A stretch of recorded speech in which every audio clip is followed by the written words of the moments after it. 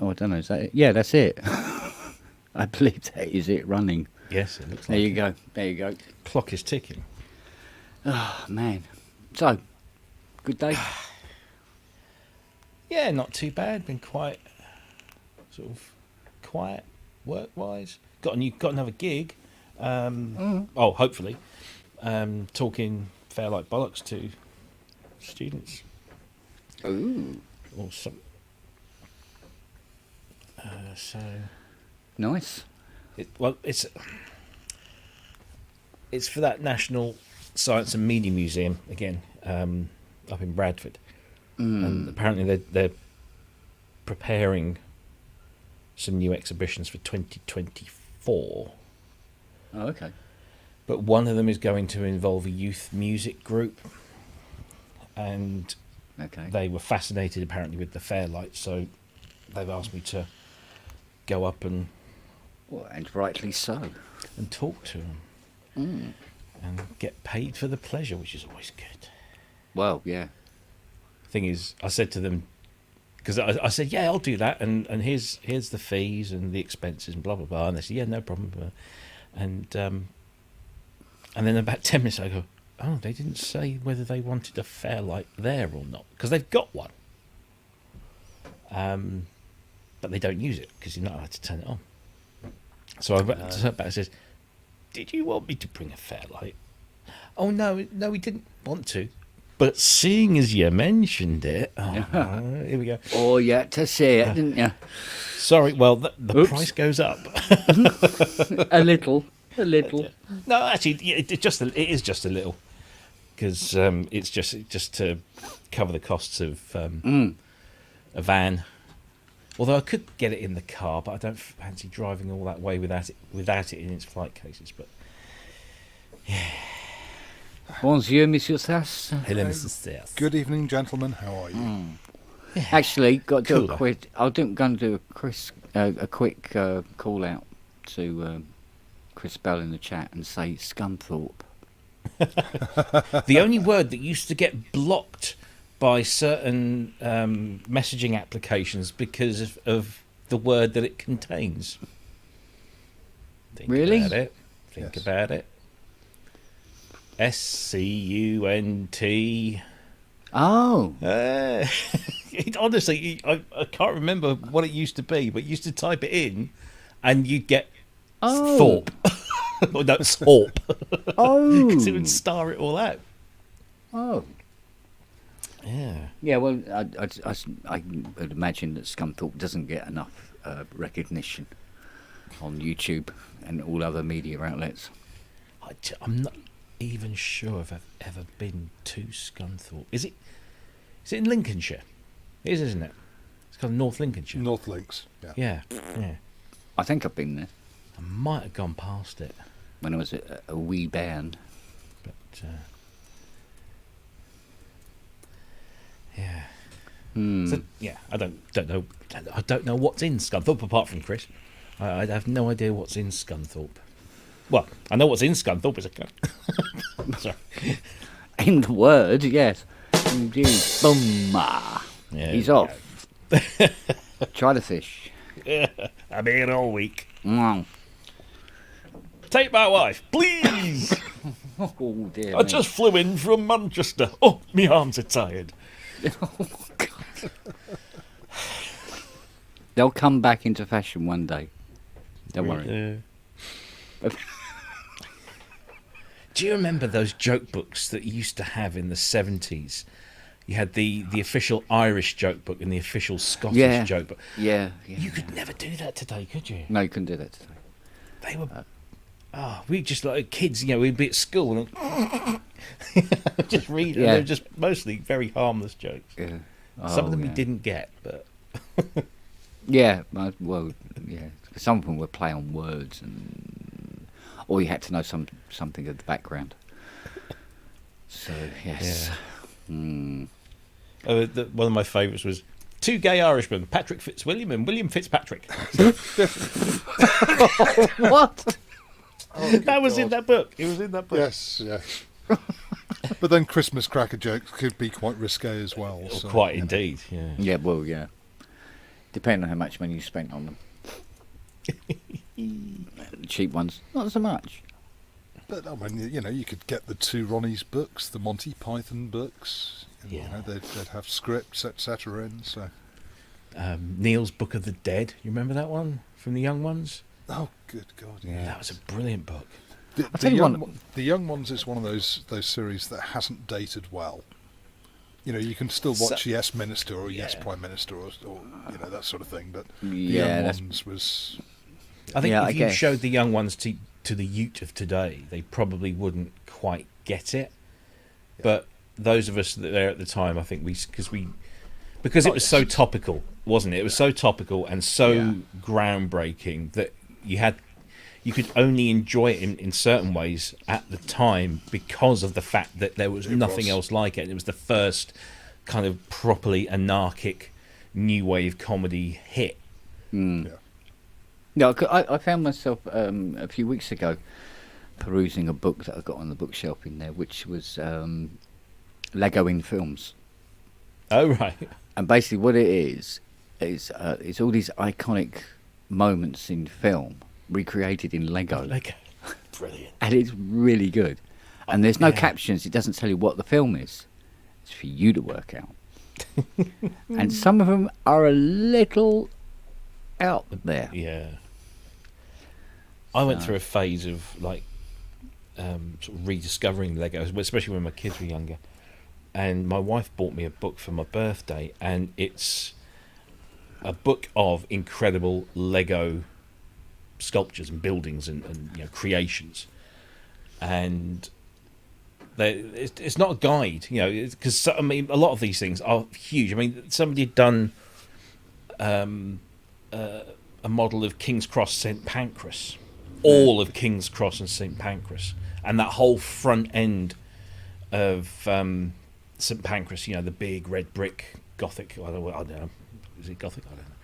But that whole thing, it was just incredible. And they tell you how many bricks were in it. And these people are just incredible. How they come up with this stuff is bonkers. See, I was more a Meccano fan than... if you had the money. Yeah, somebody bought me... God, pricey gear, wasn't it? Yeah, I bought a Meccano set, sort of late 70s. Yeah. And beyond building the things that came in the instruction book, I just kind of lost interest, and I don't know why. I don't know. It didn't. I know Lego wasn't realistic, but Meccano was less realistic because it was. You had to kind of use your imagination more to imagine what this thing was, looking like, because it was all just those, bits of metal or bits of, plastic sheeting with all the holes. And I was more about the look and the feel rather than the engineering aspect, I think. And I guess that's probably why it appealed to you, Sass. Yeah, I built a clock and a mouse trap, or rather a rat killer. A rat killer, nice. The thing about Meccano was it didn't matter how tight you did up those bolts, they still came loose. And within a couple of days, it's all rattling. Yeah, now you're not really modelling anymore. Now you're building. Keeps. Oh dear. But I also had one of those 500-in-1 electronic kits with the spring. Oh yes. Spring contact.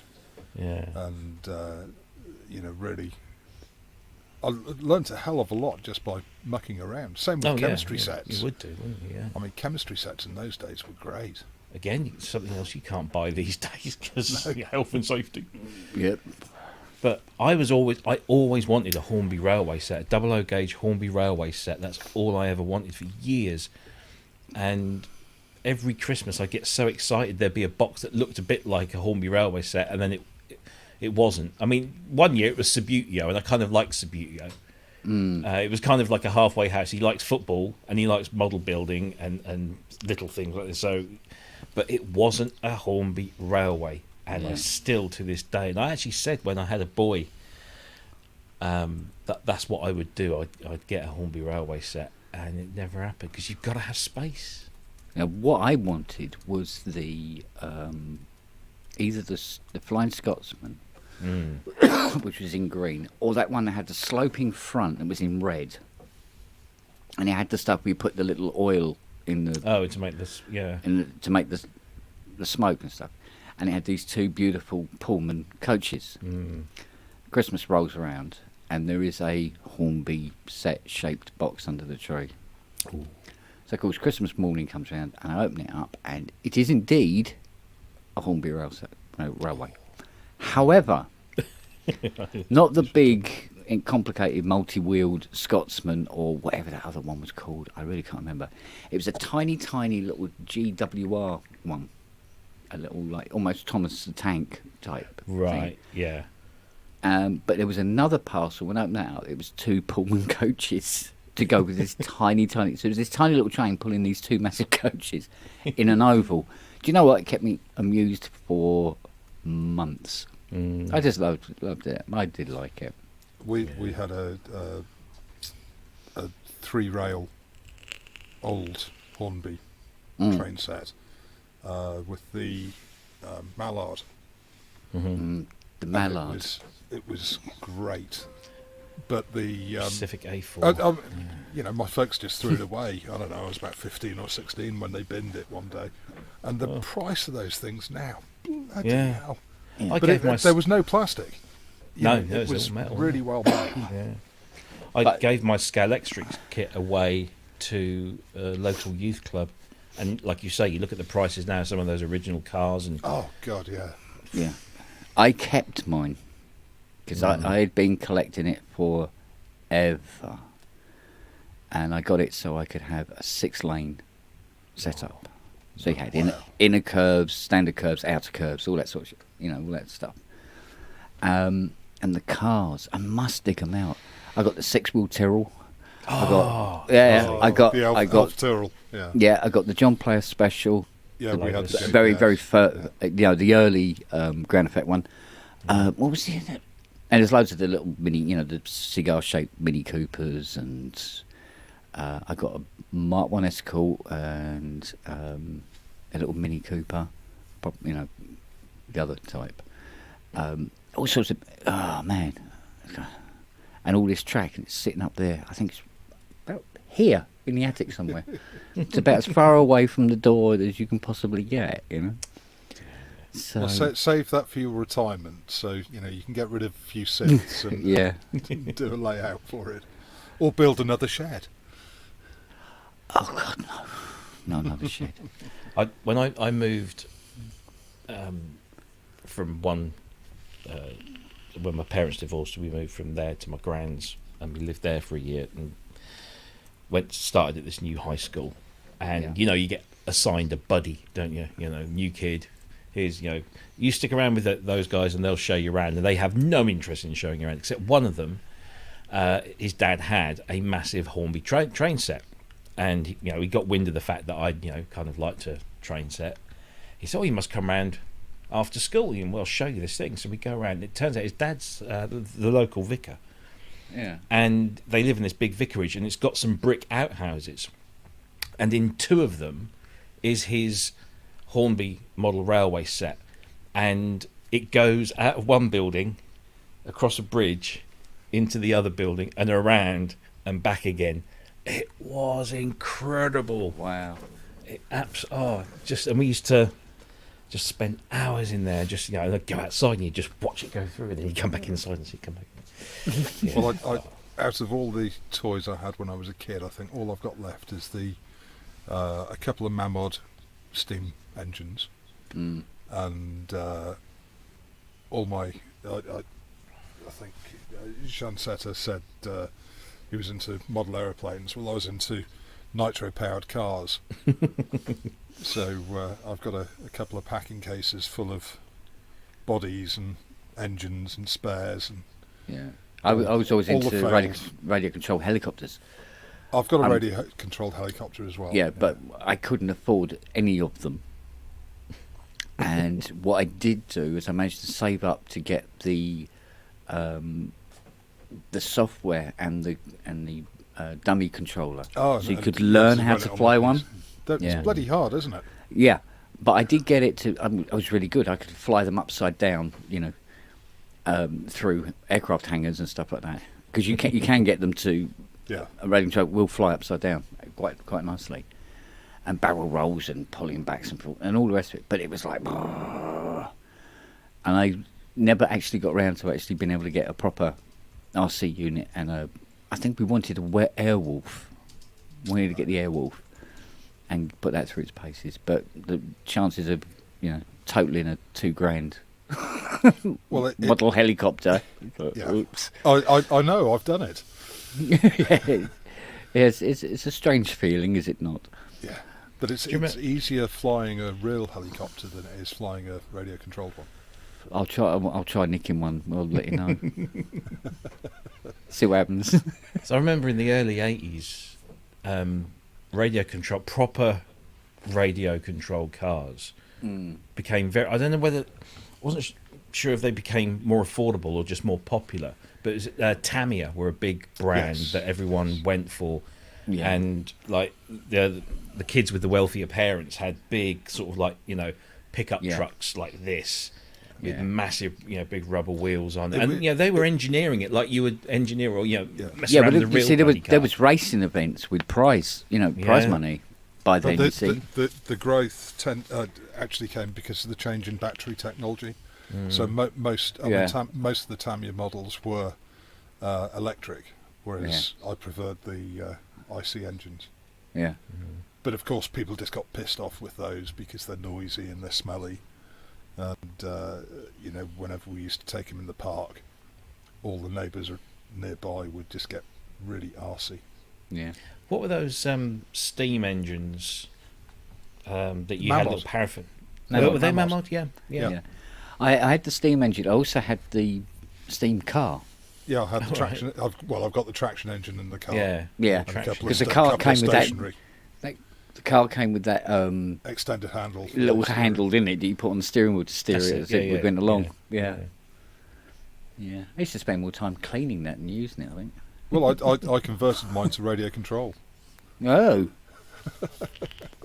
You're not keeping up with the spirit of the Mamod.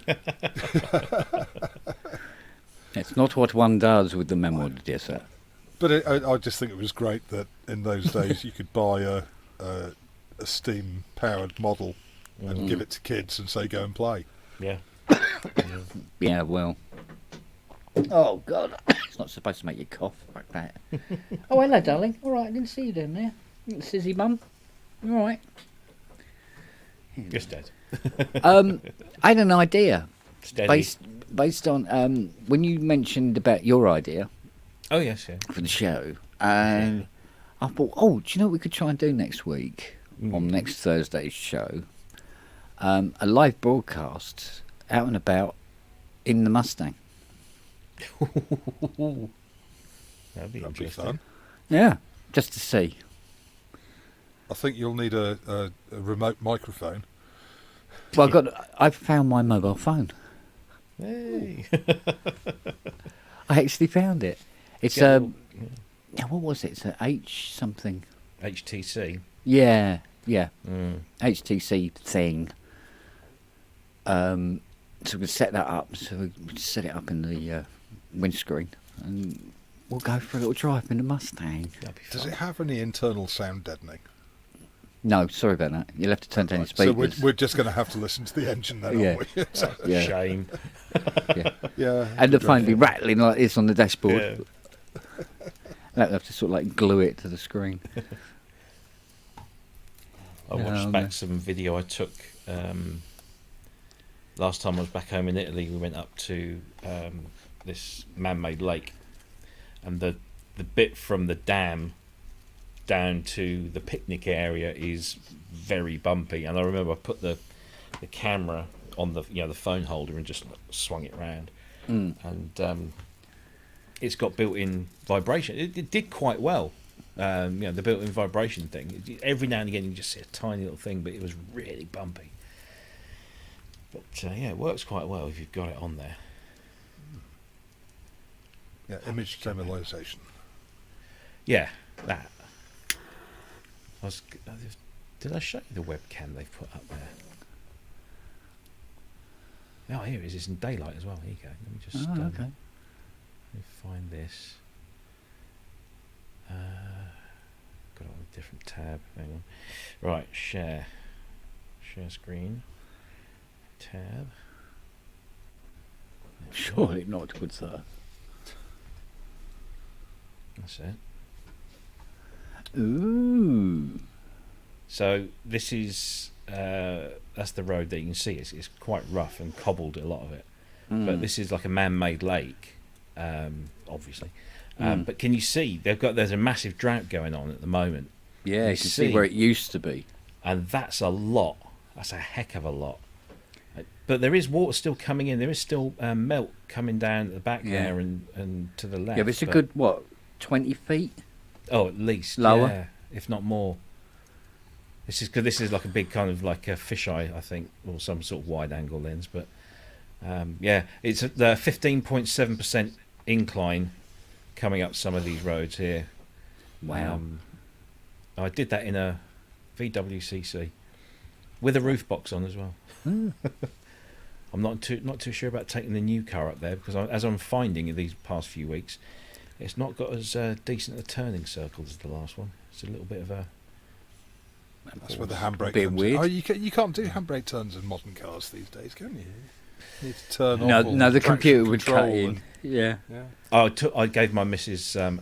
she said, "You haven't shown me launch control on this thing yet." So I said, "Okay," slammed the brakes on, looked around, popped it in, gave it, the welly. Oh, it's quite cool. And she was, oh my god. It's good fun. Long time since she's done that, I've heard. Yes. Long time since I've been there when she's done it. Yeah, it's an ongoing thing. Yeah, so, what was I going to say? I was going to say something profound. Bollocks, probably. No, I don't know. Nah. Well, don't forget, if you do any work on the Mustang, just video it and put it up on your channel. You'd be surprised how many people will watch it. Yeah, there's a lot of videos on YouTube that are sort of like not particularly earth-shattering. They've got thousands and thousands of views, and it's really... Yeah. Whereas the video of Charlie the Husky trying to get a bit of bagel off me only got about 94 views. I think it was most endearing the way he does his little dance. He does his lovely little dance in a circle, and then goes and talks to you, which is basically translated to "Give me a bit of your bagel, you bastard." So, yeah, we know what he's thinking. So, anyway, in other news, I bought a camera yesterday. No, it was today. I bought a camera today. Nice. What sort? Infrared. Okay. Just for security? No. Diagnostics. Oh yes. A FLIR camera. Yeah. She's quite. She's a decent res. So actually, did you see that thing on Facebook today? They showed that that deep field photo of the universe.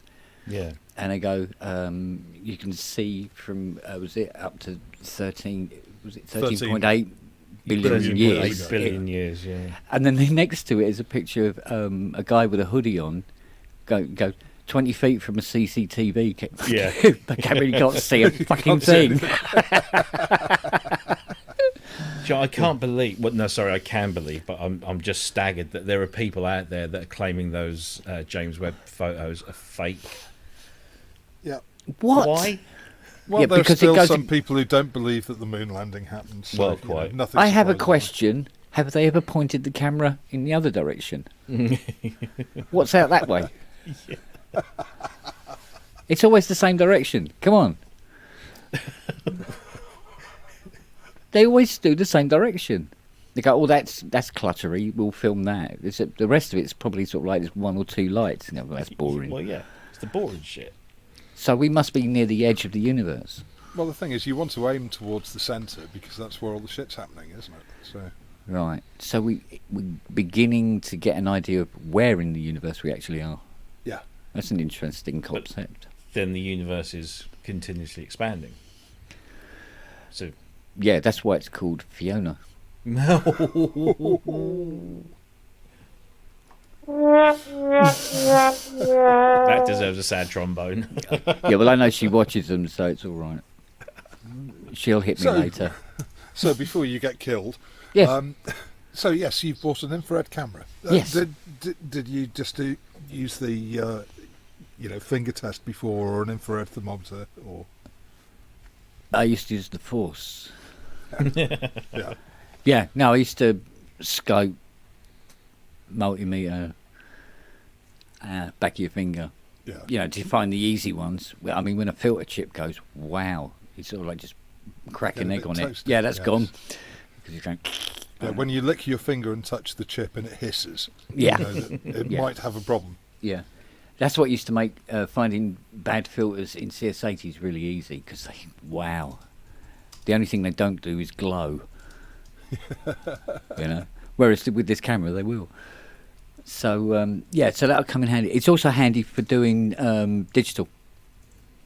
When you find shorts in chips in digital, because normally with the digital stuff it shorts, and that particular leg or that area gets slightly warmer, and this bugger picks it up. So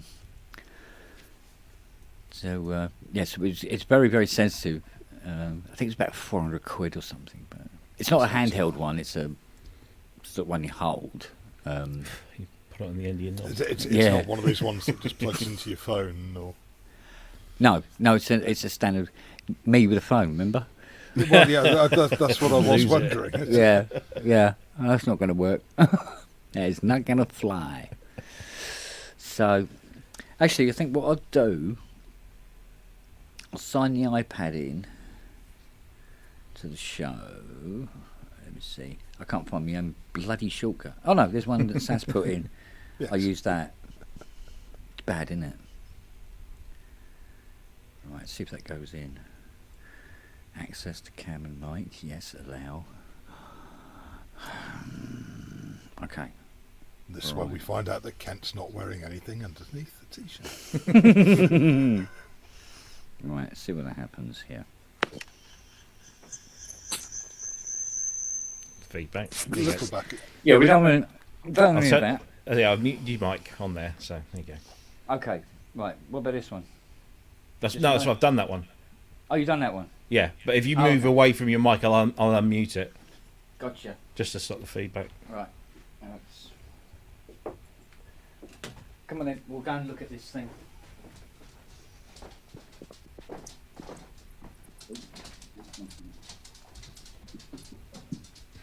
He's always followed by the pitter-patter of tiny paws. I just think 10 years ago, can you imagine how much kit would have been required to do this? I know. The story reveals itself through 100 different indirect clues. And what Phoebo. Or is what isn't there. Hello, sweetheart. Graham frowned. Do you mind? You learn out. Right, ready? Go. Trousers on tight. Kleenex at the ready. Splurge. Oh, very nice. There you go. Splurge. Nice Beautiful. one. And a nice Oscar controller on top. Yeah, if anybody wants to buy it. I'll buy the GS1. I'll rob a bank or two. Tell the owner I'll give him what he paid for it. Yeah, I know. Well, at the moment, like I say, it's just a controller. Yeah.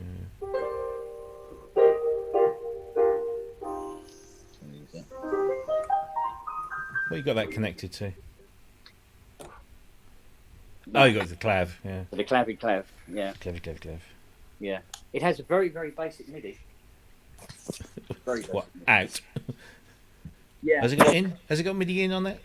It got in. It has out and through, which can be used as a receive or transmit. Couldn't hear a word of that. Couldn't hear a word of what you just said, mate. Okay, hang on. Oh, you're back now.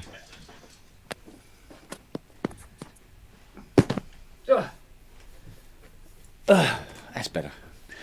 Yeah, it's got a through that also does a receive and transmit. Okay.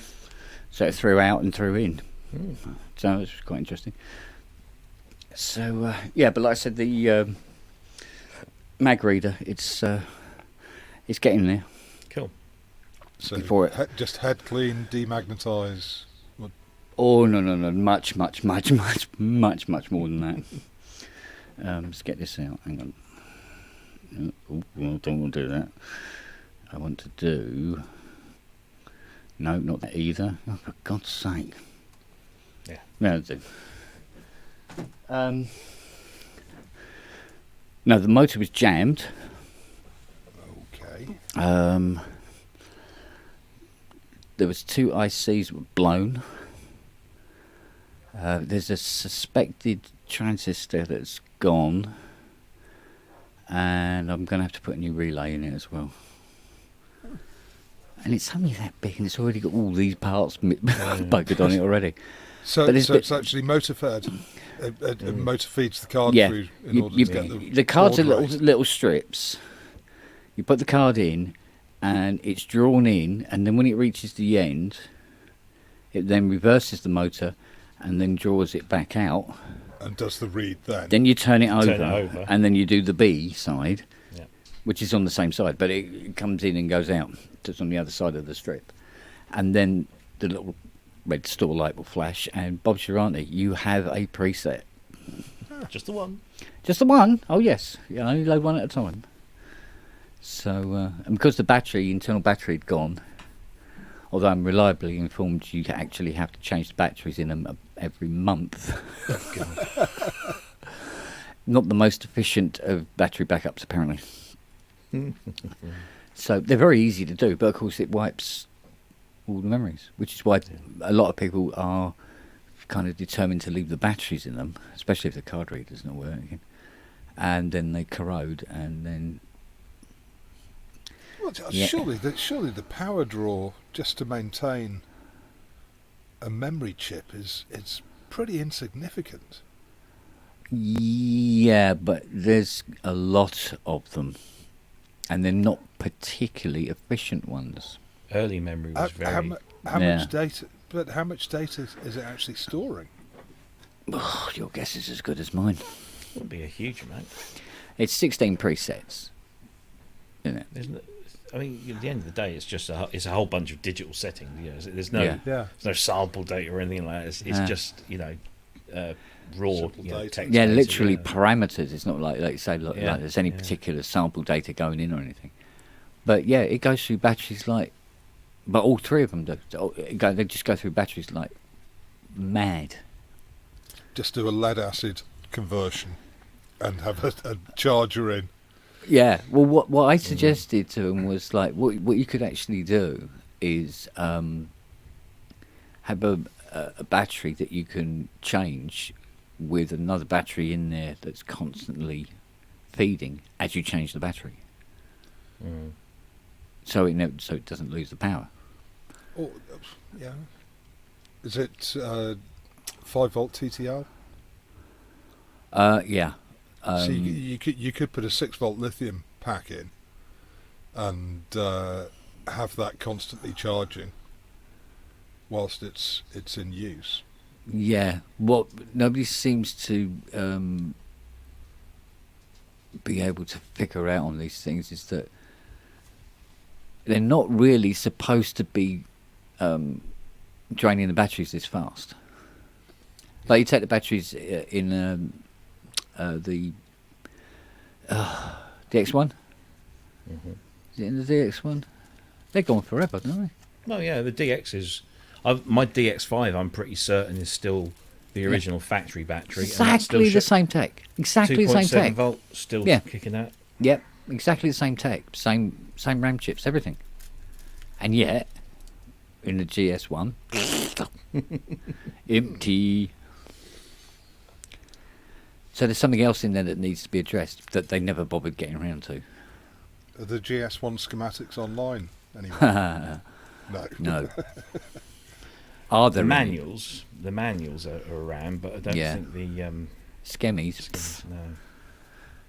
Thing is, any modification that you're going to do on one of these things is going to be a custom job per user, because there's just not enough of them to warrant a production run of anything, is there? Because you were talking about that MIDI thing. I mean, that was a retro thing, and I'm pretty certain Yamaha provided that on order to customers. But yeah, somebody would have to come around and fit it for you, I think. But yeah, what I thought was really interesting about that is it comes with its own wiring loom, this kit, and you just disconnect all the connectors and then connect them all in, and all it connects to is the keyboard. That's it. Yeah. So it just takes the data from the keyboard and straight out again. Doesn't go anywhere near the computer, because they were worried because they want to take the kit out. And I'm going, well, I wouldn't worry about it. Yeah, but if you do want to take the kit out, yes, it will come out, and we just connect all the connectors back up again that were disconnected to put the MIDI kit in. There's no soldering, nothing. Matt Evans has said he's messaged you on Facebook regarding the Imposca controller. No, there's a bloke looking for one. He's not going to want that one. That one, that's the special one. There are loads of 0001s out there.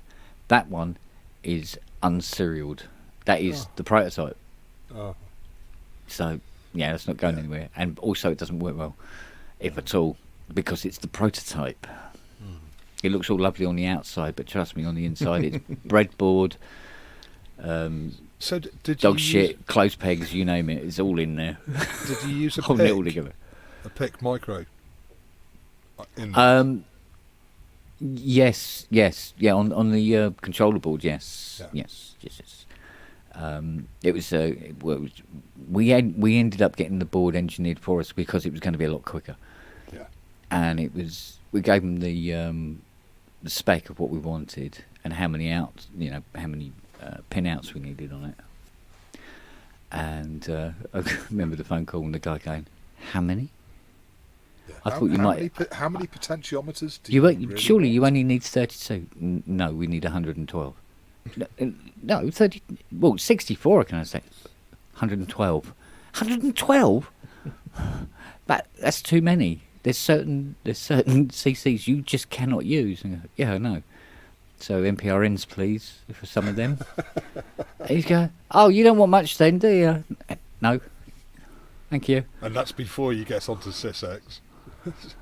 Yeah, that's before you get onto it. So it was it was giggle. It was a giggle. It just bankrupted me for about 6 years. That's all. And and a ton of hate mail from people saying about how dare you sell something that expensive. What did they retail straight up? What did they retail when they were sold? Believe you. Sorry, it went up. The price actually had nothing to do with me. I washed my hands of it, but it was going up for $795, and it's a ridiculous price to charge for a controller to run 100 quid's worth of software. Seems However, perfectly reasonable, actually. Well, that's not how people saw it. I must admit. Initially I'd been aiming to make it for about $299. But then, I don't know, it was my poshness came through, and I decided, it's got to be like mahogany. It's got to be steel and powder coated, and and everything had to be, well, if you're going to fit it, make it the best that you can fit, kind of thing. Yeah. And as testament to that controller, I mean, you just seen it, that has spent 8 years sitting in a garage, a dirty, filthy, leaking garage, and it still works. It's scrubbed up. Yeah, it's scrubbed up. I plugged it in earlier, and it just went. Yeah, all the lights came on. Went cool. We'll ignore the smoke, but yeah, cool. All the spiders running out of it. Going, oh shit! They turned it on, and yeah, and it kind of. I know it's not going to fully work because, as I say, it's the prototype. There was a lot of. Okay, so this doesn't work, right? So what we'll have to do? What happens if we connect this to this and we change this value and that? So it's all hodgepodge inside. So, because, I mean, I think Richard did think about it. He says, we could probably sell that one. But no, it'll have to, the production models we sell, not that. We'll get fucking lynched if you sell that, mate. So, yeah, it's just one of those things. But I was quite surprised at that controller thing you sent the link to. Oh, the Moog thing. Yeah, for the model date. I go, hang on, what? No, hang on a minute. But what, the MIDI controller? There's a Kickstarter campaign for a hardware controller surface, a really well engineered hardware controller surface, so they say, to be used with software mini Moog things, plugins. Okay. So it doesn't look too bad. I think it's it's like 195 quid. Yeah, but how much is a Model D? USB only, I presume. Yes. Yeah. How much is a Model D then? What, an original? A Behringer Model D. Behringer model. 350, something like that. Yeah. So. Yeah. Yeah, exactly. And they're not that big, mean, isn't it? Yeah, it's like.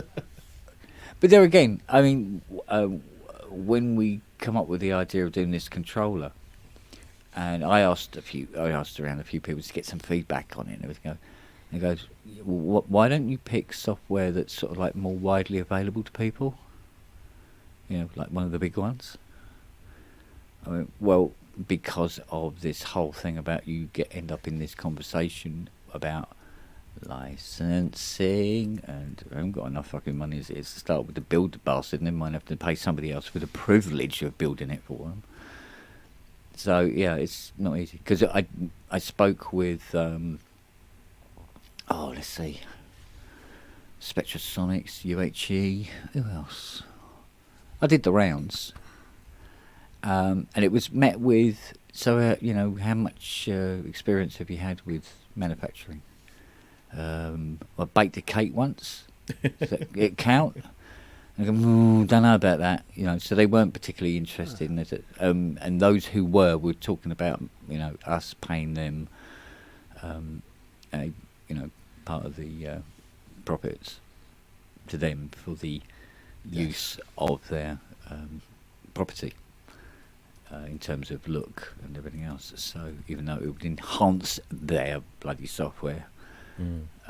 But they weren't. A lot of people weren't listening to. Actually, a Model D you can get from Thomann for 255, and same from Anderson's, 255. Now, based on what I've learned when it comes to manufacturing and what you should manufacture and what you shouldn't, I would love to get hold of that guy and go, look, just don't walk away. Yes. Just walk, please. Honestly, don't. Well, what's their goal? It's too close to the hardware version you could get anyway. Their goal's only 13.5, and they're 3.3 at the moment, and it's only just kicked off, literally. But yeah, early bird is 190 quid, fully assembled, first production batch. Yeah. Delivery November 20 this year. But I mean, yes, I do get it. I was talking about something similar for the GeForce SEM, but you can't buy a SEM for 250 quid. A hardware one. So yeah, this is it. It's far too close to a hardware one that you could get anyway that actually already has the engine in it. Yeah. See, that was one of the original ideas, was to have Imposca loaded into the unit, so it would become a hardware Imposca. Yes. But Dave was really, really reluctant about us doing that, and I can, that's his decision. After all, it's their software, and he was rather reluctant to that. So with hindsight, however, that probably would have been a brilliant idea. Yeah, I mean, I'd still have one in my studio now. I'd still be using it. Oh, Dieter Volk is it Dieter Volk or Dieter Volker? Just said he's. I don't know. Can you fit him up your butt? He's found the service manual for the GS1/GS2. Really? Yeah, but I don't think. Because I'm sure I've got those. Let me just double check. I don't think they have the schematics in them, or if they do, they're fairly. Let's have a look. Hey, have you seen the WASP service manual? No. Everything is an improvement after that, mate. It's hand drawn, handwritten, yeah, and then it's photostated, and it's not great. It's like the early Fairlight ones were typed out on a typewriter, and then photostated. And well, the original ARP manuals were just typeset, weren't they? Or typewritten, rather. Somebody, I can't remember who it was, but somebody painstakingly redone all the service manuals for. I think it was the 2600 into a sharp, clear PDF. Oh right. And it was really, really good. It's a godsend. Oh, Dieter's saying it's 126 pages. I'm just looking through. I thought I had it. Maybe I've stored it off. Well, Dieter, send me a link to it on via Facebook, and I'll send it through to Kent. Yeah, I tell you what I found out quite interesting about that GS1 when I opened her up was it was awfully it was awfully familiar. Yeah, all of it. Yeah, not apart from just the Yamaha design ethic, but everything in there was very sort of like, well, that's a bit like the DX. Oh, that is part of it. There are parts in there that are from the DX1. There are, and 7, because the DX1 is from the DX7. So we're making lots of products from the same. You can see the evolution. Yeah. Yes, there's a lot of custom stuff in there. You know, where they take like a bit of breadboard, they put some components on it, lay them flat, solder some legs on it, and then dip it in resin and go, call it 7, and then put it in the board and go, what's in there? Well, you know, so yes, you can get the components, but it destroys the components trying to get the resin up again. So you need to find a friendly dentist. Yeah, one with the patience of a saint. Well, we know someone who's both. We know somebody who is both a very good dentist and also a Yamaha expert. Oh, Manny, yes. Yeah. So, hit up Manny. Go, man, you got any spare parts, mate? There's a lot of people who would probably have done that to him. Bless him. Well, why would I have spare parts? as we will find out next week, he had to do a bit of that himself. To get this VP1 up and running. But it's weird because I've heard from so many different quarters now of people saying, "Oh yeah, you know when those card readers go, mate," and I'm looking at this thing, I'm going, "It ain't that complicated." No. I don't understand why there's an issue here. Admittedly, the contact thing on the top, where it senses whether this thin, tiny slither of card is in there or not, it's like, really? You had to make it with that sort of tolerance? Really?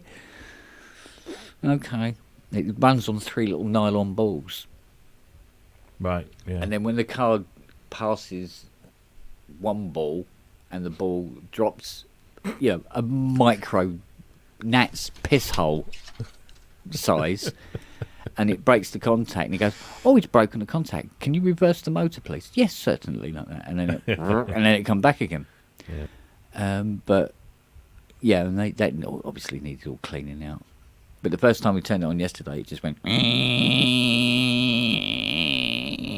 I go, "That's not good. That's not good. It's not supposed to make that noise, is it? Surely." Hi, buddy. Hey, y'all. How's it going? Yeah. How are your meetings? Endless. Yeah, we know those meetings. Joys of corporate life and IT and all that stuff. So. Yeah, so I can now. So we have a bunch of crazy meetings about that because that's always fun. But at least I can now add Yamaha card reader impression to my list of impressions now. There you go. There you go. Yeah, Life and Soul, the Christmas party. Here, do you want to hear my impression of a card reader from a GS1? Oh, yeah, go on then. Are you ready? Oh, that'd make a great show, wouldn't it? Oh, You'd be like the Percy Thrower, wouldn't you, of synthesizers? Yeah, it'd be like, oh, really? This is a thing? I This is missed a that hobby? part. What does it sound like? Hang on a minute. Go on, do it again. Me? No, I can't do it. Me? No. Moo. Yes. Oh no, makes me. It sounds like a bunch of seabirds. You go. Do you know what? I can't remember how I did it. Shit, because it was really good impression of it. That's exactly how it sounded. Damn. Ask me again in 5 minutes. I'll use the force. Shit, man. I used to be able to do great impressions at one time a day. Oh, well, you have to keep it up. So they tell me. Yeah. Being a birder, I have a lot of friends who could imitate bird songs pretty well. They even started imitating all the car alarm sounds that were all very different. They were chirpy and weird and stuff. I'm trying to think. I used to do. Was it Joss Ackland? From was it Lethal Weapon 2? There was a diplomatic immunity. Yeah, that was it. So I used to do it with my wallet, and I used to hold my wallet and go, diplomatic immunity, like that. I have to be careful because my eldest's new girlfriend is from South Africa, and I love the South African accent. Yeah, it's a lovely accent. Every time she's around, I'm so just tempted to slip into it. Because I used to mess around. Whenever I used to go over there, the guy that I used to hang out with from work, he's proper, Afrikaans, and he'd be talking. I would start doing it. He said, "Are you taking the piss?" And I'm like, "Yes." and then we just piss ourselves laughing. And he'd tell me all the swear words, and he's great fun. I love that accent. Yeah, I work with guys from South Africa, New Zealand, and Australia. Oh, New Zealand. New Zealand, man. It's brilliant because... I'm biting my dick. If it's an E, you say an I, and if it's an I, you say an E. Yeah. It's quite bizarre. I love it. Have you seen that deck painting video? But it's New Zealand. It's in New Zealand, and I'm painting my dick. I've got a really big dick. My wife likes painting my dick. It's classic. Excellent stuff. Yeah. It's like I love it when Fiona slips into her Australian. Oh yes. Give her a couple of glasses and she. Yeah, I was just saying it's usually. Yeah, and she starts. They go, all right, mate, and all this sort of stuff. Settle down, girl. He's hit me car. All this sort of thing. The dingo's eating my baby.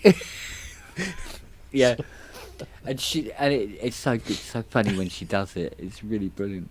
But her dad was the same. He was very Australian, but Sydney. And apparently there's a difference between how they talk in Sydney and how they talk in, say, Perth, for instance. There's a big difference between Queensland and Sydney. Yeah, exactly. And it's not immediately apparent to the layman. Well, put it this way, I haven't heard the difference yet, I must admit. But Fiona's there, no, of course it sounds totally different. What's the matter with you? So, But I used to love me Nan's voice because she was Welsh. She's a lovely lilt that she had.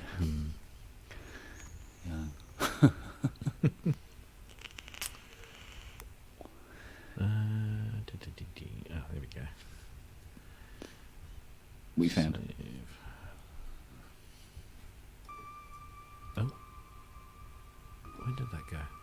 There it is. So I'm just finding some bits on here that might help you. There we go. Oh, I have to say, I know they don't have everything, but Yamaha's manual library, which is still actively maintained to this day, goes back a long flipping way. You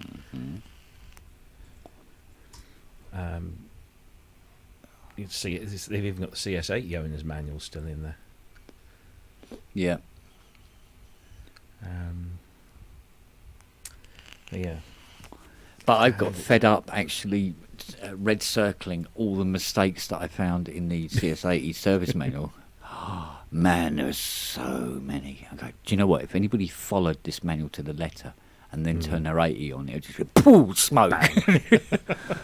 Yeah, Jesus Christ. It shows wires going to the wrong locations. It shows components in the wrong way round. It's like, fucking hell, man. Don't follow this to the letter. Oh, yes, I've got Dieter's email and it's got the schematics. It has. Yes. Ooh. I will forward. I'll send you the name. Thank you, Dieter. I'll be interested in that as well.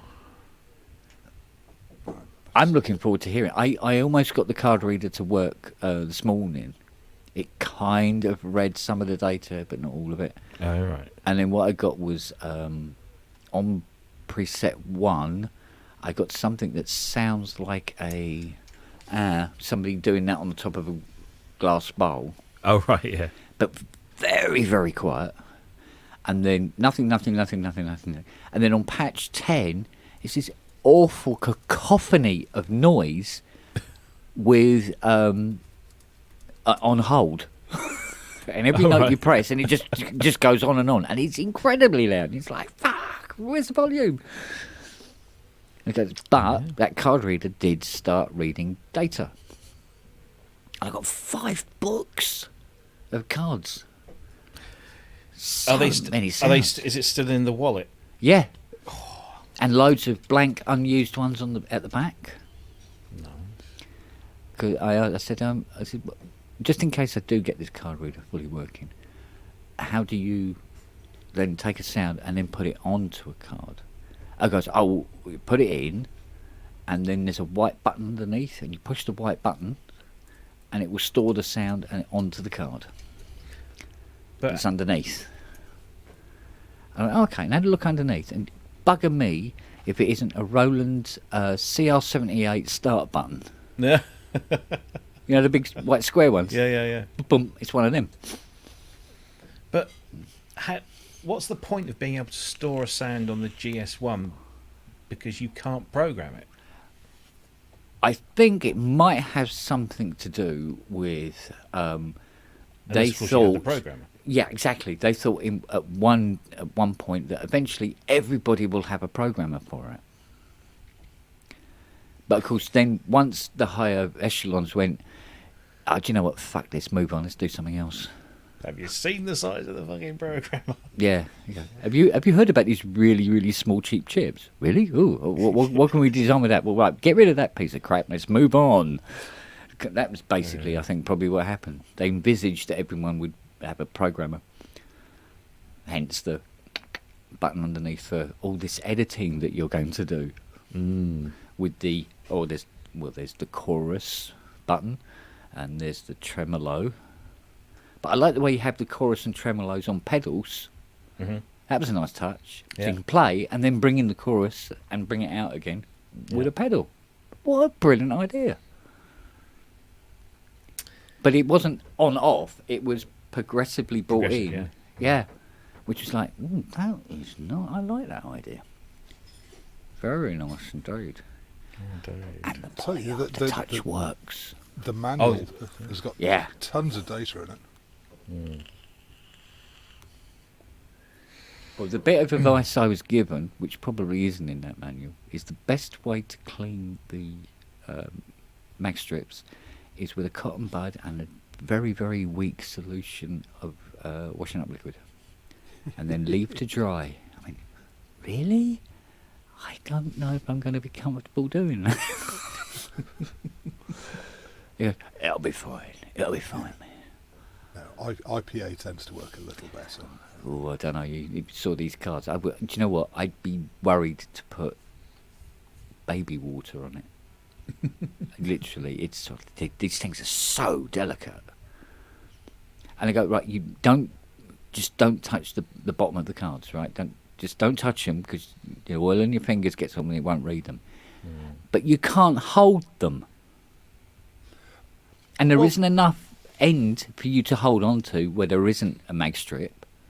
And you have to hold them sideways, and they are literally the thickness of, and that's piss hole. And it's like tweak like that, and they're flying out your hand. Wouldn't the easiest thing be to take the data feed from the op amp on the card reader and just record it as audio? Oh, bless you. You think there's an op amp on the card reader? It's straight to the processor, mate. It's all done up there. Honestly, you've never seen anything so archaic in all your life, Sass. Honest to God, right? I'm just trying to find it in this. Do you know what? I'm trying to find somebody who could go, oh yeah, I know you can get the data off that and put it on a hard drive or something like that. Please tell me how, and I will go and do it. No problem.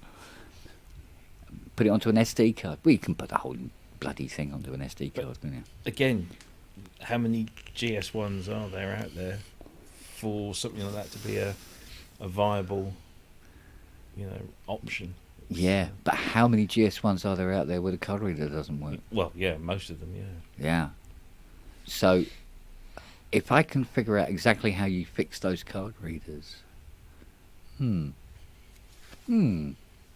what's that worth? 50, 60 pounds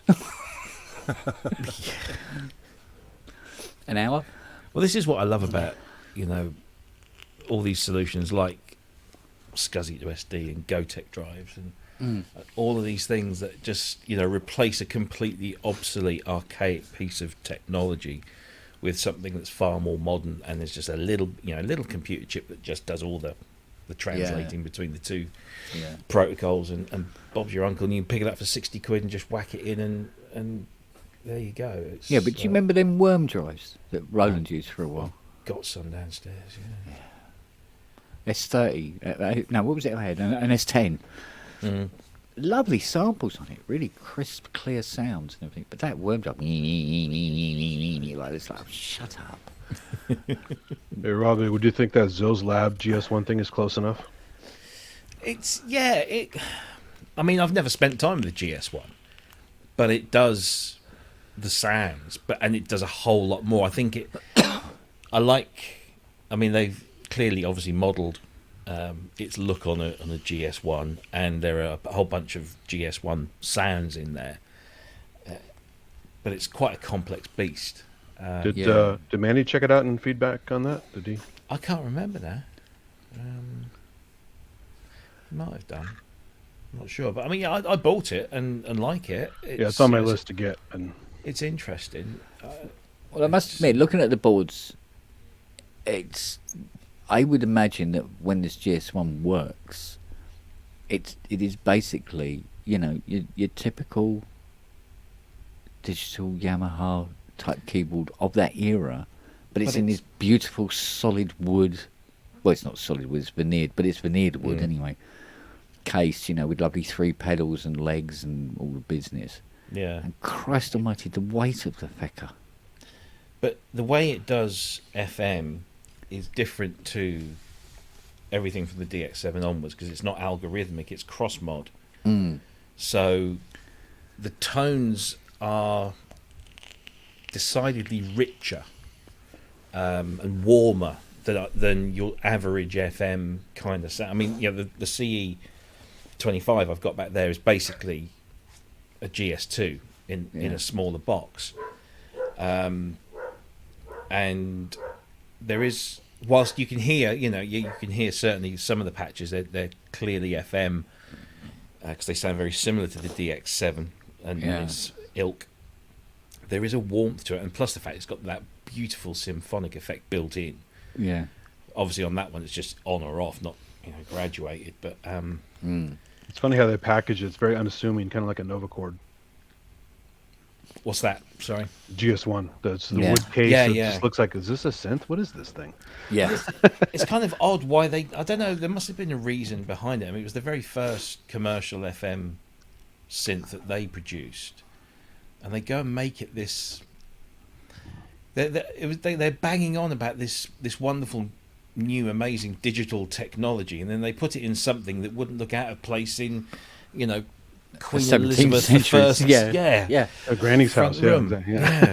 Yeah, but I don't think it was ever designed to be a stage or studio based machine. Even though, ironically, that is pretty much where it did most of its work. Yeah.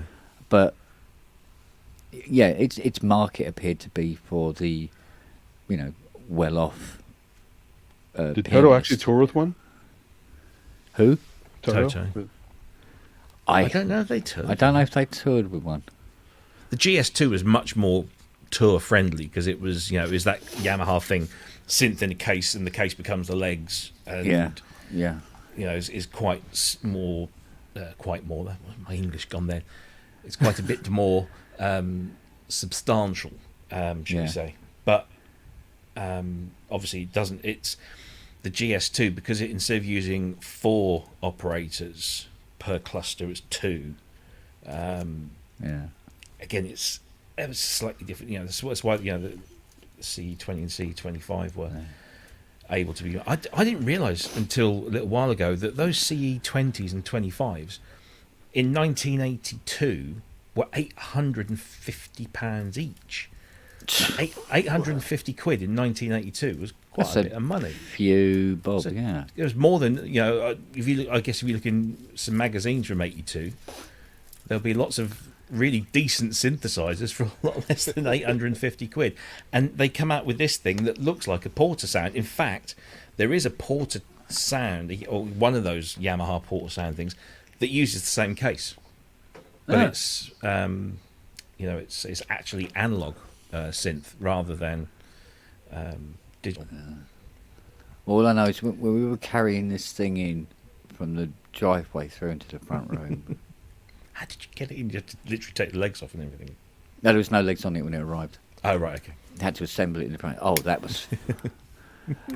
Basically, I got one end, maybe we got the other end. We go, right, okay then, ready? Yeah, okay. Herp, like that. And I went, I think one of my testicles is in my shoe. Popped out. Jesus Christ almighty. I mean, I physically picked up a CS80 on my own with a lid, and it wasn't anything like this fecking thing. Couldn't believe it. So I went, bloody hell. And we brought the legs in, and it was like, oh, fucking hell, big chunky wooden legs with the big solid brass wheels. So, of course, you set this thing up on its arse, you attach all the legs with these bolts that are about, I don't know, nearly an inch across and about 6 inches long. So like, winding these feckers in. So now you've got the weight of the legs on there as well, and the lyre with the 3 pedals on it as well. And then get each end of it. It goes, right, now as we tip it up, we've got to slightly lift it off the ground. And I'm going, do we really have to lift it off the ground? Went, yeah, otherwise it might, you can. It's like, oh, okay, all right, ready. And so we're turning it over, and as we're just about getting ready to lift it up, oh my God, everything just sort of like went white. I was like, it literally blinded me from the strain of trying to turn this thing over. And he's the other side going, leaning on it, going, God, fuck. Oh, shit, I need to sit down, Whoa, the room's spinning. I go, who thought this was a good idea to make it this weight? Really? Seriously? Are they really just wooden legs, or is it like wooden with a metal core or something? Well, they're solid metal, they're solid wooden legs, but they're like about almost 6 inches by about 5 inches of solid wood. Jeez. And then just brass stuff. And there's 3 of them buggers. And then there's the lyre in the centre, which weighs more than the other 3 legs because it's got the metal bars and all the audio thing plugs into the back of the lyre. It was like, it just gets heavier and heavier. So we put a doily on this, and that'll sink into the bloody ground. Yeah. So, oh, mate. So Going to It's bring the equivalent of the wafer thin mint from Meaning of Life. Yeah, it's mate. I tell you what. Oh, it was. Oh God, I was sitting in a chair going, God, I'm going to have to take this all apart and shove it back out of the house at some point. Maybe I'll just buy it, and it'll be just easier. Then I don't never have to move the fucking thing again. Well, it's a lovely bit of furniture. Oh yeah, Fee actually is quite taken by it. But she's taken by it because it looks like a little baby grand. Yes. Got no interest about what's going on inside there. So, it looks like a little baby grand. Like the colour. Yeah, okay. You ever seen a harpsichord in person? They take up a lot of space. Yeah, they'll be lumps as well, right?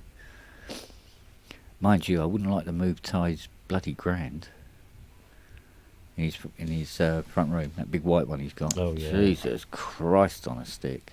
Well, you just use professional companies. Yeah. I'll tell you what. What kind is it? It's just a massive, great big white. I don't know if might be a Bussendorfer, might be a D6, or knowing him, it might be a gold-plated Steinway. I don't know. It's Ann Dudley's favorite one is the Bosendorfer one. Yeah, I like the sound of the Bosendorfer myself. You see, Howard Jones had his Steinway delivered, didn't he? They had to get a bloody great crane in to lift it over the building. They dismantled part of the house, didn't they? Yeah. Jesus. Wow. Did nobody tell me you can get electric ones?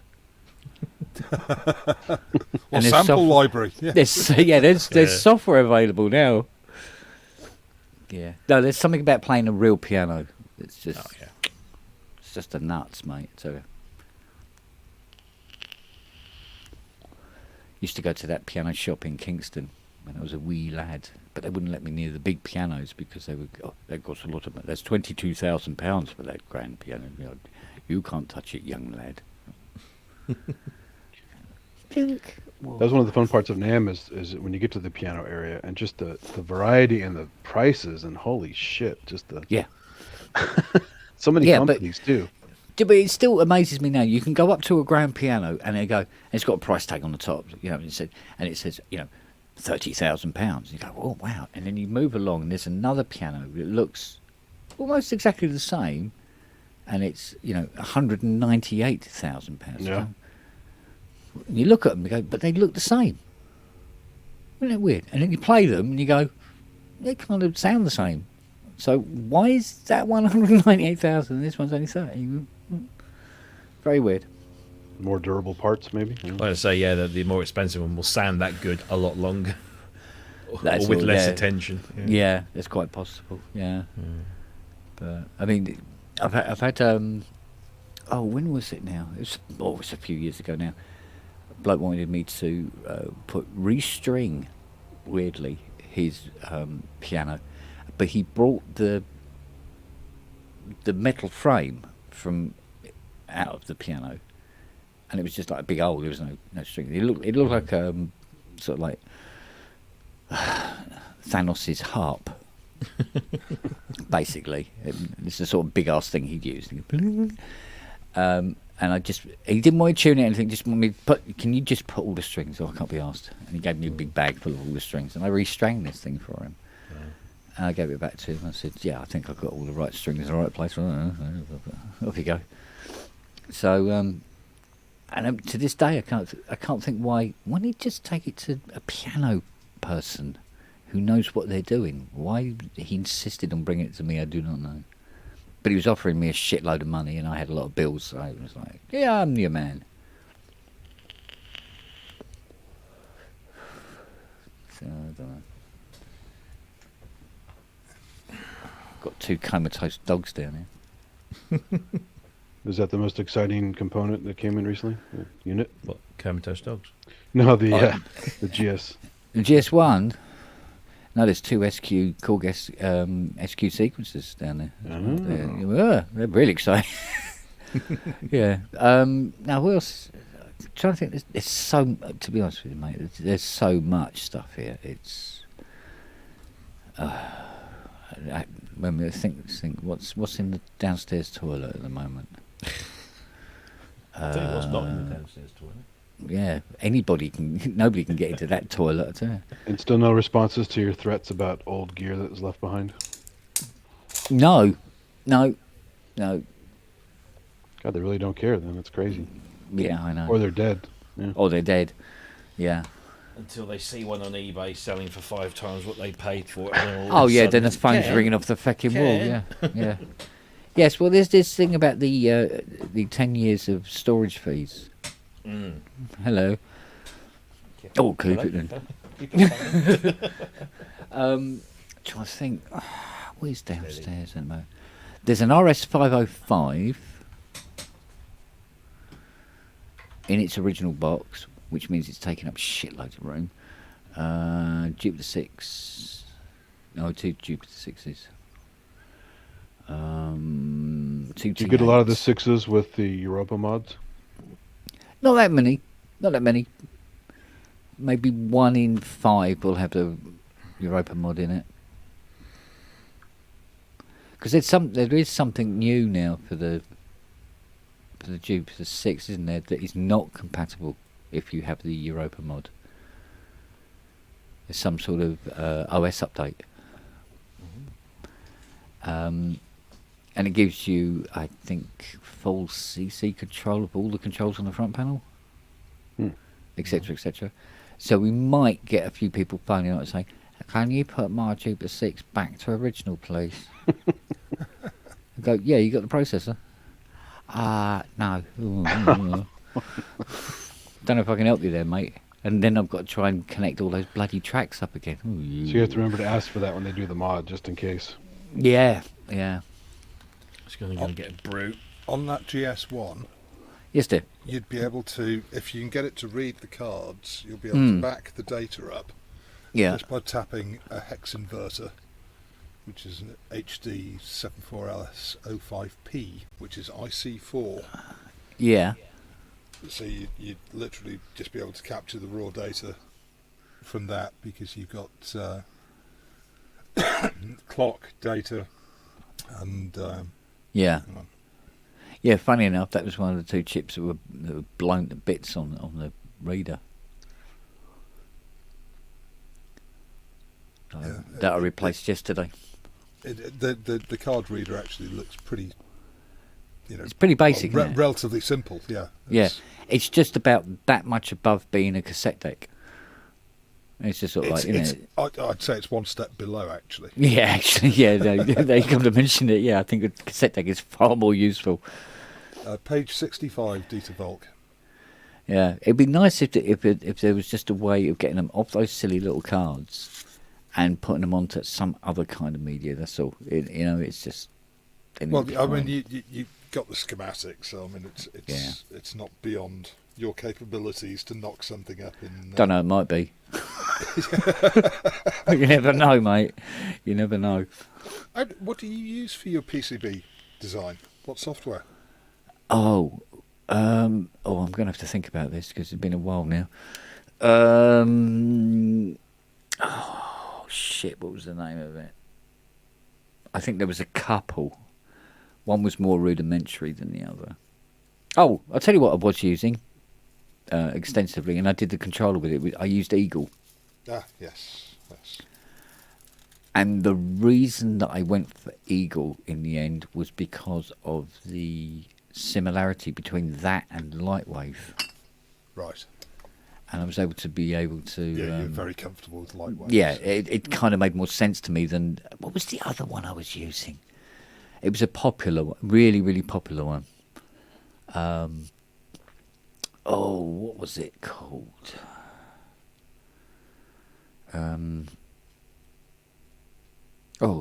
Name of it's on the tip of my tongue. What are the popular ones these days anyway? These days, KiCad, Eagle. It was one word. Yes. Yeah. We had a bunch of the guys were building lasers from at my company. But it's bloody expensive. Yeah. That was another thing that put me off it. I'm just trying to... Not Fuse. No, I can't remember what the bloody thing was called. Anybody got it in there? Just going to look it up. No, it wasn't KiCad. No.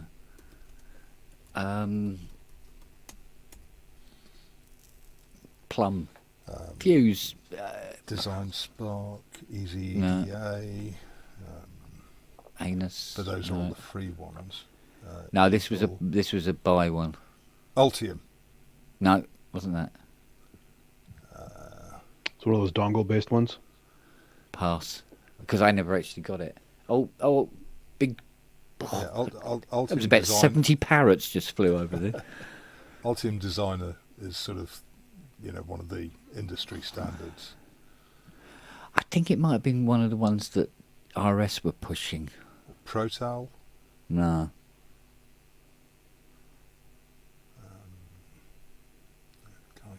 No, do you know what? I can't. Something like Plum or Fuse or something. I don't know. Bloody whatever it was. But it was expensive and looked. I tried out the demo and it's bloody difficult to use. Well, it was for me. Yeah. So remembering its name is probably not that important. Windows Paint, says Azio. Yeah, actually, that really works. It really works. Yes. Yep. Yeah, it's really easy. All you got to do is you call up the solder pencil and draw your track. Yep. Or Letraset in my day. Oh God, yeah. Bloody hell. Autodesk? I know one of my friends used Autodesk. I didn't like Autodesk. Actually, one of the best 3D tricks was actually making really elaborate extrusion shapes in Adobe Illustrator and then importing them for lofting. Because the Bezier tools and Illustrator were much more fancy than most of the 3D tools. Oh, okay. So you get really exotic shapes, and you could use some of these converters that actually did image convert to paths, and then you could import that into your 3D thing, and you could never do it any other way unless you traced it yourself. Yeah. Yeah, I had it was a paid-for image converter as well. I mean, it converted anything to anything. Oh, yeah. Apart from the two things I wanted to convert. So it would do, it does do LWS, but it won't do LWS to whatever this thing was. It was like, oh, right. Fuck. Adobe even had a product back in the classic Mac days that would take an image and create color-accurate vector drawings. Really? Really detailed stuff. That now it's all data you can just tweak to your heart's delight, and it's infinitely scalable because it's curves and stuff. And it was very clever. I forgot the name of the product, but it was classic Mac era stuff. I have it on some emulator somewhere. What's this one? For a card reader. A replacement for the... Yeah, do you know what? I heard something about a replacement for the card readers. And I did a little preliminary look on Google last night, and it was like... You know, another myth, perhaps. Probably designed by Loch Ness Technologies or something. Just looking to see. I must admit, though, like I said before, if this availability of components gets any worse... What do you mean, if? Yeah, well, this is it. I'm wondering how long I can carry this on. I definitely won't be able. Definitely won't be able to do it at the capacity I'm doing it at the moment. The card reader that Yamaha used was a Canon K15913-93. So it was an off-the-shelf card reader. Typical Yamaha. And I remember the one we used at my company years ago called PADS. Have you used that one? PADS? No. It's like an industry standard for PCB layout. Yeah, but there always seemed to be so many different industry standards, didn't there? Well, yeah. It went from month to month. There was a new industry standard. And you go, oh, you should be using that. And I go, really? I just bought this. Yeah. No, it'd be interesting to see anyway. I had to buy. It was such a pain in the ass. I went to my component checker. I had to check this transistor in this card reader. It's flat as a pancake. I went, all right, I just replaced the battery. It's probably a CR 3220 or something like that. I open it up, and it's one of these. Is it an M21? And it's a tiny little round battery, but it's 12 volt. It's very specific. I typed into Google for it, and Amazon did have some. But yeah, I thought it's like an N size that's 12 volts. Yeah, it's 12. It's 12 volt, and it's like in this little component checker. Yes, I think it was N21 they classed as or something. Yeah, something like that. And it was like I've never heard of the buggers before, to be honest. I've seen a lot of N's, but not a 12 volt one. Yeah. So was it 23, N23? And then the size is M21. But this is all new to me. I didn't know these sizes were available, to be honest. Yeah, N was common for a long time in like portable flashlights, little tiny flashlights and stuff. Yeah, that makes sense. So, it was like £5 for 2 of these batteries. And they're always hard to find. So also some cameras had them too. Yeah. Well, funny enough, cameras and stuff. Amazon had a bucket load of different types of them. I found exactly the ones I needed, and it should be here tomorrow morning. Amazon is becoming too big. Amazon is sort of like the one-stop shop for just about everything now, isn't it? Well, I actually use Amazon more than I use eBay these days. Yeah. Mind you, I've got butt-fucked on eBay a couple of times in the past, and it's sort of like I'm a bit reluctant now. Yeah, it happens. What's the seller's name? I need a bit of butt-fucking. No, but you type in some really obscure thing that you're looking for, and there's a guy selling one, and you go, Yeah. But are you? I was going to ask you guys about upgrades. How often do you see a DX7 with a grey matter upgrade? Not often, but they are. Oh God, no, very rare. They are about, it's like, well, I could never see the point of buying one now, because all the things that it gave you can do elsewhere. You can sequence, you can store patches and load patches much quicker manually with a computer. Whereas back then, it might have been a good thing. Yeah. It doesn't really add huge amounts to it sonically. I think it depends whether you've got the Mark 1 and the Mark 2 versions do different things. Yeah. Yeah. But then the Mark servicing a grey matter now would be pretty much impossible, right? Unless you know the man who used to sell grey matters in the UK. Mr. Godric Wilkie.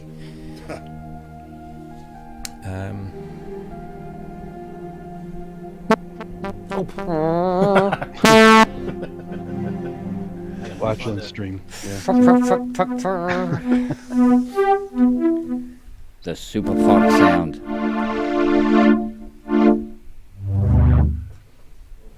Well, I thought since we're talking about GSs and CEs, yeah, plug this one in. Ooh.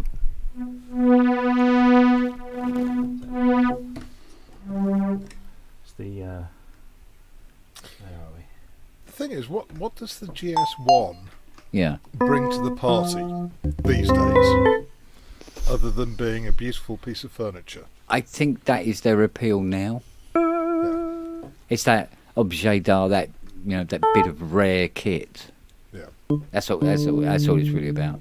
Can you buy keyboards that can do more and better? Yeah, of course you can. Of course you can, and for a fraction of the price. Yeah. Well, it's like the Hammond Nova Chord. I'd rather use a hollow sound version of that because it's perfectly fine. Yeah.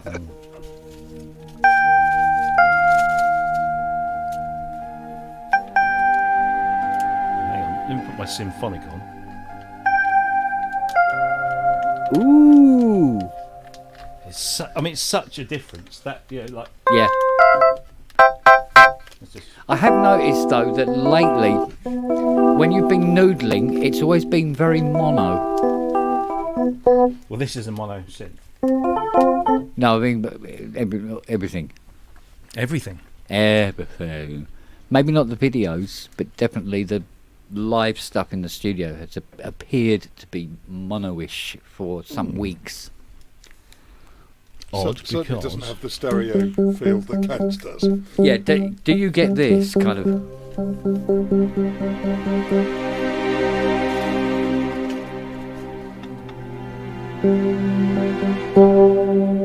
No, it's getting left and right.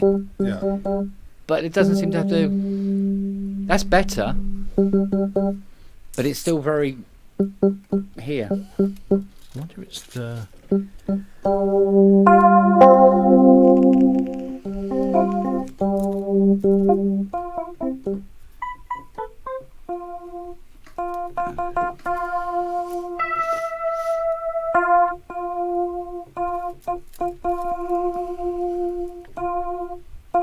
This has got aftertouch on it as well, which is steady now. Of course, if you had a Hydrasynth. Of course, it had.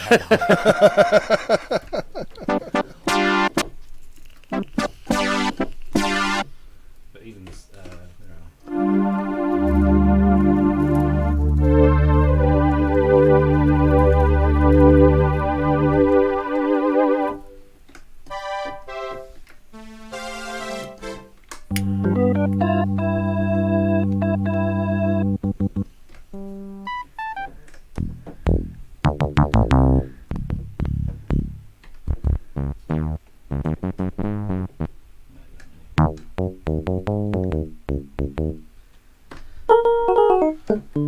obligatory FM piano.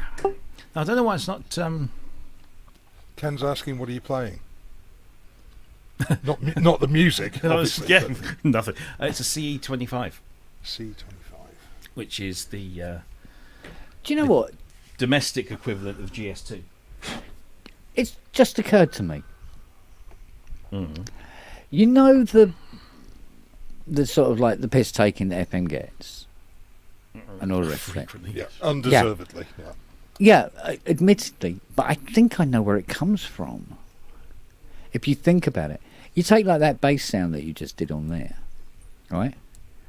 It comes because too many bands played it without programming it. No, it wasn't. It wasn't because it was always the same kind of sounds coming from the same kind of keyboard. But I think probably where it might have come from is you could have this distinctive bass sound, say on the DX7, which costs what $2,000 when it first came out. 1399. But you also got exactly the same sound on the 200 quid PSS.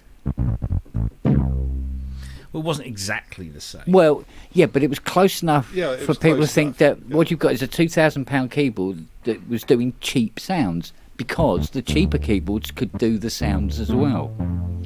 Oh yeah, I mean certainly the PSS and PSR ranges, as they developed, they had more capabilities than the DX7. Yeah. And as you say, they were cheap. Yeah. And I think somehow that kind of cheapened the bigger machines because of it. Well, it's the same as the Casio VZ series. There's some fairly cheapy sounds in there as well, even though it's a nice unit. Yeah. See, like for instance, if the Wasp sounded exactly the same as a Mini, Minis would be like overpriced junk. Yeah. So maybe that's kind of where it came from, even if it's subliminal more than anything else. I think a lot of it has to do with it was like the Fairlight and Orc 5/2 or Syrah. The sounds became so ubiquitous, everybody was using them, and so identifiable. Yeah, and it just gets to the point. Oh God, not another song that goes whoom with the orchestra hits. Yeah, true, but it never stopped me from wanting to get a Fairlight. Oh no, it was still an iconic thing to go for. But I think with the Yamaha FM sound did carry from the DXs onwards throughout their whole product line. Yeah, but there again, you see, when there was cheaper samplers available, that were kind of doing. I mean, they weren't doing it the same, but they were doing the same kind of samples. People started to look at the Fairlights as being, well, it's overpriced, over the hill kind of technology. When there was nothing wrong with the buggers. But if you could get a sampler for 400 quid and it was doing exactly the same things as the, this. Well, we certainly in the UK, we did go through a whole period of songs that were created just out of samples. That people had effectively done in their bedrooms. Yeah. And then you get a Fairlight and you load the farm animals sounds.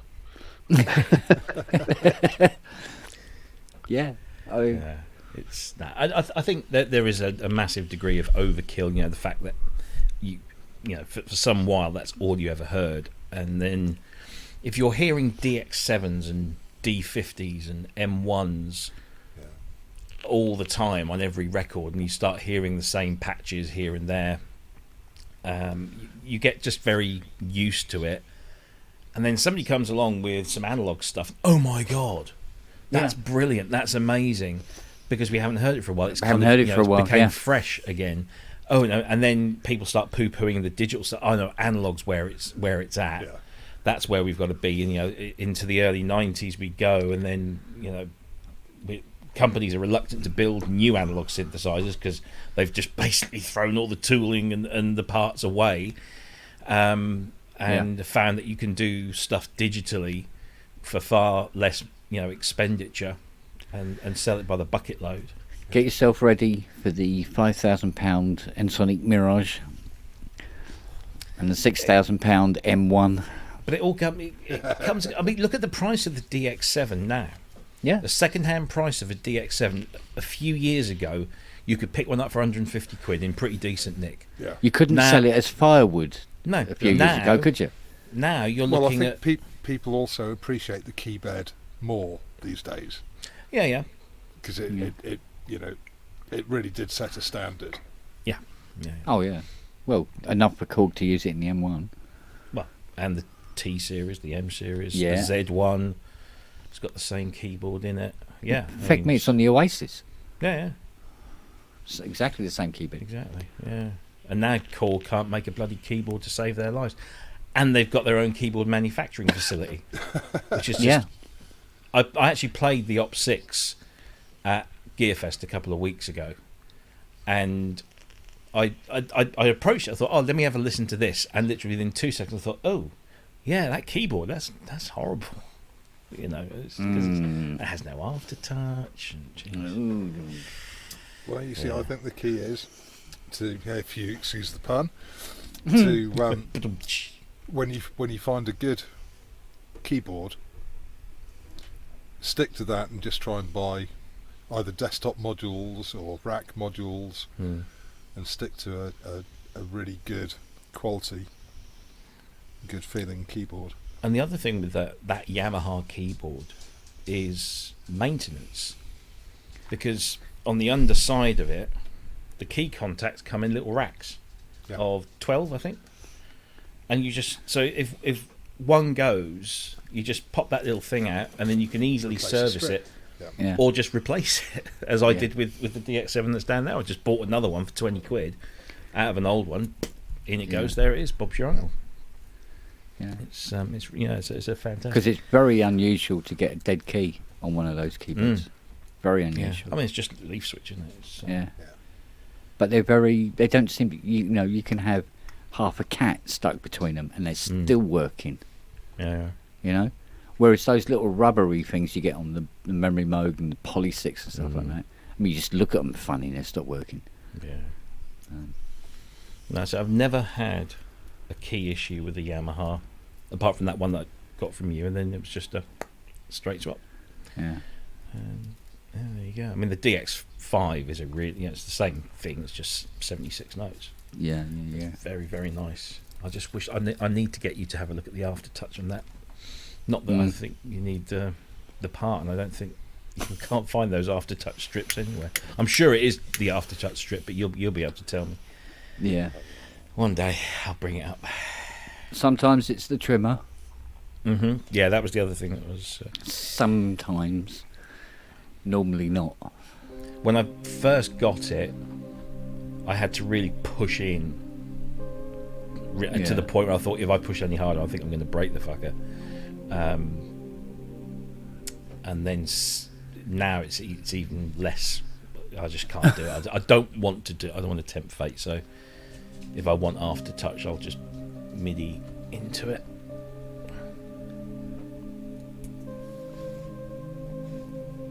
What's that?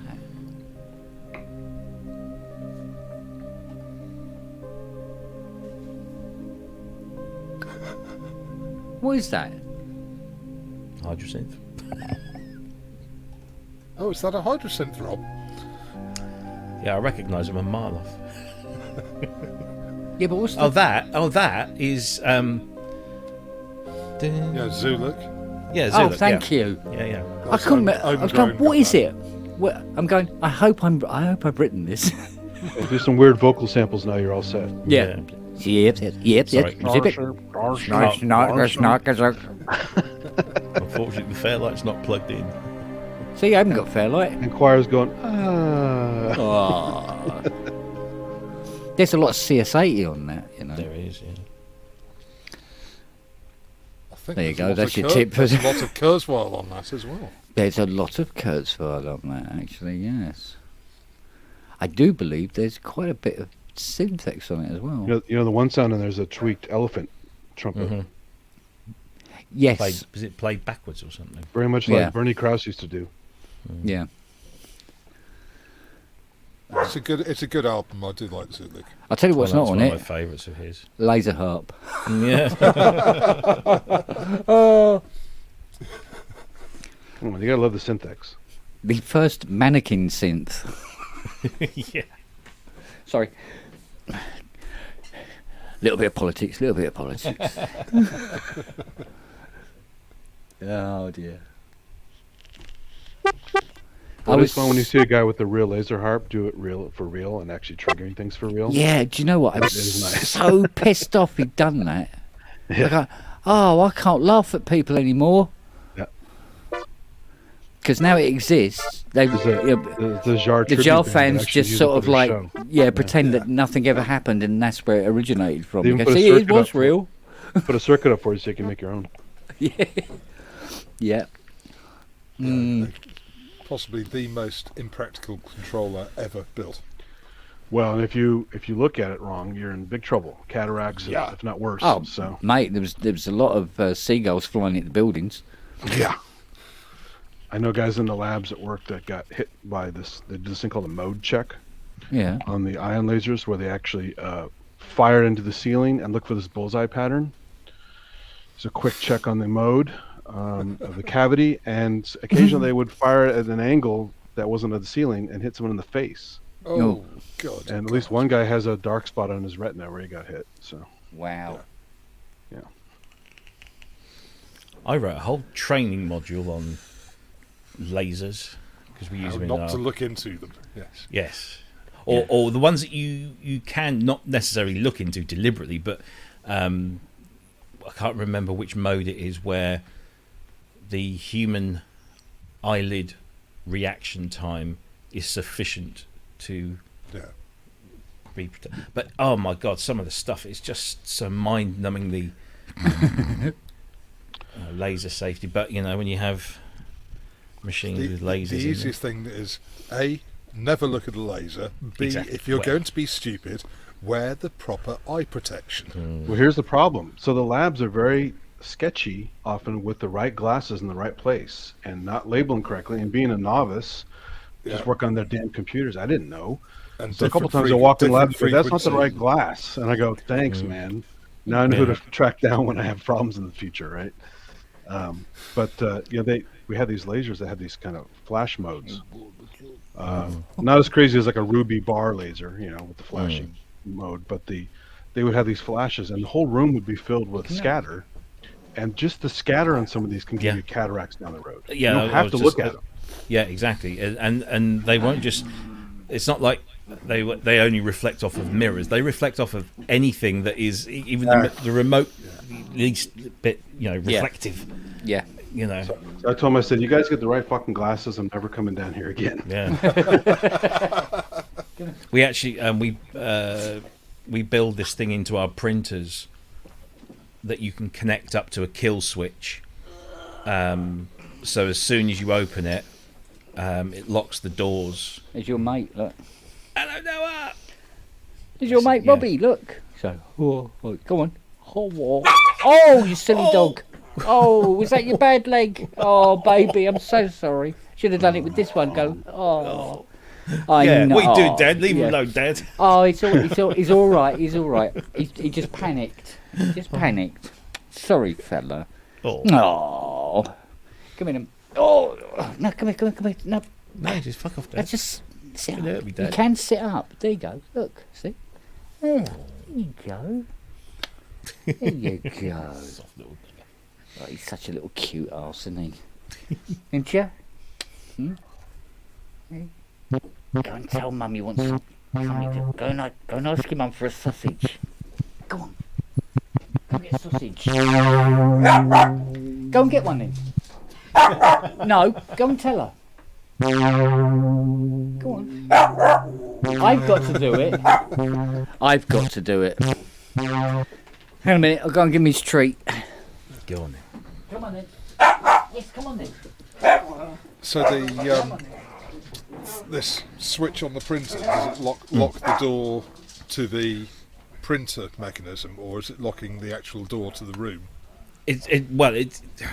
We recommend, obviously, it's whatever the end user decides to do, but there is the option to, if you have a locking system, an access control system within the room, you can patch it into that, so that as soon as you open the lid, it sends a signal and locks the door, so that people can't come in, and then so deactivates when you close it all up. But I mean, these are big card these for printers. Laser etching cards. Yeah. Oh, okay. So and these, they're big, fucking great things. I mean, some of them are actually huge units, floor standing things that come up to sort of like head height, that can do thousands of cards per minute. So there's lots of lasering going on. ID card printers are surprisingly expensive. Yeah, I couldn't believe it. Even the DTC printers, direct to card, which use just £800-900 starting. Yeah. I can't remember how much our Fargo 85. I don't know. I think we do the 85. Did we do the 8500? That was the big one. Then there was the Cardmaster. The Cardmaster is this massive one that, like I said, it's a big floor stander. Does all sorts. Does ID cards as passports, all that kind of stuff. Because if you look at modern passport now, it's all etched and what have you. It's they're not cheap. Yeah. But then I've seen where they're built when everything's like handmade or hand built. Certain components obviously flown in, but they've got massive walk-in 3D printers that they print up stuff to when they're designing a new one. It's but then these are the printers that are certified by most major governments around the world. We do the US green card. We do many of the US card-based things like licenses and IDs, passports. We've got a facility in Galway that does the US passport. I don't know if it does the British one now. I think the British one is made by Gemalto. Yeah, it's the company that had the contract got. I think it was Gemalto. I think Gemalto then might have got bought up by someone. I got their name. It's quite. I can't remember now. But no, I don't think we do the UK. But we do a lot of European ones. Yeah. Or we do the inlays, and then we send them out, and then they're put into the books somewhere else. But it's a big operation. You can't turn up there. So if I had to go, I've never actually been but if I had to go for a meeting, everything has to be pre-booked, pre-scrutinised. Understandably. Yes. security clear. I still got my security clearance, the UK government security clearance, and Official Secrets Act. I've had to sign. Yes, well. I've been there, done that.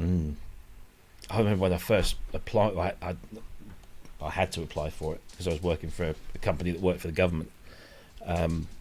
God, the amount of stuff they want to know. Oh, yeah. Even my step-parents. Yeah. I can understand they want to ask about my parents, but then they also want about my step-parents and all that. Oh, Jesus. All my friends were questioned. All my family members were questioned. It's crazy. All very interesting. I have a husky that is absolutely besotted with strawberry milk. Weird. I mean, goes mad for it. Okay. Isn't there a bit too much sugar in strawberry milk for a dog? He don't give a shit. No. He don't care. I give him just a little bit, but if I don't, oi, does he get pissed off or what? Because I look pretty pissed off all the time anyway, but he just makes that sort of face, don't you? So strawberry milk. Absolutely adores it. The others aren't particularly bothered, but him, oh dear. How's the air conditioning in the workshop, by the way? I don't know, I haven't turned it on yet. It wasn't really warm enough. It hasn't been that warm. So, mind you, every time I say the piano, do you know what, I'm going to turn on the air conditioning, see what it's like. And she goes, oh, it's very expensive to run, you know. It's like she earns money.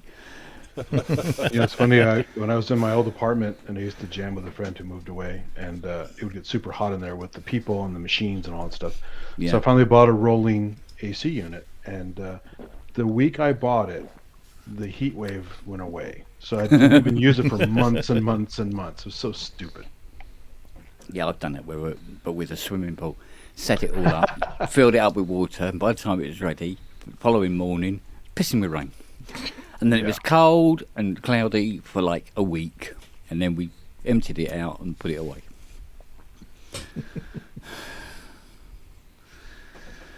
Can't win, can you? Excuse me. Well, we're a bit thin on the ground this week with guests, aren't we? Yes. It's been very quiet. I think everyone's just shy. Well, Jim was doing his live show a little while ago, I think. Oh, of course, and isn't Andy in Derby tonight? Oh, okay. Doing the EMOM. That was last night, wasn't it? It's tonight, I think. Oh, no, so I saw Ian had posted something up, and I just assumed that was that. But I think Ian posted something from something else, maybe. Oh, I see. Quick look. Yeah, the guy online was talking about the name of the club. I said, hey, it sounds like the Stylophone. And actually it is. It's named after the Dubrek Stylophone. He just changed the name a little bit. He's a big fan of Dubrek, obviously. So. Yeah, it's tonight. That explains a great deal. Have you guys had a chance to play that one, the giant style? Was it the S2 that Gaz had, I think? Yeah, Mark did, but he loved it. Mark Doty loved that. I know Cuckoo had one too. They're amazing. It's a very unique sound. How do you get rid of this bloody iPad? You just... Oh, I can't do it because I don't have the permissions, I think. All right. But you just click on the three buttons, at the bottom of the screen there. Yeah.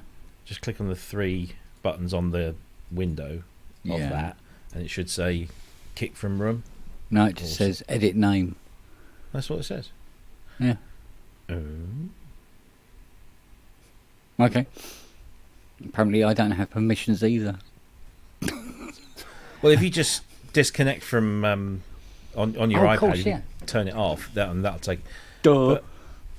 Hang on. I could do it on everyone, but I can't do it. I guess it's because you're signed in. I can't kick you because you're the host. Oh, okay. But I could kick Andy or Sass or Whoever else would. No, I'm just saying I could, but I won't. It's that power trip, man. It's the Yeah. There you go. Yeah, you literally have to get rid of it. It's because it's signed in as you and you're the host. So it says, well, we can't join him out because he's the host.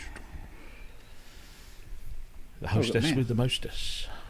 I'm surprised Inky didn't join to promote the new Hardware Jam Fest thing coming up on the 22nd.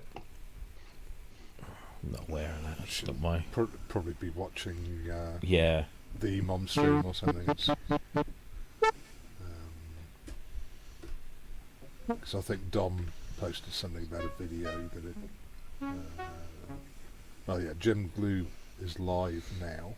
Yeah, I saw that he was live for a bit. Turn that off. Oh, sorry. Oh.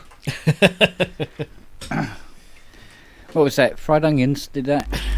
Oh. Oh. Ooh. Ooh. I'm making some output. Or having a shit, as it's more commonly known. I'm making some output. Oh, fuck it out. Shame we don't have the facility to go and jump onto their shows.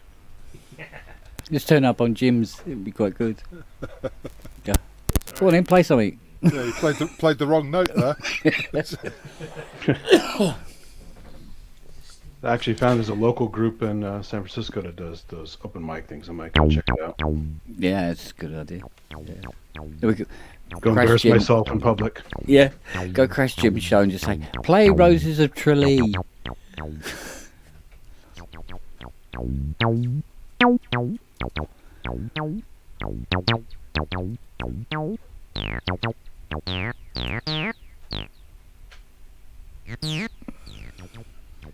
Rob's standing in for Andy tonight.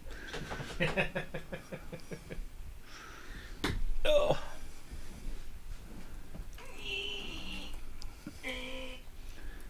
There we go. I still think that's the original CE25 plug on there. Look at that. It certainly looks it. It's proper hardcore. Yeah.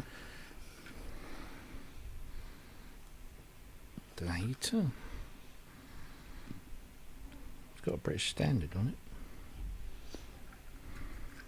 it. As looks it breaks. looks like one of the older ones. Yeah. Yeah, it's before they put the insulation around the pins. For those stupid people who can't keep their fingers out of them. So that's probably an original plug. Yeah, probably. The only thing that's missing off of this is the music stand, which would conveniently has a recess in the base you can put on there. Yeah. How long has that plug standard been in effect? Sorry? How old was that plug standard? Oh, God. Yeah, no talking. I used to like them when they didn't have that insulation at the top because you could put bare wires over the socket and push a plug in and run two things off the one socket. It's much easier. Did that. UK plug. So half my studio's set up like that. And he had the one 4-way strip plug.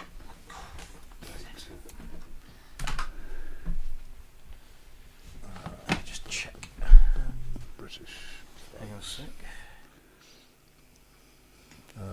1363 was That's a long time ago. 1947. Made out of wood? Yeah, it's like, what, nearly 700 years ago, isn't it?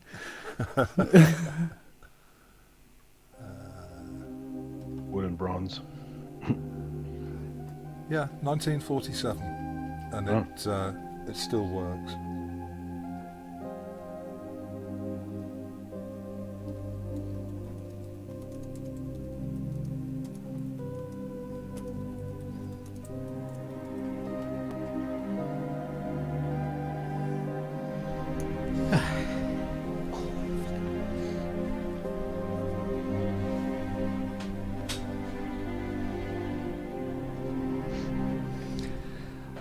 Do you know what? At some point, I'm going to put some different sounds on this.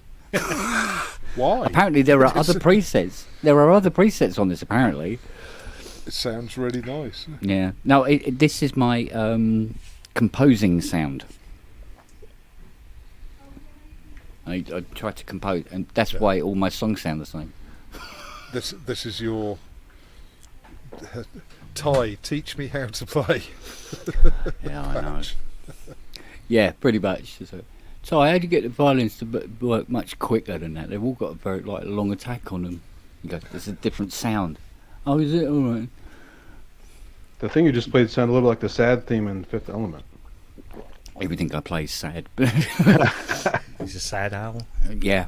Hoot. Hoot.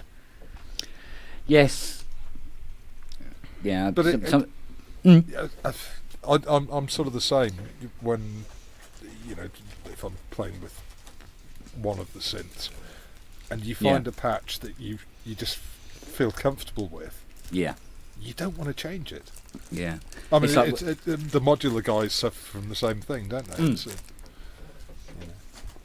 But it's like on the Oasis. If I use her, I always go for a patch which is B110. B. Scroll. Oh, fuck's sake, scroll, you bastard. Scroll more than that. Yeah, I pull my modular wires out all the time. Start from scratch is more fun. Yeah, I still can't bring myself to go down that rabbit hole. Oh, it's because it's a combi, isn't it?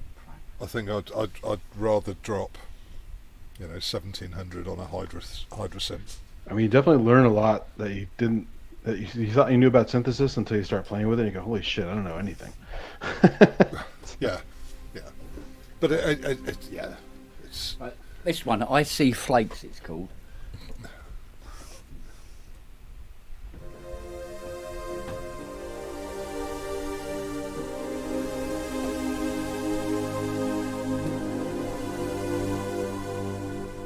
You just need a couple of small stone phases.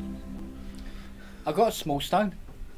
Got me old trusty small stone back from 19. Oh, it's an original one. Oh yeah, yeah. Because I flash cunt me. Yeah. Is that next to the stone you passed? Is that the? Yeah. I've got two of the small stone nanos because they were available and cheap.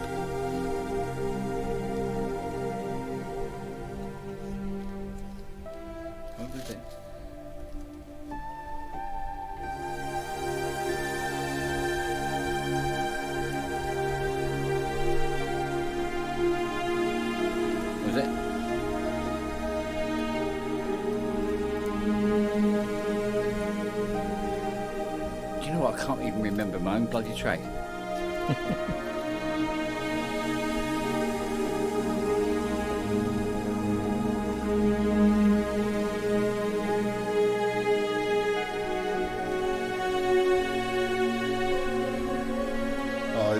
I hate people who can play two keyboards at the same time. Well, the thing is, that's a beautiful thing about the Oasis. Is you program your chord and you put it on the touch buttons just under the display. So one finger. Yeah, M3 as well. It's great. Yeah. Good fun. And that way you can, instead of having three hands when you haven't clearly got three hands, do that. But yeah. Does the Oasis have Karma? I forgot. Oasis has Karma. Of a fashion, because remember the old Karma keyboard? Yeah, I have it. Yeah, it's pretty cool. Yeah, but it's like that, and then they sort of like took it to the next level, and it just got absolutely mental. The Karma engine in the Oasis is huge, yeah, but I think it's even bigger again in the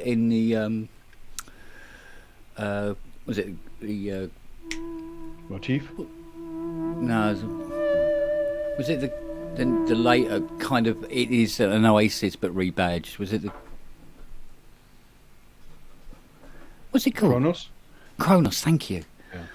I kept thinking Chrome, and I go, no, it's not a Chrome. That doesn't sound right. Yeah, the Kronos. Does this have a stereo feel to it? Yes. Yeah. Yes. Better, yeah. Yeah, that's much more stereo. Stereo. Yeah, that's more like it. Is that your effects unit doing that? Is that... No. He's just wired the mixer the right way now. No. It's all going through. It's all going through the same mixer. I just wondered.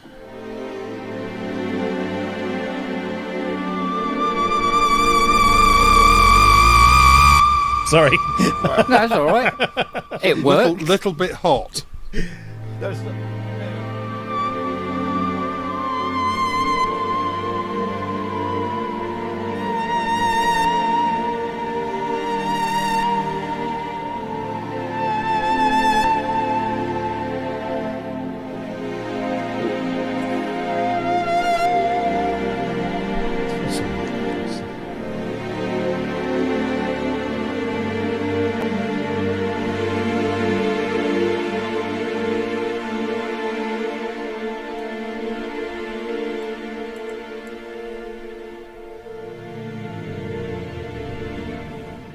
A bit 80-ish, wasn't it? Ooh. Ooh. Oh, there you go. Oh, and what? You wanted a bit of that mini roll? Fat chance, mate. Oh, that was a mini roll. Watch my lips. Mini roll. No. No way. No. Is that your polybrute, Rob? Yeah.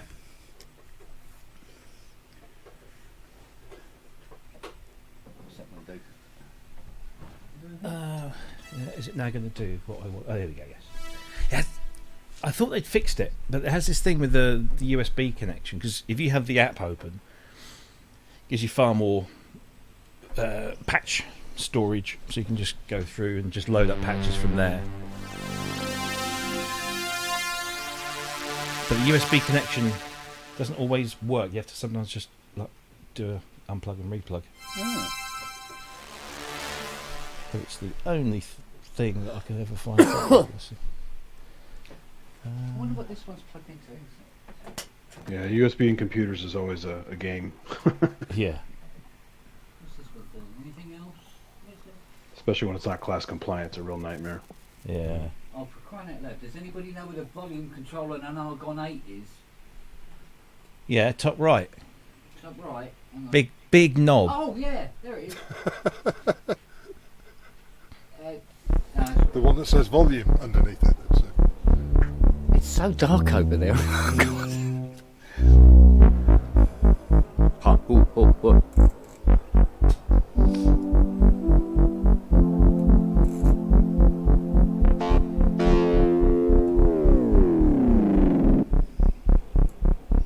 Supposed to. This is the classic thing that every musician has to go through, of going through the patches and going, yeah. Yeah. Better one, better two, better one. Yeah. You go, and then realise that the patch you really wanted was that one 24 patches ago. Yeah. You go, what was it called again? I started on my virus years ago. It has something like, I don't know, 12,000 patches on it or something like that. Oh, really? I started taking some notes on it, and it was just like, yeah, forget it. It's just Jesus. Yeah, well, I've got 10 gig of patches for the Kurzweils. Yeah. And it's a complete nightmare remembering what is what. I've got sheets and sheets and sheets of patch listings. Yeah. Marked for each of the SD cards. Huh. That's one advantage to a DAW is if you one time put it all into like a scene, build a file for your synth and just tag it. I can do that. I'm just not that organised. I can print out patch names, but actually, working out exactly which ones I like and then moving them into a single folder on the SD card. That would be logical. But, well, yeah. I used to use Galaxy on the old Vision thing on the Mac, and it was really cool. So, editor librarian stuff. Yeah.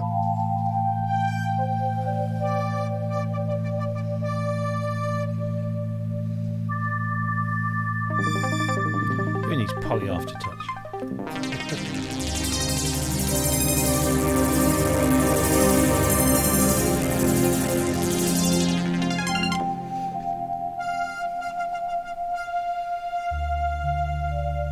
Now, you see, if you had a ribbon controller, Rob... Oops. Hang on. I'll find a patch with... I've got a ribbon controller here. Oh, okay. It has one. But is it 3 foot long? No, but the ribbon controller is... Yay! Well, the Morphe also is like a mini ribbon too, right? Kinda, yeah.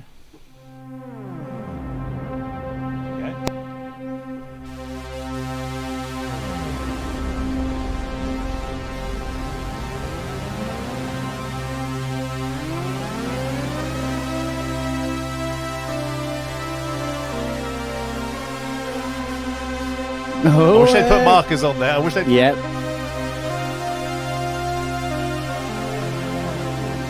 Then you have them all fat. This is where Tipex comes in handy. Yeah. Oh yeah, Ken Lewis is asking, did you fix your shelves? Oh yeah, your soapy shelves. No, I didn't. No, I completely forgot about them. And they've hardened up, and they just Yeah, they're all right. They've cooled down. Yeah, and they're now stylish. Now, I think that's what they call them. the leaning tower of Spong. Yeah, it's a thing now. Right, let's see. Now we got Kind of like Dr. Seuss shelves, kind of.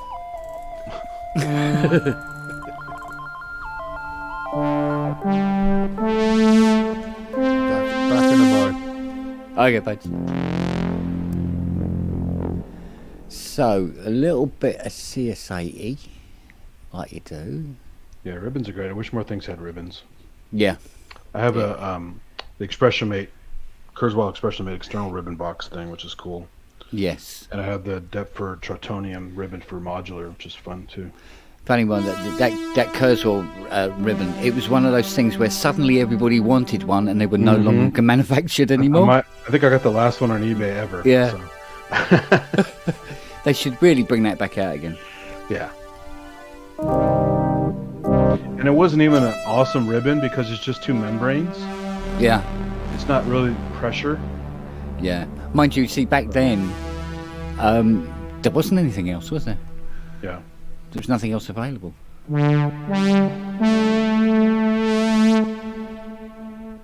you know what? It's a really good bit of software, that CS80V. But the CS80 ribbon is not pressure, right? It's just contact, right? It's just contact, yeah. Yeah. Right. But there's something about it because of the way that felt with the spring under it works. There's something very sort of like ergonomic and controllable about it. And doing the flutter, you know, it's just really nice. Well, the real one. I don't think it can. As far as I know, the software doesn't seem to want to talk to the ribbon on this. So they can't everything, I suppose. Is it just some odd CC that they set up?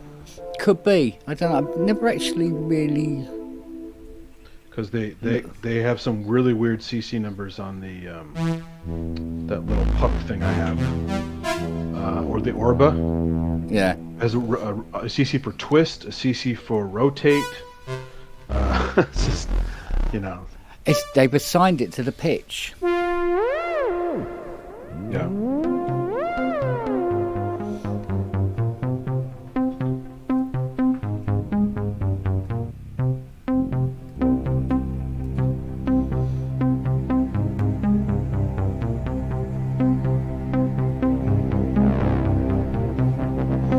Get a ribbon going quick.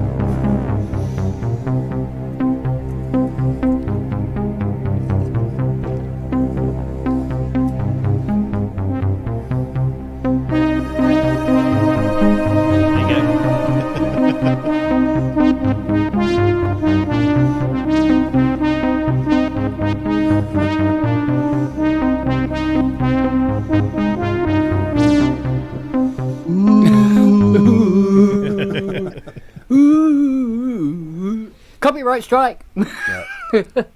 Cresshead is saying he's got a friend looking at cinematic studio woodwinds. Ooh. Any comments?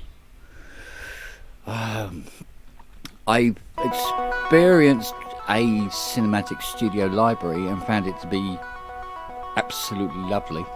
Very nice. Alan Parsons project.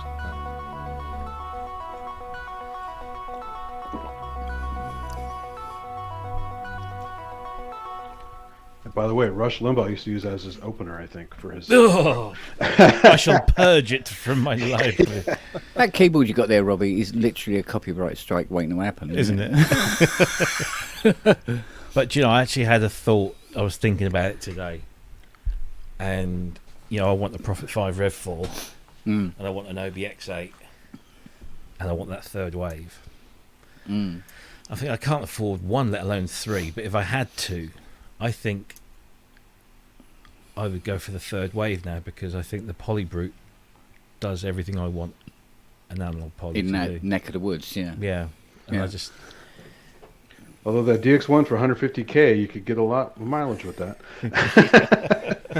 Yeah, just think how many doors you could leave open on a warm day with that. Lean up against it. Yeah.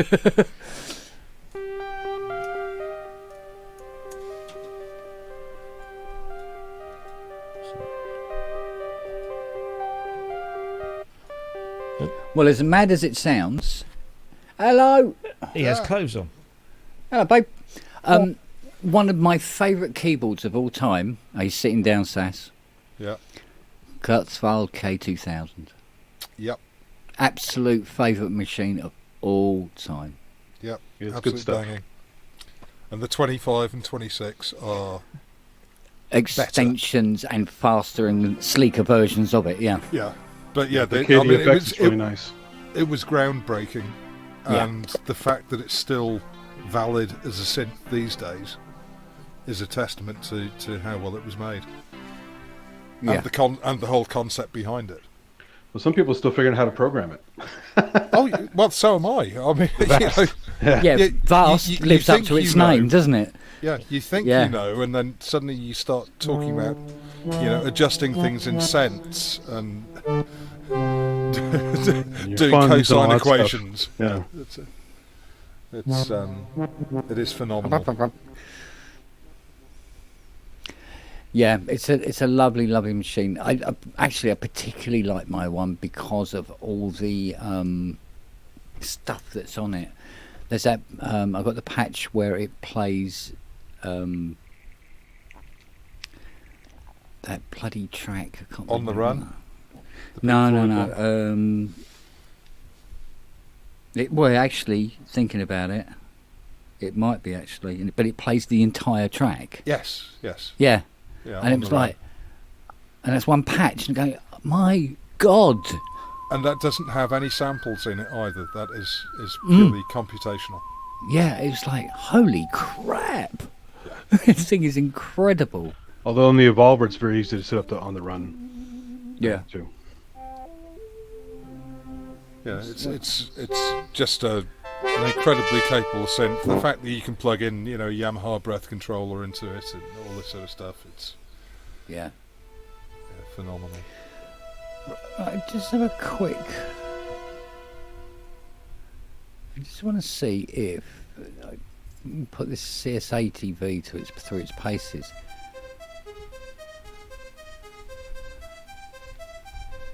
How are they even allowed to sell that machine? I know these aren't. I was going to say. They're not factories. I was going to say, good God, man. Right, not you. Right, let's have a look. Right, brass.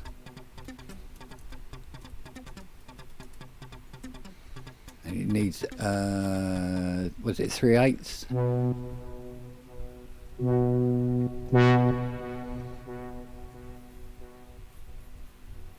And a lot of pitch initial. Not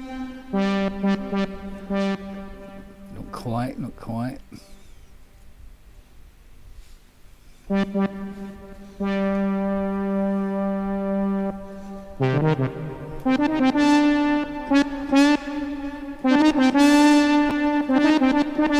not quite, is it? God damn it to hell. I'm back again. Let's try it on 8 and take the other one at 3. Oh, God, shake. Ooh, don't break it. Ooh. No.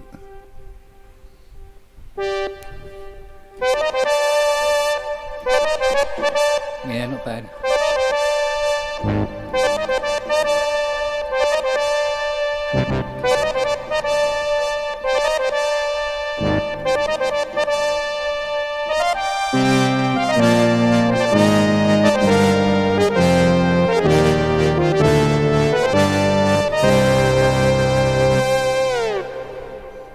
Not bad. Needs work. Needs work. It's not a. I've matched it up to how you would do it on the 80, and there's those variants, and it's like we said before that when they were modelling this, it's whatever those 80s or the two 80s that they used were calibrated to, and then take the mean between the two of them. Yeah.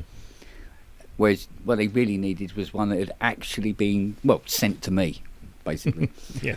So that where the controls are matches where the controls are. Yeah. It's not bad. So how you doing, Matty? Not bad, thank you, mate. Good. Not bad.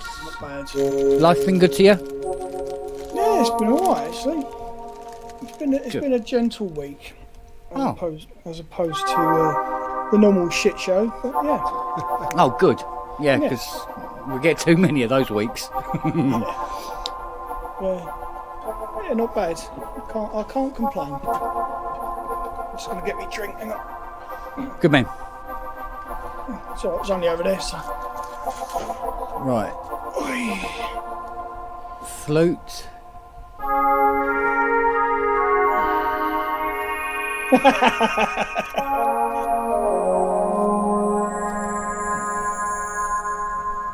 Do you know what? You can't use this software with a fucking trackball. You really can't. There you go. Right. Flute. 4 foot. Flute 4 foot. Close the filter slightly.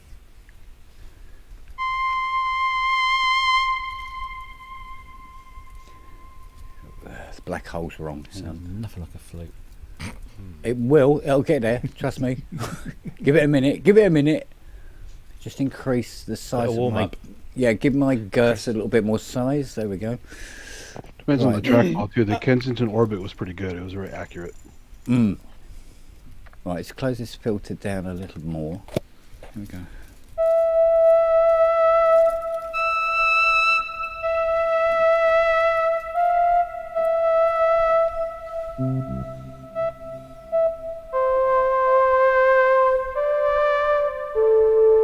No, it's too reedy. It is far too open, isn't it?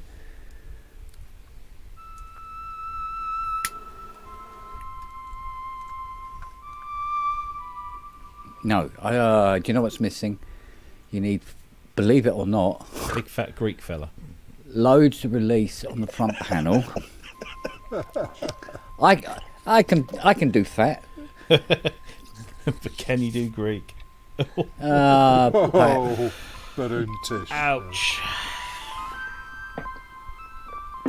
Right, should be on sustain 2. That's a lot of release they put on that.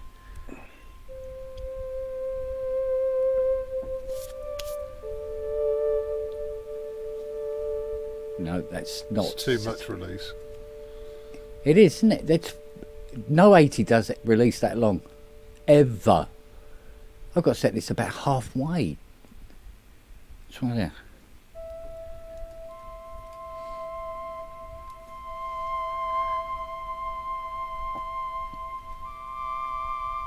Why is that other note still playing? What the fuck? That's not right. Oh, wait a minute. What am I pressing? They moved the button. It's not where it's supposed to be. Sorry.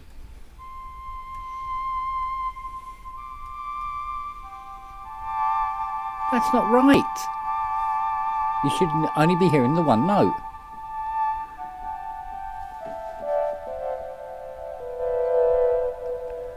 But it doesn't do it on sustain 2 either.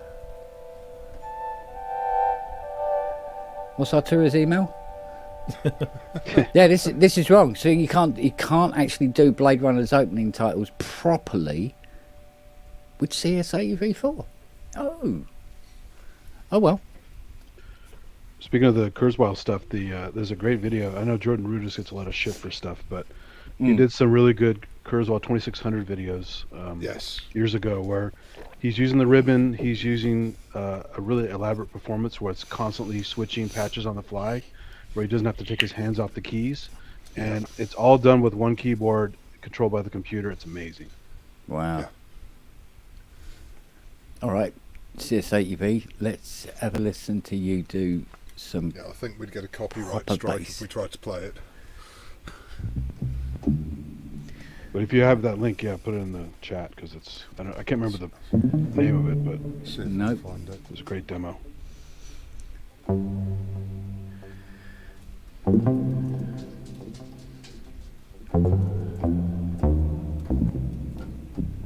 It's not quite.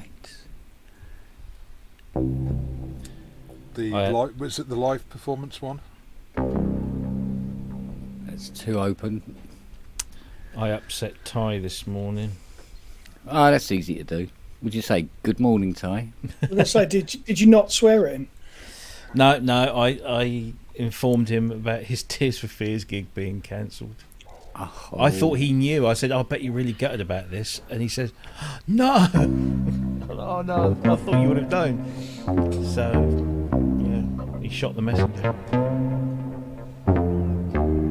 That's not bad, but you have to have the filter open a lot more than you should do.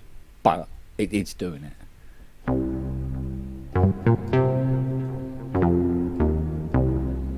Anybody got a vocoder handy? Oh, yes, that's the one called Live Performance when he had a lot of hair. You've got one in software. Yeah, I've got the live performance with Kurzweil K2600. There's that one and one called Liquid Tension is also a good. We've killed someone. Someone has died whilst we've been on. Okay, who did we kill this time? Give you 3 guesses. Go on, without looking at Google. Boris Johnson. Unfortunately not Boris. No. Okay. Is it an actor or actress? No. Politician. Musician. No. So why do we care? Go on. Ouch. Yeah. Wow. She. All right. Let's say she. Yes, so it's a she. She had suffered in her life, but it wasn't the cause of her death. Well, I don't think it was anyway. Okay. She had suffered in her life, basically because of the person she was married to. Well, that could be anybody. Well, it's not Sonny von Buell. That already happened. She was born under a wandering star. No, she was born in. I don't know whether it's in the Czech Republic or in Slovakia, but she was born back when it was Czechoslovakia. Oh, okay. And then she came to America. Not Martina. Portkova? So what? Who? Where? Martina? No, that wasn't Martina. Paulina Portkova, the model? No. She married someone rather unfortunate. I mean, I guess at the time she thought it was fortunate, but not a clue. Ivana Trump. Really? What? Yeah. Oh, wow.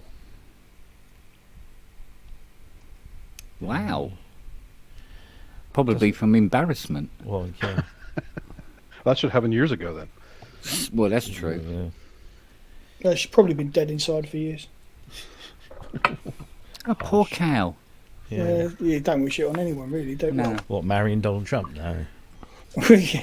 She was only 73. I mean, it's not really an age these days, is it? She was 73 73. on the inside. She wasn't fucking 73 on the outside, mate. Yeah, well, there's a lot of work gone into that. I tell you what, it was It's like worth movie every Brazil, penny. the woman's falling apart from all the work. Oh God, yeah. Sat in front of a fire for too long and melted. She was 73. Does her makeup with Mr. Sheen. Oh God. Well, mind you, it goes to show it doesn't matter how much money you got in the bank. If you're going to fuck off, you fuck off. Yeah. I think she took him for as much as she possibly could, which was probably the best thing she ever did. But then she did give birth to Don Jr. and Eric. Actually, quick question to the chat: how many people have we actually killed? Have we killed? How many people have we actually offended in the last 20 minutes? Never mind the beginning of the show. Nobody can count that, way. Fucking hundreds. Fucking loads, I would have thought by now. So having offended everyone, you're not doing your job. So. Well, yeah.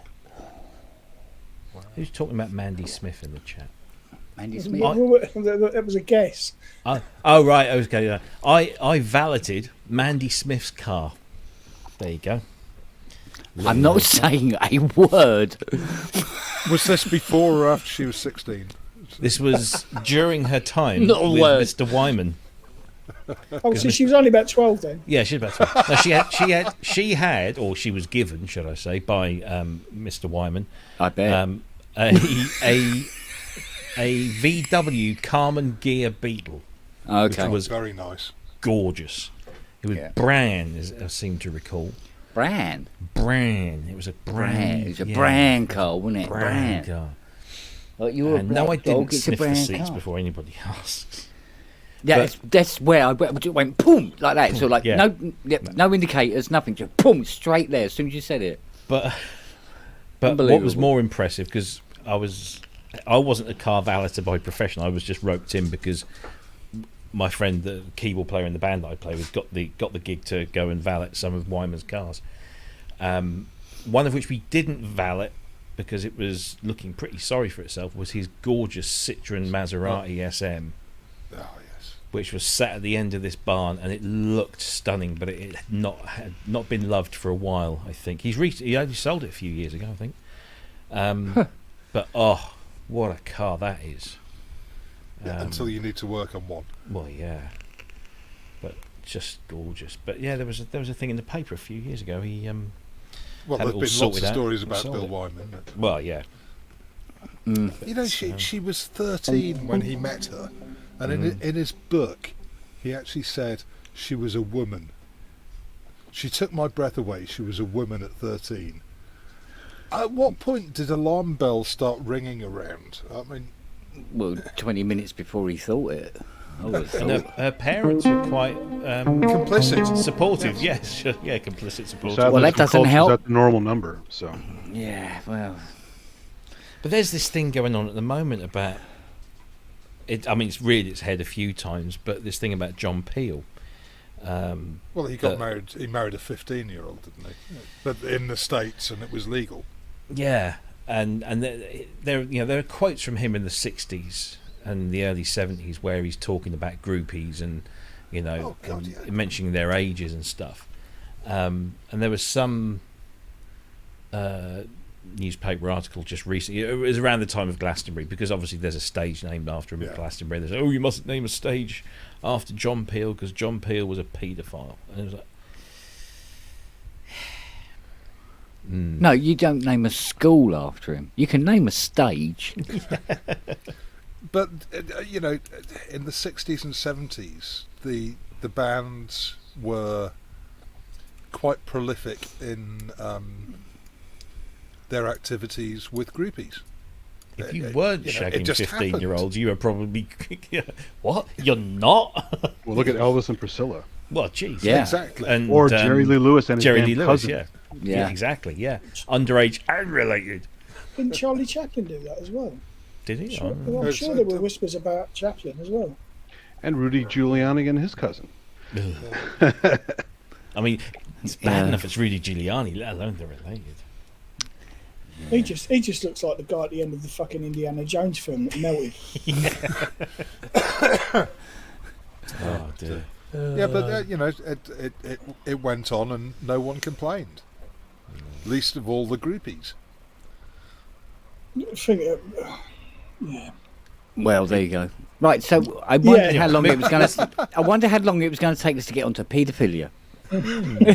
Well, we've got to try and offend everyone. Well, Sharpie out, draw a line under it.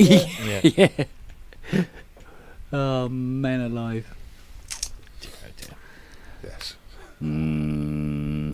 Well, I mean, Tim Westwood is the latest one, isn't he?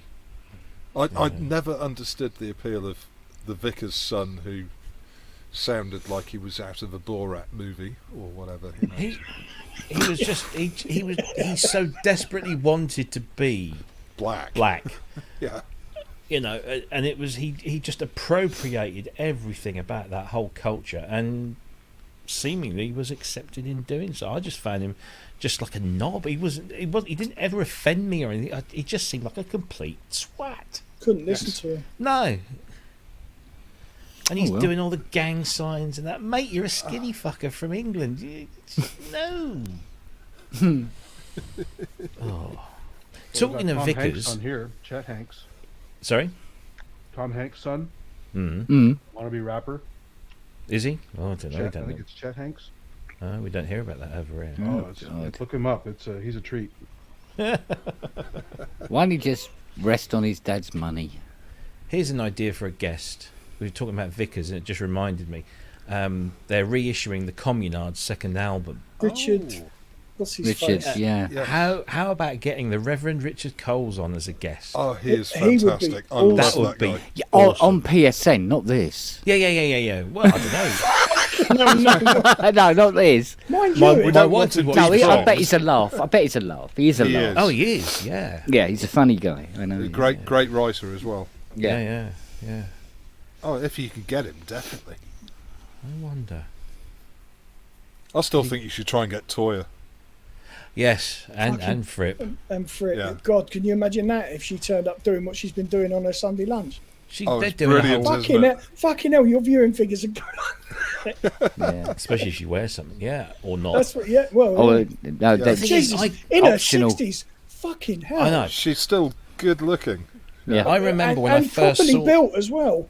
I first saw Toya in 78, I think it was, when she was this little dumpy, shaven-headed actress stroke singer, because she'd been to and she was in a film called Quadrophenia, wasn't she? but look at her in Quad. Jubilee, wasn't it? And Jubilee, that's where I first saw her. Yeah. And she was like a proper little, hard.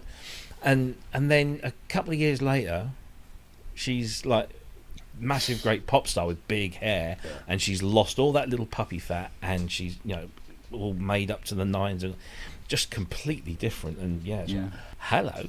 But that's what she, like I said, that's what she was like at my engagement party. It was like marrying the wrong cousin here, mate. Fucking hell. Oh. But like I said, we had a really nice long conversation about Jupiter 8. Yes, yeah. But yeah, well, both of those would be absolutely fantastic guests. Yeah. We could, because Frippy is Jeremy Stacey still working with Frippy. So that's what I was about to say. You've got an in. And I've got an in. Up to it, lad. Aye. Yeah, get onto it. How about Nick Hayward or Tom? Yeah, Tom Bailey, definitely. Nick Hayward, yeah. I don't know if he's really synthy, is he, though? He's not a synthy person. I never took to it. Yeah, but a musician nonetheless. I love Haircut 100. Their first album is a masterpiece. No. Proper. Could never take to it. Never took to it. No. I want to ask him about that line in Love Plus One. There's that the bit that goes, "Where do we go from here? Is it down to the lake I fear?" Yeah. And because that whole song is all about suicide, and yet it's one of the happiest, jauntiest little pop numbers you could ever listen. But it's all about suicide. And the rumor had it was that was about because there's on the University of East Anglia campus there is a small lake in the grounds, and there was a trend for depressed students to end it all in this lake, and apparently that was a reference to that. Where do we go from here? Is it down to the lake I fear? I've always wanted to ask him, is that true? Because that'd be kind of for a Norwich lad, it's kind of, well, as long as it doesn't set him off. Well, no. But no, I had a big thing about Haircut 100. I did the whole. Back then, I'd change fashions like I'd change a pair of shoes. Yeah, I was like that as well. And twat. Yeah, there was for like 6 months. I was wearing khaki trousers tucked into my socks, Dunlop green flash, chunky sweater over like a shirt like this sort of thing. Proper, into that whole Haircut 100 thing. The Ken Barlow look. The kid part. Oh, I love them. They're great. What I mean, whether you like the music, they were great musicians. So I think a lot of them, like what's his name, Blair Cunningham on the drums, was a great session drummer. They were really good musicians. We had a lot of girls in high school doing the Madonna look. That was pretty funny. Oh yeah. Yeah, we had living in the country. We had a few girls that tried it, but they didn't quite carry it off. Cash it up the ankles doesn't work, does it? No, it doesn't. I spoke to Daniel yesterday. Oh yeah. And he said he said normally Fridays are a bit tied up. But he also said, he goes, yeah, he says, but it's on a bit late. And I went, what? I said, it starts at 7. Yeah, but he says, yeah, but in Berlin it's 8. I went, yeah, it's not late, is it? He's getting on a bit, bless him. Oh, I went, no, come on.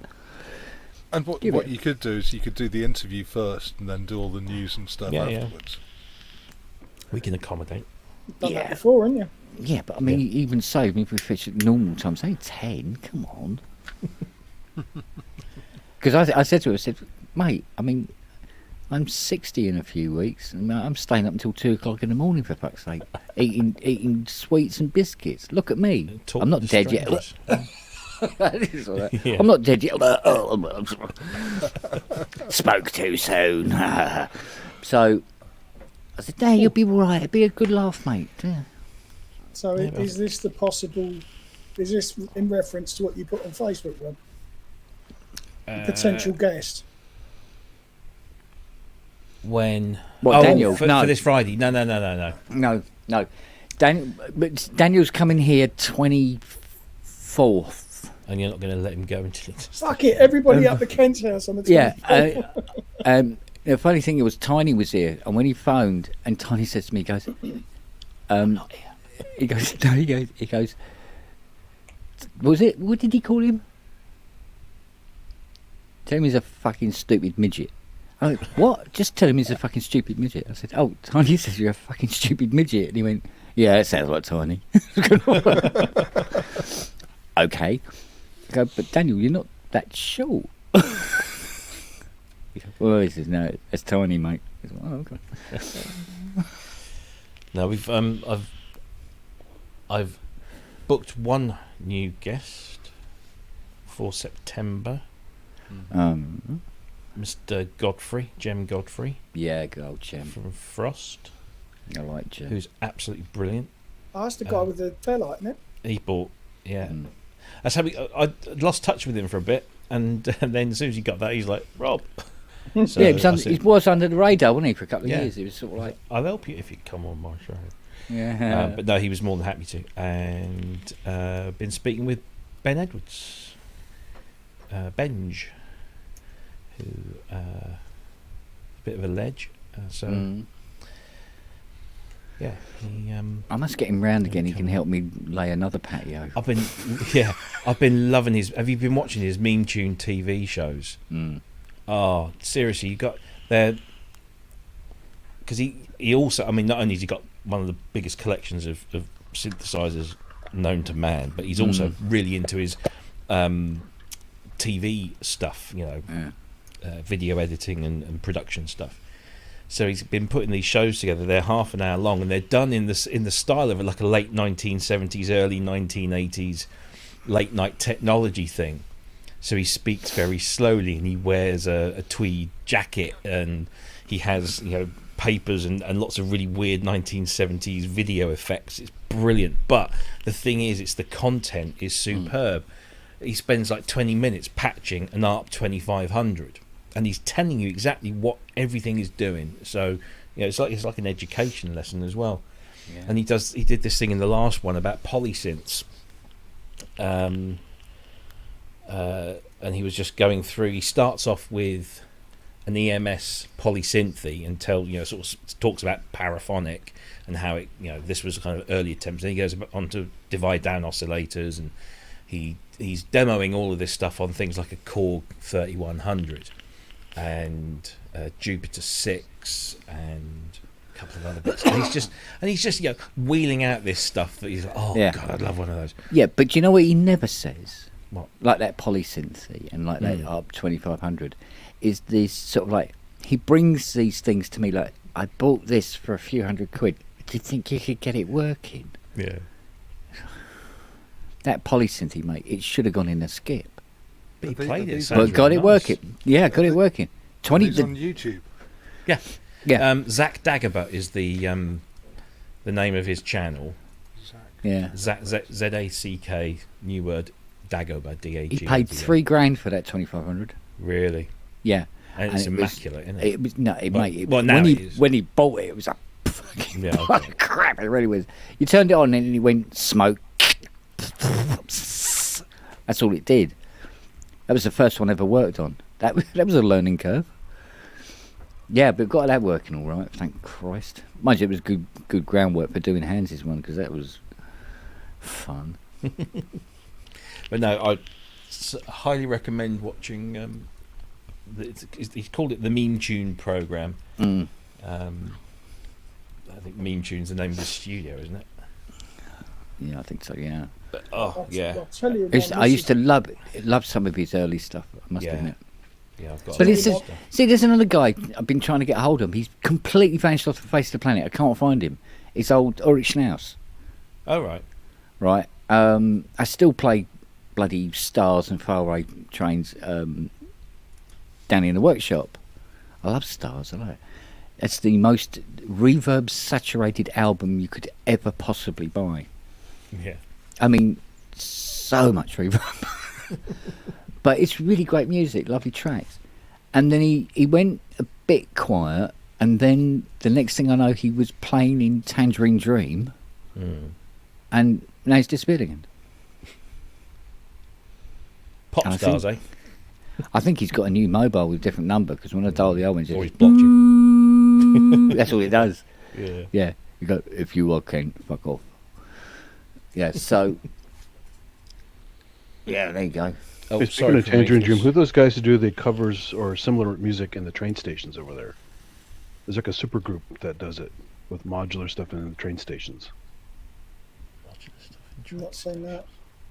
That's something worth Googling. No. There's a couple famous guys, and I can't remember their name. They have a single word name as a group.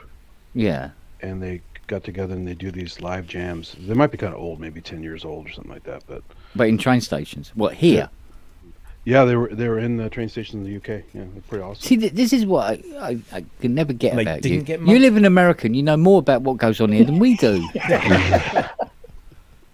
It's like, there is? Where? Behind you. What? Hey, check it out. Yeah, it was on Matrix Synth or something like that a couple of years ago, and it was they called it like a super group. A bunch of guys got together who were kind of famous musicians, did this kind of pickup band, Berlin school kind of stuff in train stations with modular gear. It was really good stuff. Oh, okay. And it just names. Someone in the chat's got to know who it is. Yeah, Roberts just said Node. Is it Node? I think it's Node. Yeah, there you go. Yeah. Oh, Node. You should get those guys on. We had one on. Mel. We've had Mel Wesson on, and no, hang on. Was it David Bissell? Yeah, I say, did we get David on the show, or was that? I don't think you got David. No, you've already done Mel once, haven't you? Mm-hmm. And we've got him booked on again. He's coming on in a few weeks. Yeah, but you see, what Mel's really famous for, and not a lot of people know, is he's the guy that comes up with all those great synth sounds on all of Hans Zimmer's scores. Yeah, all the atmospheres. It's his. What's his official title? Atmospheric something or other. Well, as far as Hans concerned, it's Oi You. Yeah. but he also did the warbly bits at the beginning of Bittersweet Symphony. Yeah. By the Verve. Yeah. Oh, interesting. But he come up with the bat sound. You know that bit on a Moog. Where'd you get that from, mate? Yeah. We did that. He did the Verve thing on a Moog as well. Yeah. Yeah, we've had Mel Wesson on, and I've interviewed Dave Bessel, who's a very interesting guy. Flood, good luck. That was the other thing. So, yeah. Good luck. You got more chance of getting Jesus on the bloody show. I have asked Ed Buller, who's also he's out in LA now, though. Yeah. That's a kind of a problem, and he's quite busy because he's just finished the new Suede album, and he's still doing other bits and bobs. Yeah, he's doing some handsy bits as well along the way. Yes, Mind you, Hans is working in London at the moment. He's not even in LA, which is why I said to him, "Come on, you." Yeah, same time zone and everything. Actually, I had to get Sleaford Mods. I'd love to get Andrew on, just find out his process. Another one that I sort of like turn the key and hope it starts is Tom Oberheim. Oh yeah, that's still in the iron's still in the fire there, isn't it? And it's funny what he said. One of the reasons he doesn't like to do shows because he thinks people are going to just ask him if they've got any spares for their OBX. That'll be our opening question. So welcome, Tom. Yeah. First of all, have you got any spares? Yeah. And he goes, no, because apparently he does get it a lot. I bet. He does get people actually asking him if they got any spares for any of his older Oberheims all the time. Oh, you would, wouldn't you? It's like Peter Vogel still gets questions about Fairlight Sasquatch, bits. I'll put the no thing in the chat, the live thing. That's really cool. It was posted 10 years ago. It's really cool. There's the best you can get. Where did they do the gig? British? No, it was Royal College. College of Music. Yeah, it was the RCM, wasn't it? That they did, and it's out on Blu-ray. Fascinating gig. Yeah, really good gig. Yeah. So yeah, because Fiona went to that one up. Where was it? Where was that one? Fucking hell! Where was they did that big live only gig? that one they did at the college. They did a warm up for students. Yeah, it was some sort of venue that they did this big live thing. They took all the Moogs up there with them. Fiona went to it. I'll ask her. She'll remember where it was. But yeah, it was Amaryllis Fleming concert hall in the college. Yeah, because I think it was Mel gave us some tickets. So she had obviously the ticket that he gave her, and then my ticket we gave to her mate, who, funny enough, we saw last night on telly. Her friend, Michaela. It's in a. Oh, do you know what? I can't remember. What's it called? Overlord. The film called Overlord. It's filmed in black and white, and it's about the Second World War. It's a relatively old film, obviously, but it was deliberately filmed in black and white about these two British soldiers, and they're going to be going to France and this sort of thing, and it's intersected with lots of black and white footage of actual stuff that happened. And Michaela played this little girl in the little frilly dress and the pigtails and everything, singing this song on stage. And there's this very strict woman doing all this blah blah blah blah, go sing along, and all that sort of thing. And Fiona said to me, "Sorry, I just what? The risk was too great." Fiona says to me, she goes, "Oh, that's her mum. She's actually like that." Yeah. He said, "She actually talks like this. Play along, everyone, play along." I went, oh, no wonder she left home as soon as she could. She got the Roland MIDI accordion. Oh, there is an accordion on the screen. Go on, give us a tune. Do some Parisian breakfast music. Yes. Breakfast music.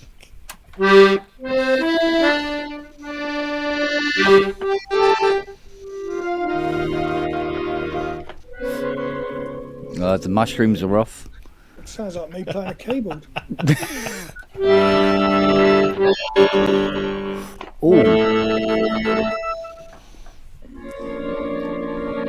Eggs are off as well.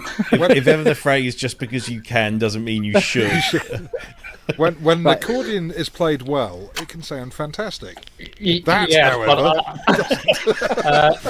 I have no idea what this is supposed to mean. Like stupid layout here. That makes no sense. Yeah, you know, it's a sign of a man if you can play one bare-chested.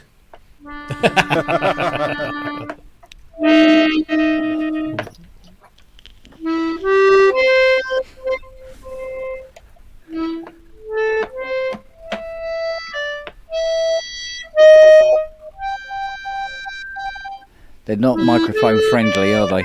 they're not. They're not ear friendly. Zydeco accordion's really good. No, like if you actually play it really slowly, like a bit more like a reed organ, it doesn't sound too terrible. Just a little terrible.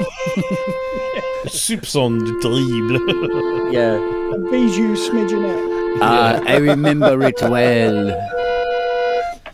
Yes, I got to play. He's trying to summon Ty. That's all he's doing. You guys ever play that pump organ? Well, 100-year-old pump organ. It was really fun to play. No power needed. Yeah. Oh man. Instead of pitch bend mod, they have these boards that sit on outside of your legs, and you use your legs to do the swell. It's a very clever design. Yeah, well. So who else can we get on the show then, Rob? What other avenues have we not explored? You need a nutter on that. Well, you could get Christine Anderson and Mark on. That's in the works. As soon as we can get them in the same place at the same time, that matches on a Friday.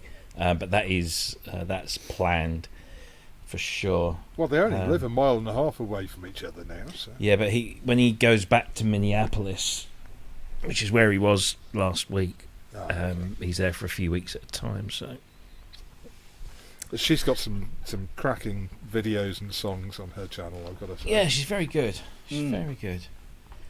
A little bit disappointed by some of the comments in the chat during the show, but hey. What do you mean? Well, what? Yeah. Yeah. Something of it did get a little bit sort of... Grow up. It's the sort of stuff that we do on this show, not on Pierce. Yeah. I mean, when you're trying to, be as inclusive as you possibly can, then you wonder why. Well, it's like I said to you on Messenger, wasn't it? You go, now you know why there isn't very many female musicians around. Exactly. They are around, it's just they don't want to come out of the closet. No. Like, fuck, Tara wasn't watching because she would have ripped him a new one, yeah. Jesus. But they weren't, the comments weren't from regular. No, exactly. No. It was a newish name, wasn't it? Yeah. Or a persona. I did start going through and removing some, which is something I didn't think you could do with the live chats after. You can go and remove. Well, after the event, yeah. Yeah, so I might not have picked them all up, but it's, I was there at the show for 2.5 hours. I'm going to watch it all over again, just to pick out stupid. Well, I was poised, but there was nothing that was it wasn't offensive. No. It was just not in our usual. Inappropriate and just bloody childish. Childish, yeah. It's just, but those things like, locker room talk, right? Yeah. Well, no, it wasn't even that. It was. They were kind of like, "Oh, there's a pretty girl." Yeah, it was that. I like her boobies, kind of thing. And it was because it was like so sort of fucking hell, grow up, mate. It just made it worse. Yeah. Never mind. Yeah, if you have to be told, it's too late. So. Yeah, well, I suppose so. I mean, we're all subject to saying things that we probably shouldn't have said at the time, but actually, no, all the time, actually, but most people, some of the time.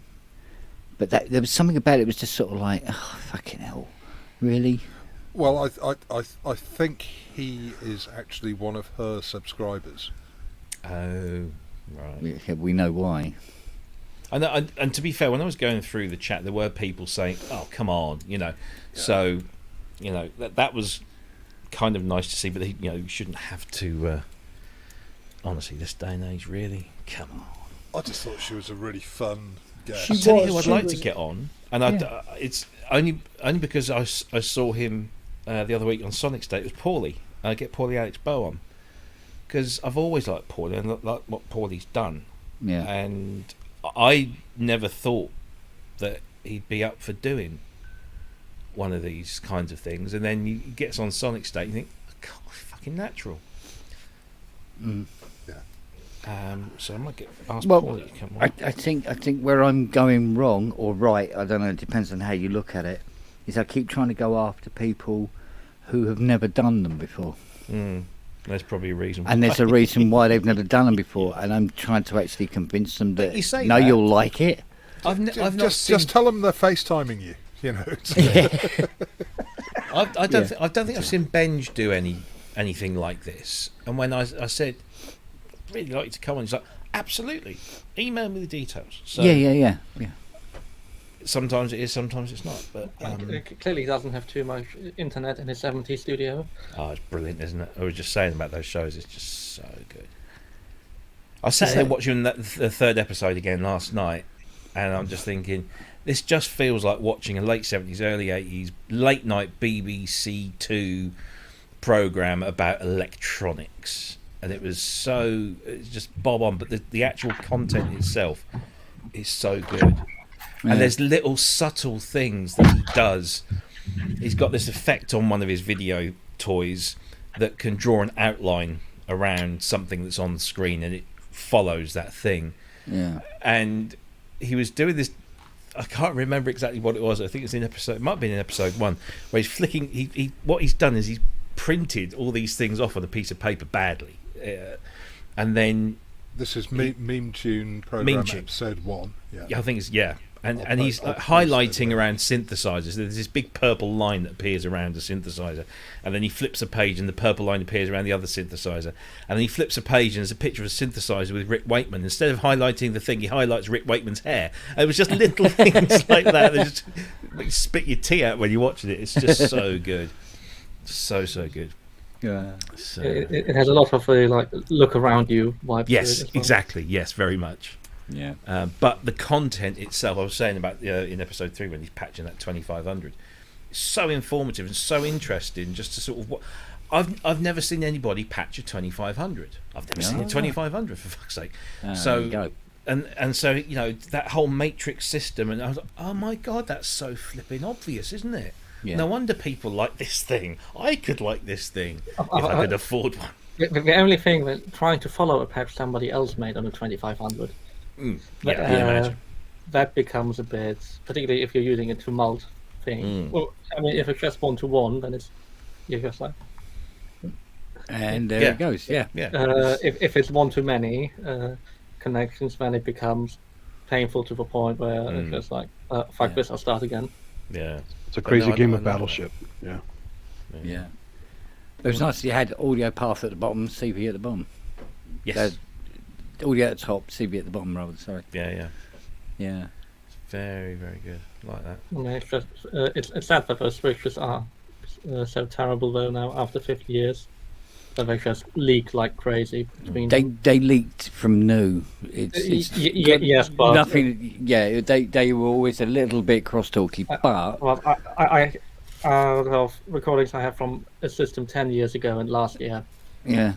That's gotten a lot worse in 10 years. Yeah. See, but if we clean them all up again, because I cleaned up all Hans's contact bars and all these contact switches, it took forever to do it, because those panels are riveted together. Not happy with you. Oh, let's use screws. No, rivet them together. So there with drilling these out, taking them all apart. And I fire it up for the first time and everything. Silent as the grave. No crosstalk at all. It was absolutely wonderful. I don't know about now, mind, but at the time, absolutely gorgeous. But he's got that bloody multi-mode bloody filter. Was it a 1047? Is it? Oh yes. Yeah, I think it's 1047. The one where you can CV the resonance. Yeah. Separately from the sweep. Fucking brilliant. I think I did a video of it. A Dreadbox allows you to CV the resonance. Yeah, but you see, but then that was like, that was different. Also, that's of course the filter that the SEM filter is based on. But yeah, it's a lovely piece of kit, I must admit. It just looks so nice. That brushed aluminium look. Yeah. Have you seen the Moss Lab clones? No, I haven't seen them. Seb is not using side switches because, of course, would have to custom make something new to replace them. Yeah. So they just have 3.5mm sockets. So they're panels in his cases, but the modules are 1-to-1 completely compatible with the originals. So you can just slot one in to replace an original one, and they look as gorgeous as the real one. Because on the real ones, on those bottom panels where they got all the segments for the amounts, and then the numbers that go down the side and along the bottom. On the originals, they're actually stamped, impregnated into the alley, and it gave the silk screeners who got the job of doing this thing a nightmare. Well, because they had to line it precisely. Yeah, they had to actually hand paint all the red paint back into the grooves. They couldn't just print it on, sort of bush done. It's like all this business. And he said, and these panels, he said, none of them are flat. They're all over the place like this, where everything is hammered, It's like, yeah, okay, mate, well, that's your job. And that's why it cost, I think it cost $8,500 to re-anodise, brush anodise and silkscreen all the modules to Hans's one. $8,500. And then there was the case, which was that was solid mahogany that old Ross Lamont made. That was a few K as well. Solid mahogany on an arm? Yeah. Well, it's supposed to be the disgusting shit brown painted metal at the top and bottom, and then the shit veneer on the sides. Old Hans made notes. Okay. No, can I have real wood, please? I don't want that plywood covered in Formica. No, don't worry about that. So he had a solid mahogany one, and all the keyboard redone and everything as well, all that case as well, because that's huge, because the synth sits on the keyboard case, and then he had the two wings done as well. So for the ones that had two keyboards, is the lower keyboard then even deeper than the normal keyboard? No, I don't think it is. I think it's actually the same size. And what you do is you sit it in front, and then you just get some books or something just to hold it up behind that. Yeah, it's sort of makeshift more than anything else. The Emu keyboards were also stupidly deep. Yeah, this is it. But you had that thing where you could have split key. We had those black keys at the bottom, and that was you could have that as a separate CV. So you could do two things at once. It was like, ooh, two things at once. Oh, God. And if you had two of them, you have a full voice synthesizer. Yeah. You get absolutely carried away. Although one octave is just not enough, So isn't it 2 and 3? Two black, 2 white? Or was it even bigger? Was it 3 and 3? Oh Christ! You know what? I can't even remember. Because I mean, the main unit of a 25 is quite wide. Yeah.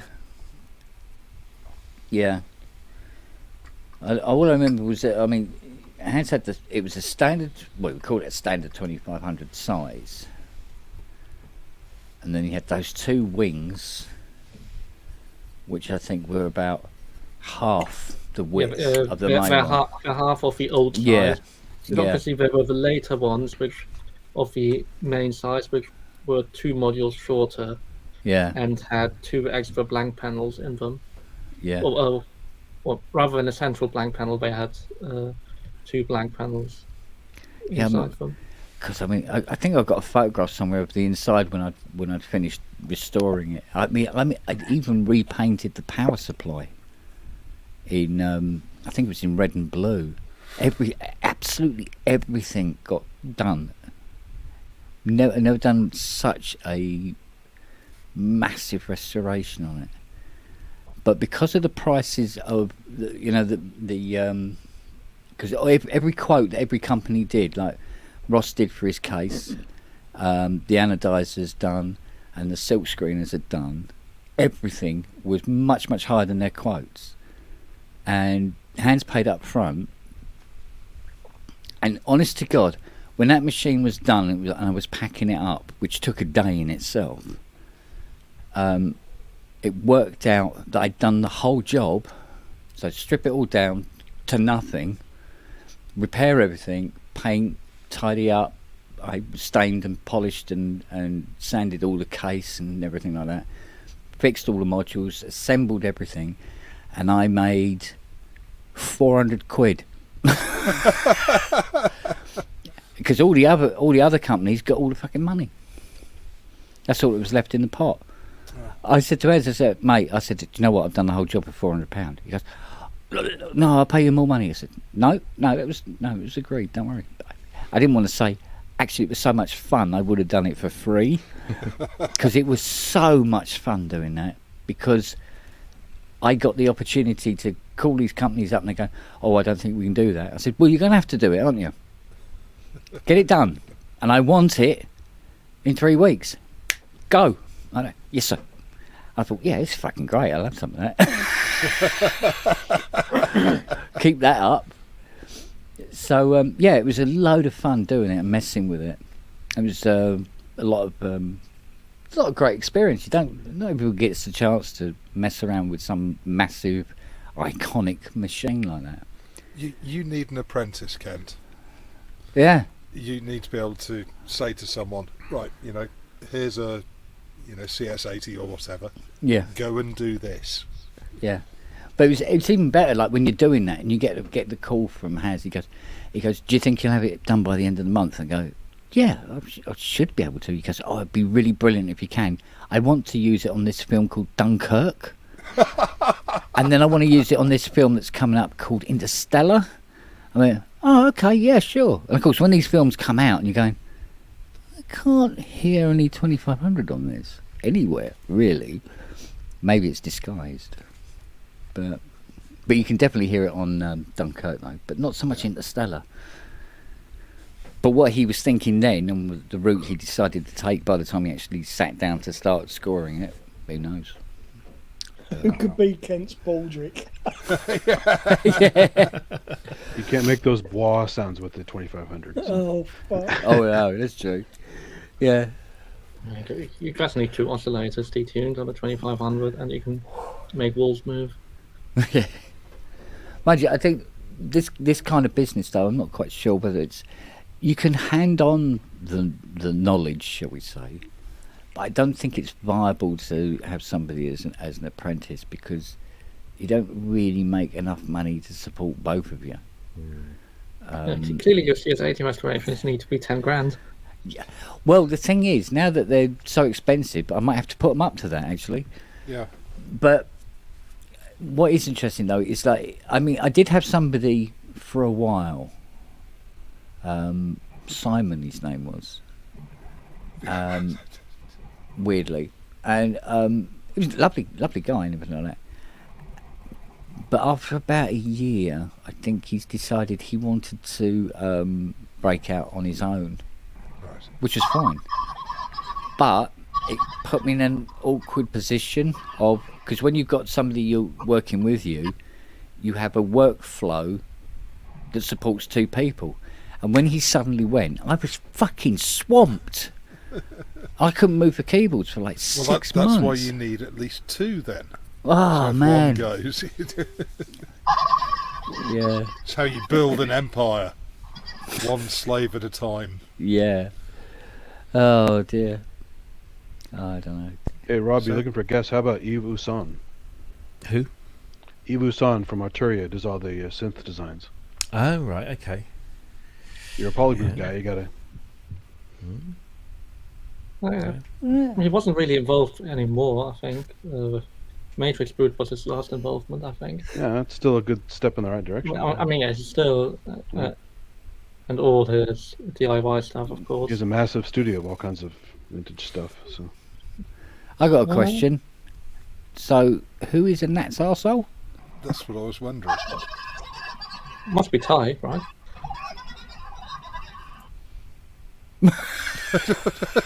Somebody who smokes some very strong weed by the sound. Prankster. Okay. That was weird. 20 questions? It's obviously somebody who's been watching because you've been referring to Nat's arseholes. Well, I thought it was a Nat's whatnot. Piss hole. Piss hole, yeah. My 8-year-old loved that one. Sitting right, she's had a bad day, bless her. A lot of her friends are leaving the school, and she's quite an emotional young little thing. So she come home in absolute floods of tears, and she's been shitty all night. And then she heard that, and that just switched Funny it enough, off. it was an expression my dad used to use. It's one of the few. That's the sad thing, because he died when I was 12, and then that's sort of one of the things that you kind of remember. It's like, yes, there's other things though, isn't there? Yeah, but I remember him saying, "Oh, it's the size of a gnat's piss hole." Technically, the gnats have a piss hole, asshole is the same opening, so. True enough. And Cloaca. let me guess, you've got photos of it. Probably somewhere. Yeah. And on that bombshell, I think I'm going Or I to can go take home. some if you want. Yeah, I shall see you in about an hour. yeah. There's a thesis that was done. Cheers, on it. Robert. Yeah. See you later. Oh man. I've got a book called "Do Ants Have Arseholes?" and Other Stupid Questions. Oh, It's a really funny book because it's all those kind of questions like, "Do Trivia, ants have arseholes?" Yeah, and then scientifically explained. I can't remember if they do or not. It's been like it's one of those books you sort of stick in the downstairs loo. Yeah. So Like- come on, who is the gnat's arsehole? Are they going to reveal themselves? Have you got a guess? Yeah, I've got a guess. I'm trying We- to. I'm trying to reveal myself. Oh, it's fucking Surcheck, isn't it? Because I was going to say, I think we can rule out Ivana Trump. I was just yeah. I was just I kind of thought it might have been him, and then I thought, oh, we'll hear Cleo, but we didn't hear Cleo. He's obviously turning his I mic. know. I was shaking Cleo, trying to get her to. I can't get my. I was petting Cleo. There was something almost ominous about it. Wasn't there? It's like- It was slightly unnerving, wasn't it? yeah. It sounded like a Halloween joke box. It's I want to play a game. Yeah. fun. It's quite cute if you saw it.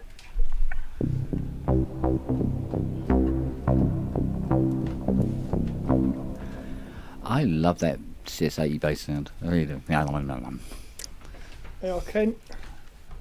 What the hell is that? Oh, yeah. I've seen one of them before, somewhere.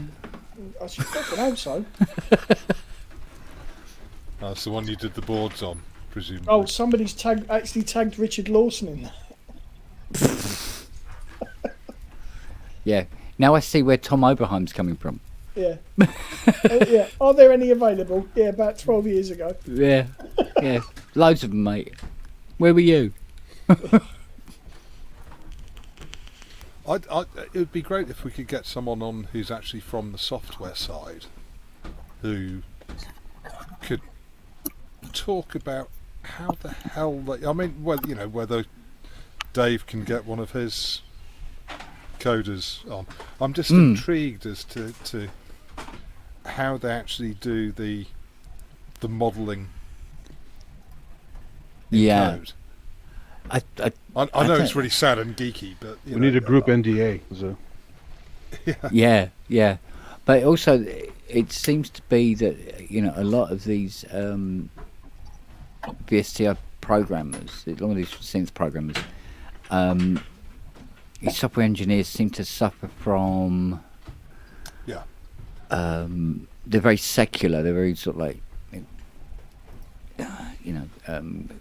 words meaning things like that. Yeah. So going onto a show in front of people, no, not going to happen, mate. Generally speaking. I mean, worked alongside coders for decades, and I've got a reasonable understanding. But Yeah. when it comes to actually modelling a synth, I mean, where do they start? Probably It's just it's sort of beyond my frame of reference. Juice. No, not Juice. They'd start with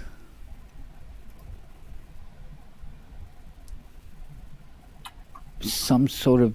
There must be some sort of basic kind of instructions that they start with. Well, GeForce have their own tool chain, don't they? Yeah, they do now. Yeah, I mean, Juice. I understand the basics, because at the end of the day it is just, effectively maths. But that's if you're creating something new.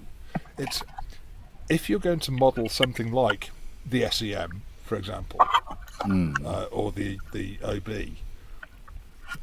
What's the starting point for that? Because you're modelling the physical characteristics and electrical characteristics of a fairly complex beast. Well, the hydrosynth guys used machine learning to do all the filters, like the Threeler and all these weird modular filters that didn't exist in software, and they used machine learning to figure it out. So wow, using it's AI, a different subject altogether, isn't it? Wow, yes, it's a different thing altogether. So where is the Clio? Where is she? Yeah, where's she hanging out, man? Puss. You've gone back to your normal seating position, David. Oh, can you see it?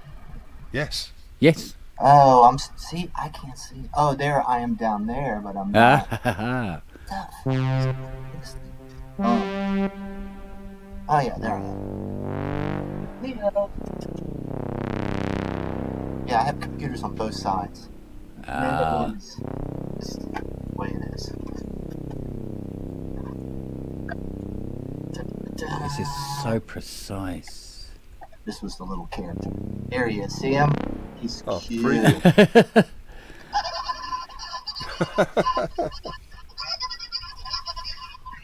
Yeah. Somebody at work scared their little kid. And I was like, well, tough luck for him. I'll take it. Yeah. He's following me around the country.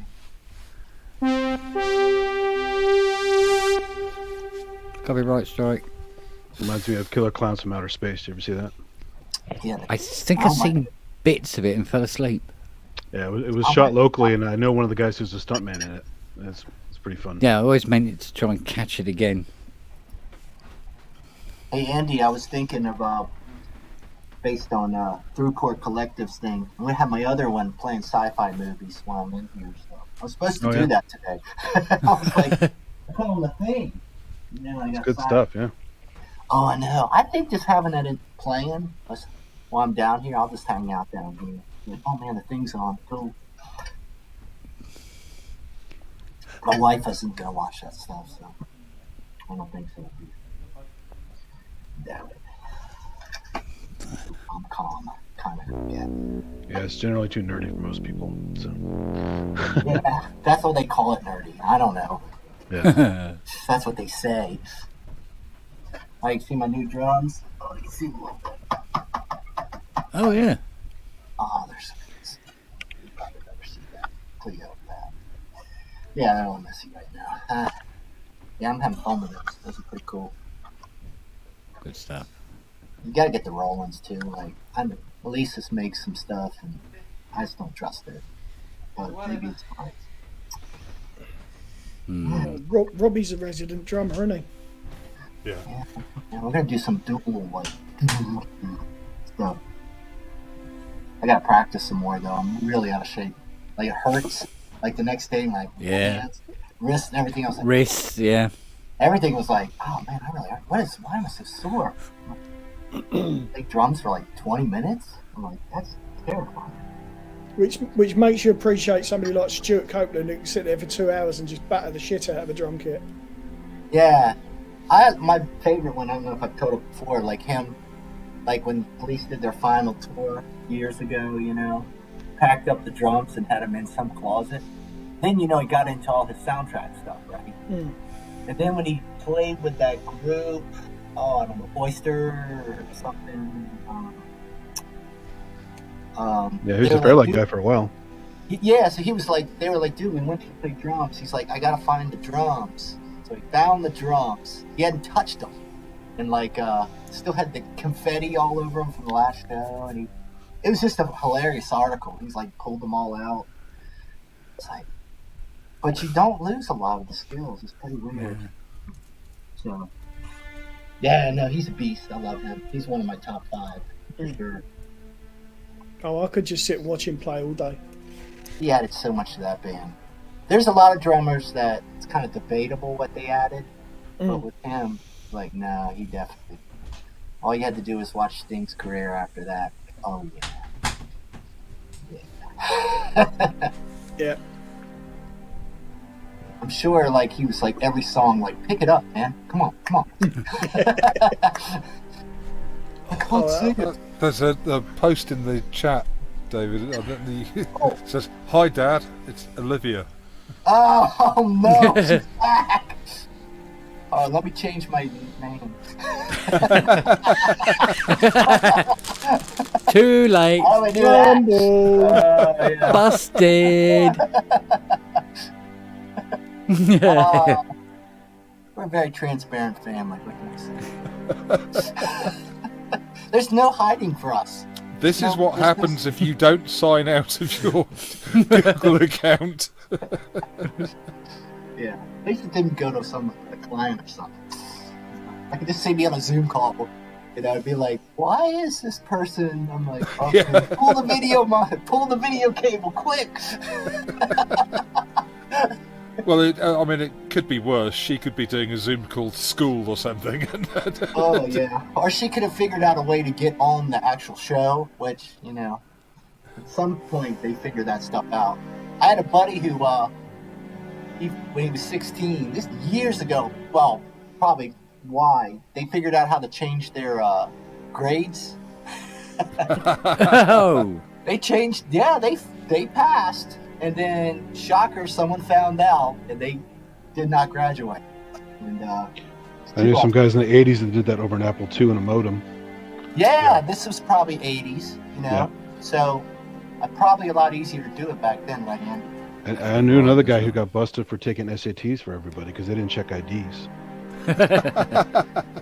That's a bit like driving tests in the UK, then. He's now the guy who works with the Pigtronics guys. He's a really clever guitar electronics guy. Hey. Yeah, you see, I missed out on all that because when I was going through school, nothing was computerized. Everything was just done on paper. It was barely computer when we were in school, at least my peers. That's better. Yeah. I had another buddy that could get onto those phone, like those. That was back when I guess some of the companies had like these phone chat things where they could get everybody on. I forgot what they called them, and he knew how to crack those too. And he'd call us up all over the. Oh, the blue box. Is that a party line? Yeah, like a party line. Thank you. Yeah. And he could, he wasn't paying for it, but he would just. I'd pick up the phone, hello. He's like, hey, and there'd be like 10 people on there all talking and laughing. What's up? What's up? Running up some massive bill for some company. And here we are, just doing the same, but with video. Yeah, all legal. No fun. Yeah. We are nerds, unfortunately. Yeah. Paul's like, Olivia, see that buy it now button. Oh, stop that. Hi, Dad. It's Olivia. I guess I'll say hi, Olivia.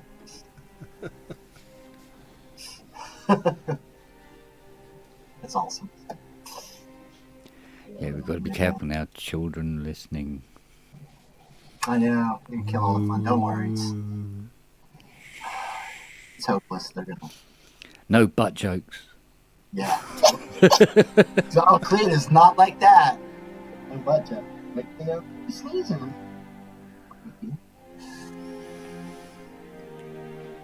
I don't know how. It's if you don't do anything, you just hide in this little basement. I don't know. In fourth grade, I had some pretty filthy friends, so.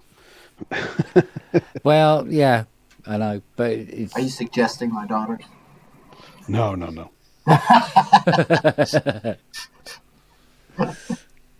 Oh no. Yeah. Okay. She's probably gone. My dad. One of my friends was drawing inappropriate comic strips as well, so. Yeah, that's always the thing I'm worried about. They're going to start sketching stuff at school. They're like, oh, we just got some pictures from your kids. Wanted to talk about them. Yeah, I don't know. I mean, it's so tame by today's standards, but back then it was kind of a big deal. So. Yeah, no, exactly. Yeah.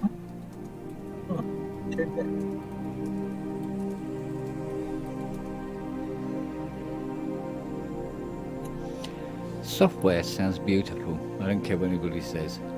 Yeah. Oh, I've given up on this whole analog versus digital thing. It's completely immaterial these days. Yeah, no, it's pretty much just. Well, if it's a movie soundtrack these days, it's mostly software, right? Nobody can tell. Well, yeah, exactly. Well, I mean, you listen to Ty's stuff, you listen to any of those documentary films that he's done, you'd swear blind it was an orchestra. Absolutely swear blind. I mean, a lot of that is because of Ty's actual skills, but... Yeah, because the articulation of the strings is a big difference than just... Yeah, absolutely. I mean, because he knows the ins and outs and bumholes of the whole nature of all those instruments. Yeah. And the ranges you're supposed to play the instruments at and all that stuff. Yeah, he never plays a note of an instrument that he couldn't play and all this sort of thing, and his balance and mixing. But the libraries still have to be there. Yeah. For it to work as well, and it's just like it's just unbelievable how realistic they can sound. I mean, I like my Emacs strings, but they definitely don't sound anything like strings today. So I mean, I would have killed. No, I know. No, agreed. That's why I still like them. I like what they are, but because I still like strings. Shall we say string personas that are actually synth sounds, like that one, like that. There isn't a string in it. It's string-like. It likes it too. Divided by 0, 0. Oh, he's got his micro freak out.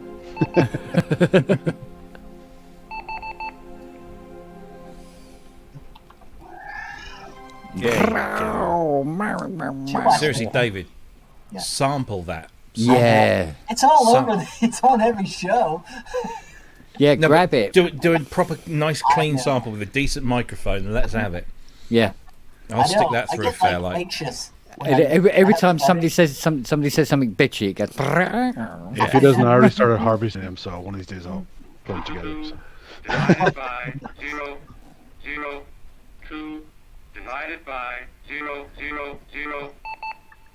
Incoming. I actually sampled that off the calculator that the Pet Shop Boys sampled it from. Wow. Can't find one to buy. I want to buy this. It's a Sharp something or other. Yeah. And Neil Tennant bought it for his dad for his birthday, but before he gave it to him, he sampled the living crap out of it. And then, then we... 2 divided by 0. A little bit better than Speak and Spell, yeah. Yeah.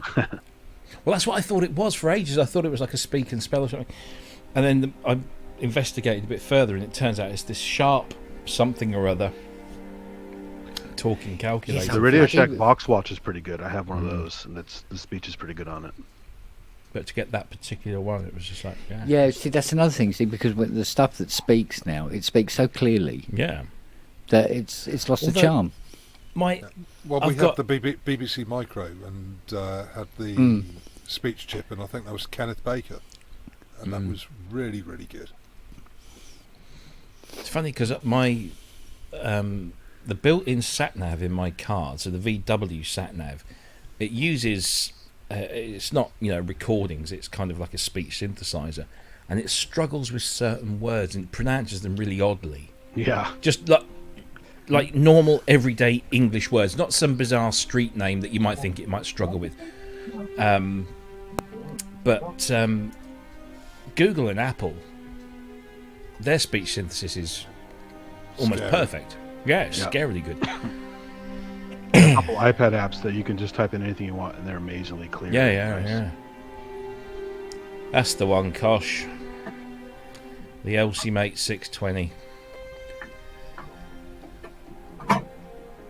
I'm trying to find one of those in working condition in this country, because oh my god, every time I look for something now, I just to save myself a whole bunch of grief, I just filter out anything that's not in the UK. You mean Thank you, Brexit. Japan, where they say, oh, it's $10, and 600 shipping. I know, it's bonkers. Or people just refuse to ship to the UK sometimes because they have to fill out everything in triplicate and send it. It's just. Oh, another chapter in the famous UPS story. I got an email yesterday demanding that I should fill out a form on official company letterhead paper stating this, that, and the other. This is a day after UPS have told me, don't worry, there's nothing to pay. Oh, yeah. And so they're asking for this stuff. So I reply saying, I'm not a fucking company. I'm an individual. I'm mad as hell. I'm not going to take it anymore. I'm not a number. Just send them a picture where it says, paid in full. Yeah. And I did. I've scanned it. I've sent it all. Paint your face blue and put a kilt on. Oh, no. And then, literally 30 seconds after I sent that reply, the person I'd spoken to at UPS the day before emailed their own customer service people and said, stop hassling this man, he's paid the bill, or the bill has been paid. And yet, I think, if I check it on here, it's still showing as outstanding payment. It's bonkers. If I get a bad credit against my name, I will go in ape shit. I spent years trying to build that up. Yeah, it's still saying attention needed. Just sod off, see you in court. Yeah. That's really weird. The thing is, they held on to the item for like 3 weeks, 4 weeks, because I hadn't paid. And then all of a sudden, delivered it. Yeah. So something had to have changed. Wankers. You can't have two of them. Wankers. You come here for a fight. I said I think they're just taking advantage of people who don't know. And they just automatically put because some gimp in UPS in the States put, we've got to put something down for the value. Yeah. Oh, we'll just put $200. Yeah, that might work fine in the States, but not if you're shipping internationally. Yeah, so. Anyway, we shall see. But this isn't the first time I used to send stuff and just say broken electronics. Yeah, that's between you and us and the rest of the world. A lot of the time when we're sending stuff backwards and forwards between me and Peter in Sydney, we actually list it, and it's not actually a lie. It is old electronics sent for repair. Yeah. And I even go to the point now. I take a picture of everything because it looks really old. PCBs like this, and I say, old computer parts, 1985, sent for repair. And he does the same. And yeah, but that's it. You're not lying. No. I recognise that patch. What a beautiful, beautiful machine. What's that? I recognise it. Go on in. No, I know that sound. All right, hang on. I'll give you another one. You'll recognise it. Yes. Oh.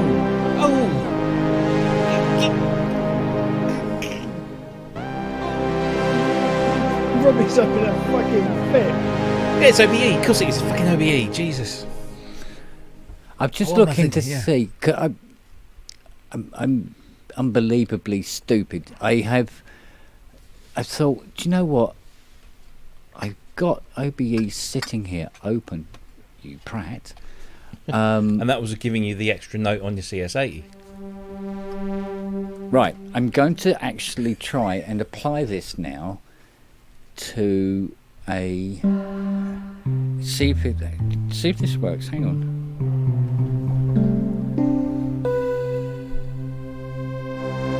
No. Not yet. No, hang on a second. I might have to assign it to any.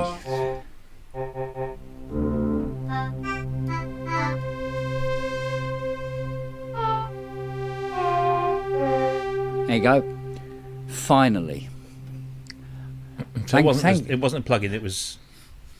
Thank you, Rowley, for pointing that out to me. Right, okay. Right, standard chord on OBE.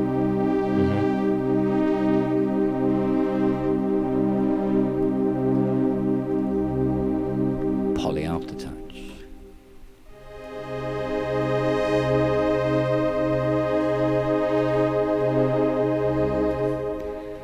You heard it here first, folks. There you go. No, it does. It will poly after touch and properly and beautifully. You little bitch, you do it really well. All we need is fire.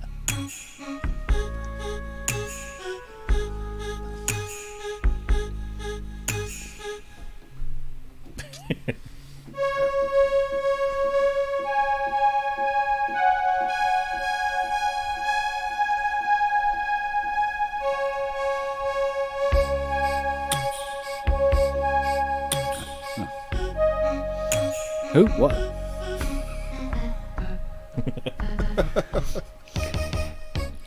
You're a nightmare to follow, you know that. Yeah, but we're all out of sync anyway.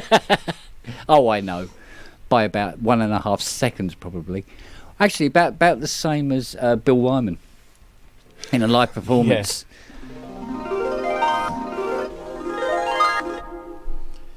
Oh, this is a nice one.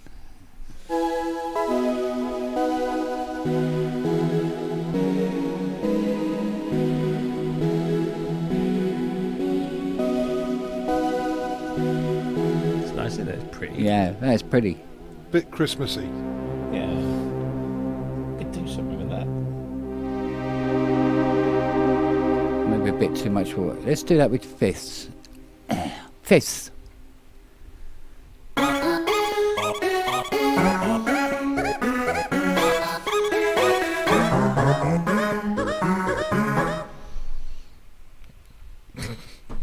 I don't know, I'm just picking random shit.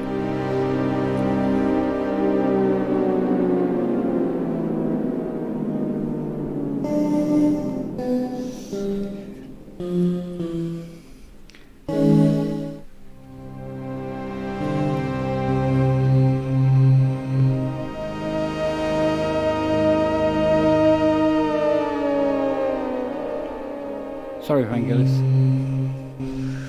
Didn't mean to do that, mate.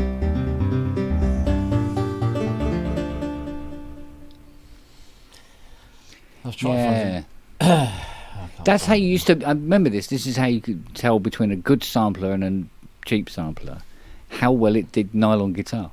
Yeah. Because the cheap ones were like, and the expensive ones were like, ooh. The others, you didn't really have a choice one way or the other. Of course, it always helps if you know how to play the guitar in the first place. Could have, yeah, kind of. Right, gentlemen, I'm going to bid you a good night. Oh, I dear. I will Good seeing you. catch up with you soon and See you later, man. be watching tomorrow night. Yeah. Oh, God, yeah. Yeah, I've got to do a Got show, another one to jeez. do. Yeah. Bloody hell. Fuck's sake. Anybody think we're getting paid? Right, see you all later. See you, mate. Take care, Yeah. Matt. Look after yourself, babe. Cheers. Take care.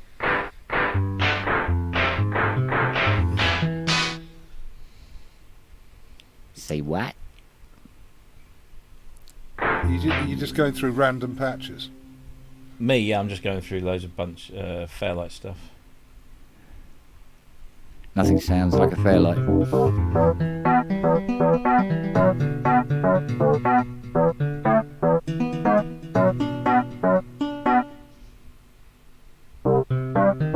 That sounds oddly familiar. I don't know why. Sounded sort of like out. Excuse me. I was trying to find. I don't know if I've got them on here.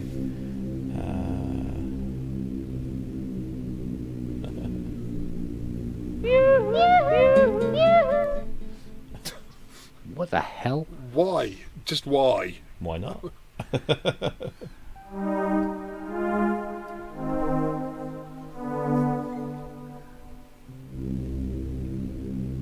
here you go. Nice. I tell you what I need to do. I need to do that. That's an art of noise sound if ever I heard one. You've seen somebody is finally getting the Series 2 software Yeah. running on the MAME emulator. which is this. I think it was originally for doing like video games. I don't know, but they've actually managed to. They're sort of working the way through modelling each of the cards to do the functions. They've got it running. They've got it loading samples. They've got it playing back samples. Wow. They won't get. I don't think they'll achieve modelling the actual voice cards, but it's making sounds, and it's working, and Page R's working, and everything. It looks really, really good. Yeah. It's all open source as well. Nice. Yes. It should save me taking a flipping Fairlight to show people. I could just say, "Here's my laptop. Boom. Yeah. This is what it works."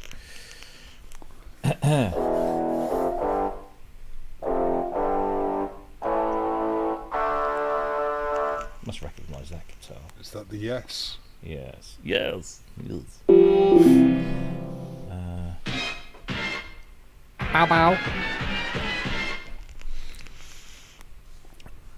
5 points for anyone who can tell me where that sample comes from. Not where it was used, but where it comes from. Where it comes from. Mm-hmm. Can you find the root sample? That's the root. Okay. Is it some sort of James Brown thing, or? You're not a million miles away. Okay. You're in the kind of the right neighbourhood-ish.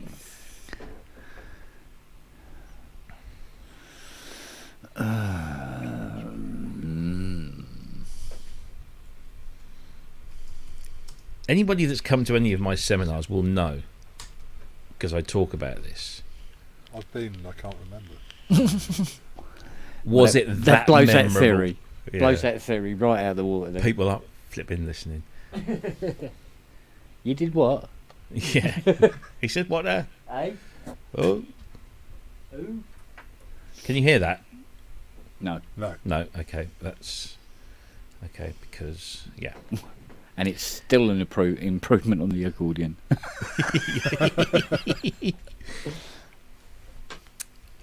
Right. Okay. Poor old accordion. Come on. Let me just.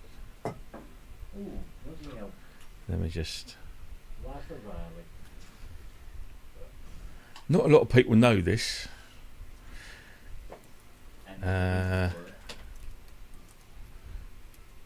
Right, can you hear this?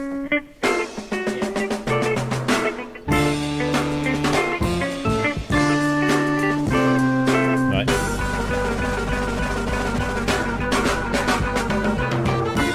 Right, just skip forward a bit. Oh, there it is. Yeah. There it is. But now listen to the drums. Listen to the drums.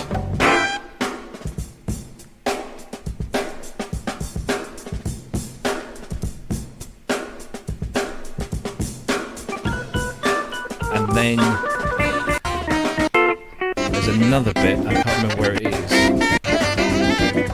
But you know the drum break in Owner of a Lonely Heart? Yeah. A lot of that comes from here as well. The drums are sampled from here. So there you go.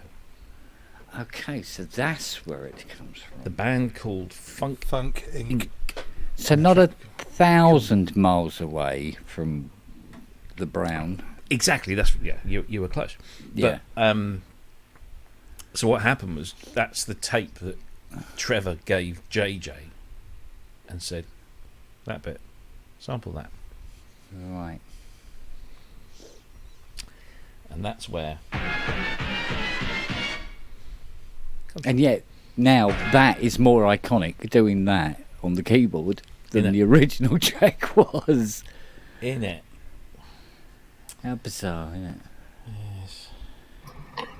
How they had a little bit of a drum breakdown too, just like that sample. Yeah, they almost like that. Oh.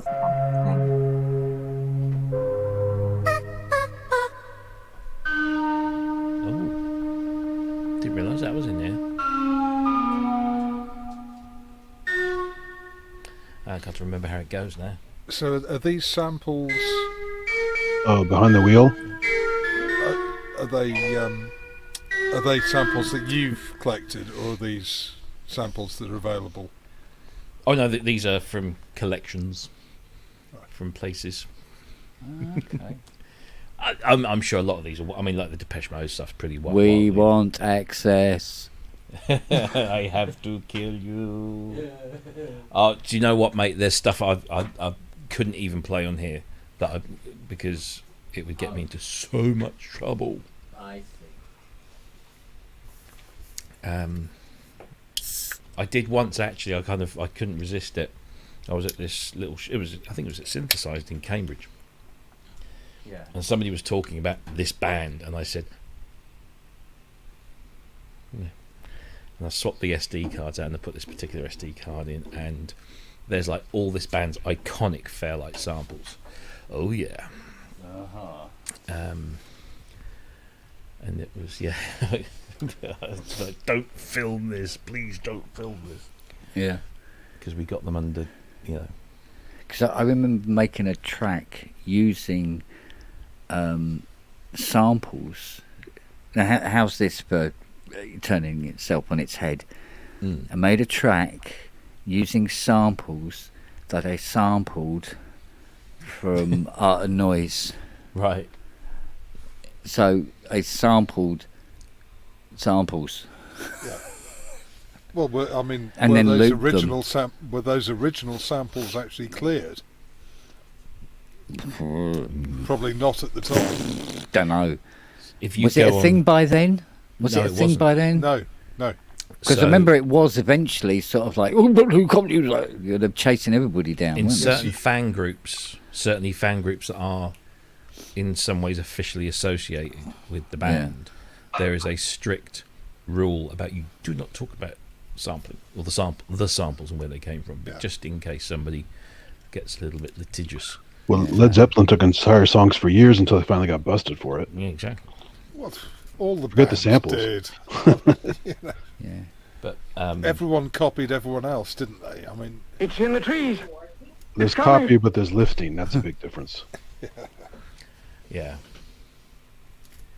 Yeah. At some point, somebody saw the opportunity to make a few quid.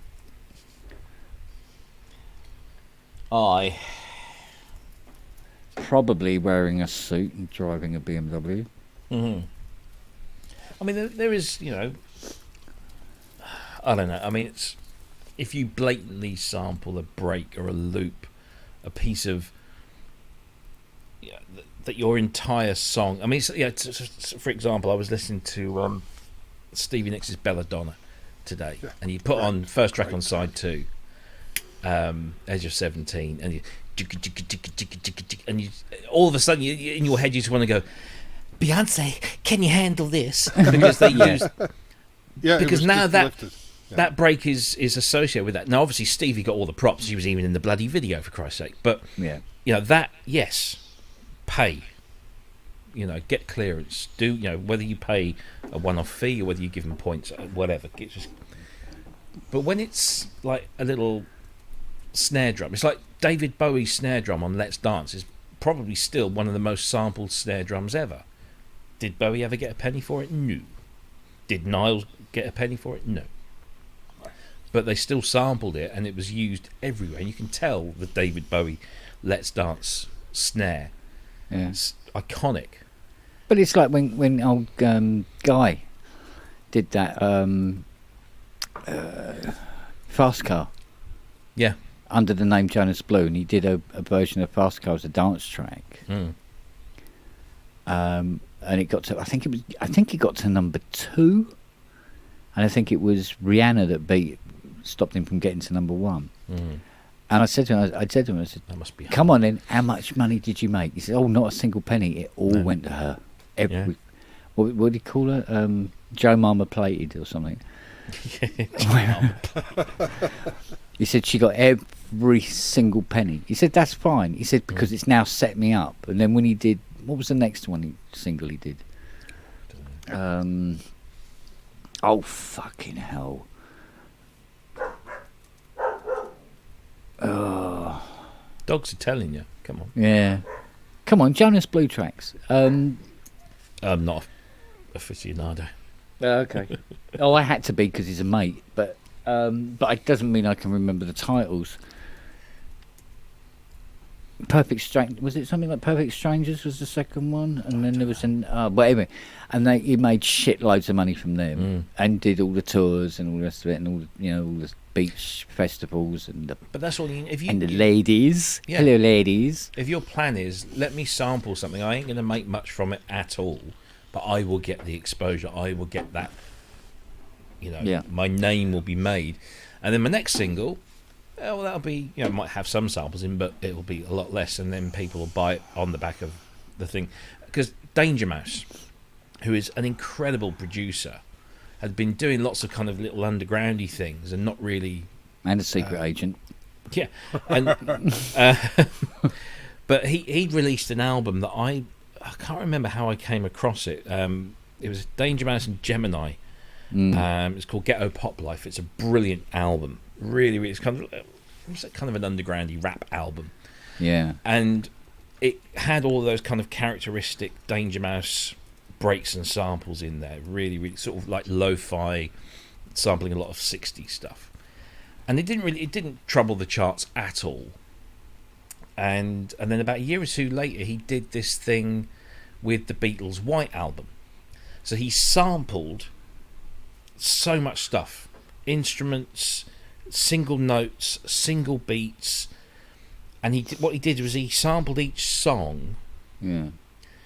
So he sampled, say for example, I don't know, Revolution or While My Guitar Gently Weeps. He would take that song, he would go through and he'd sample the snare drum, he'd sample this, he'd sample the bass note here and a guitar thing there and a piano thing there, and then very cleverly he would build a whole track from those samples, but not played in anywhere near the right order. Yeah. So these songs didn't actually really sound like the tracks on the White Album. Then he got the a cappella from Jay-Z's Black Album. See where I'm going with this? Black Album, White Album. Jay-Z released an a cappella version of his album, the Black Album, which had nothing on it apart from just Jay-Z rapping. And then he overlaid Jay-Z's rap over these breakbeats that he'd made with samples all taken from the White Album, and he called it the Grey Album. Ba-dum-tsh. And it's a work of utter genius, and he didn't release it officially, obviously, because he couldn't get the fucker cleared through EMI. Yeah. So it went. Now this was early 2000s. It did the rounds on all of the peer-to-peer stuff and Soulseek and LimeWare and whatever it was, all those places you could just torrent anything from. Yeah. And that's what made his name. Yeah. And then after that, he just went on to do, and he's now hugely sought after producer, and he's done some amazing stuff. But it was that he obviously didn't make a single penny off of the Grey Album. Yeah. But it put his name, Danger Mouse, who is this guy who's dared to sample one of the greatest albums of all time, let alone the Beatles album, and made these great breaks, and then he's just put... Jay-Z didn't even touch him for it, but EMI apparently did issue a cease and desist, but it was too late, it was just out there, there's nothing you could do about it, it was just being shared. So there were sites, I think you could still get it somewhere. If you've never heard the Grey Album by Danger Mouse, get it, it's amazing, because... especially if you're a Beatles fan, because you'll sit there and you'll listen, and it's just amazing what he's done with it. Yeah. He's built whole new breaks and beats and tracks just from just tiny little samples, or a little bit here, a little bit there. Oh, amazing. Well, I mean, it is one thing, like on the Fairlight samples, if you've just taken a second of something and then used it in a completely different way than the original writers intended. But when you've got someone like Norman Cook, who I think was it Rockefeller Skank, he had to hand over basically all the royalties. Yeah. And you think, how much effort he put into creating something. Yeah. There are some people that get it. Some artists absolutely get it and say, fine, just give me a writing credit. Yeah. And then they'll get some percentage points. And they'll earn a pretty penny off of it, especially if it's a big hit. Yeah. And other people just say, they're just arseholes. Wagyu just said, because the other thing that happened after the Grey Album was that a whole bunch of other people said, hey, that's a good idea. So there was a thing called Beatallica, which was Jay-Z over Metallica's Black Album that had just been chopped up into tiny little pieces and rearranged in samples. And yeah, and as you had said, Soulwax, Too Many DJs, Kings of the Mashup, which is slightly different. It's like it's like Richard, what Richard X did with Freak Like Me and our friends Electric. Yeah.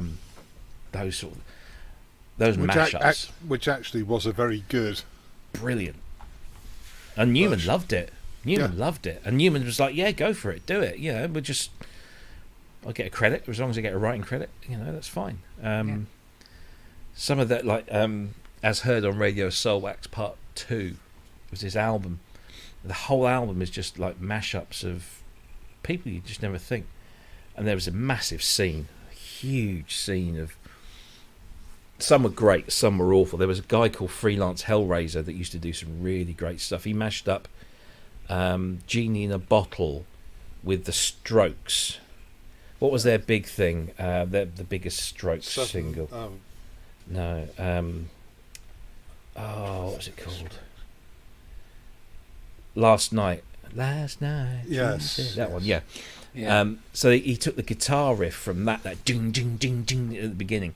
And then he mashed that up with Genie in a Bottle by Christina Aguilera. Hello, peoples. Good evening, Andy. Kylie Minogue and New Order. Kylie Minogue and Caius. Kylie Minogue and lots of things, actually, they did. One of the greatest ones I heard was Lady Gaga and Level 42. Which should not work. It shouldn't work together. It really does. Yeah. Wow. It really does.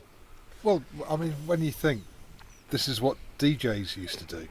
Well, yeah. On vinyl, Well, yeah. It's probably where the art really took off anyway. I've only ever seen or gone to see a DJ act once, and that was Soulwax, or Too Many DJs. It's their name under they do, and it's mind blowing the way these two guys mix up records. Yeah. And it's not just what you're hearing; it's also what you're seeing, because they're sort of like they sort of lean over each other and do all this weird shit. But they're absolutely brilliant to watch as a DJ set, and they're also an absolutely brilliant band when they get the band together. They're just awesome. Love Soulwax. But I do find it perverse that you can do that under a PRS license to the whole of Glastonbury or whatever, and get away with it. And yet, if you sample something, you're suddenly an evil bastard. Yeah. Anyway, how was Derby, Andy? How's your mom? Your e-mom? Oh, how was me e-mom? Yeah, mom. Yeah. It was actually really lovely. I'll tell you that the venue is everything that Jim described. It's fabulous.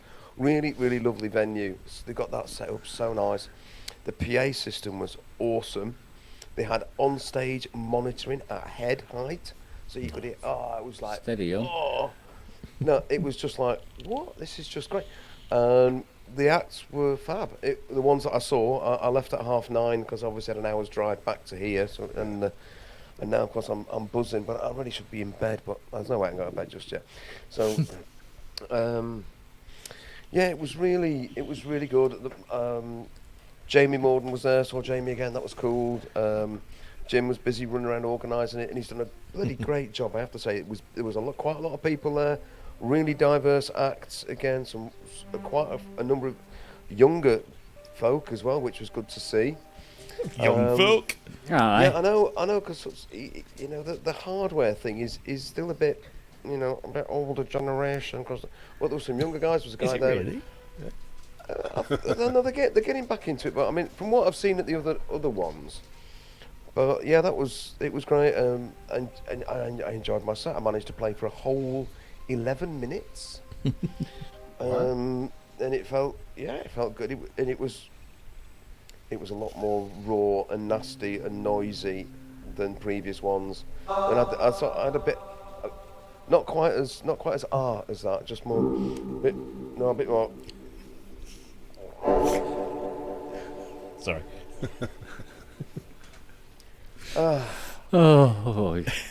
Anyway, yeah, it was a really good night. I enjoyed it a lot.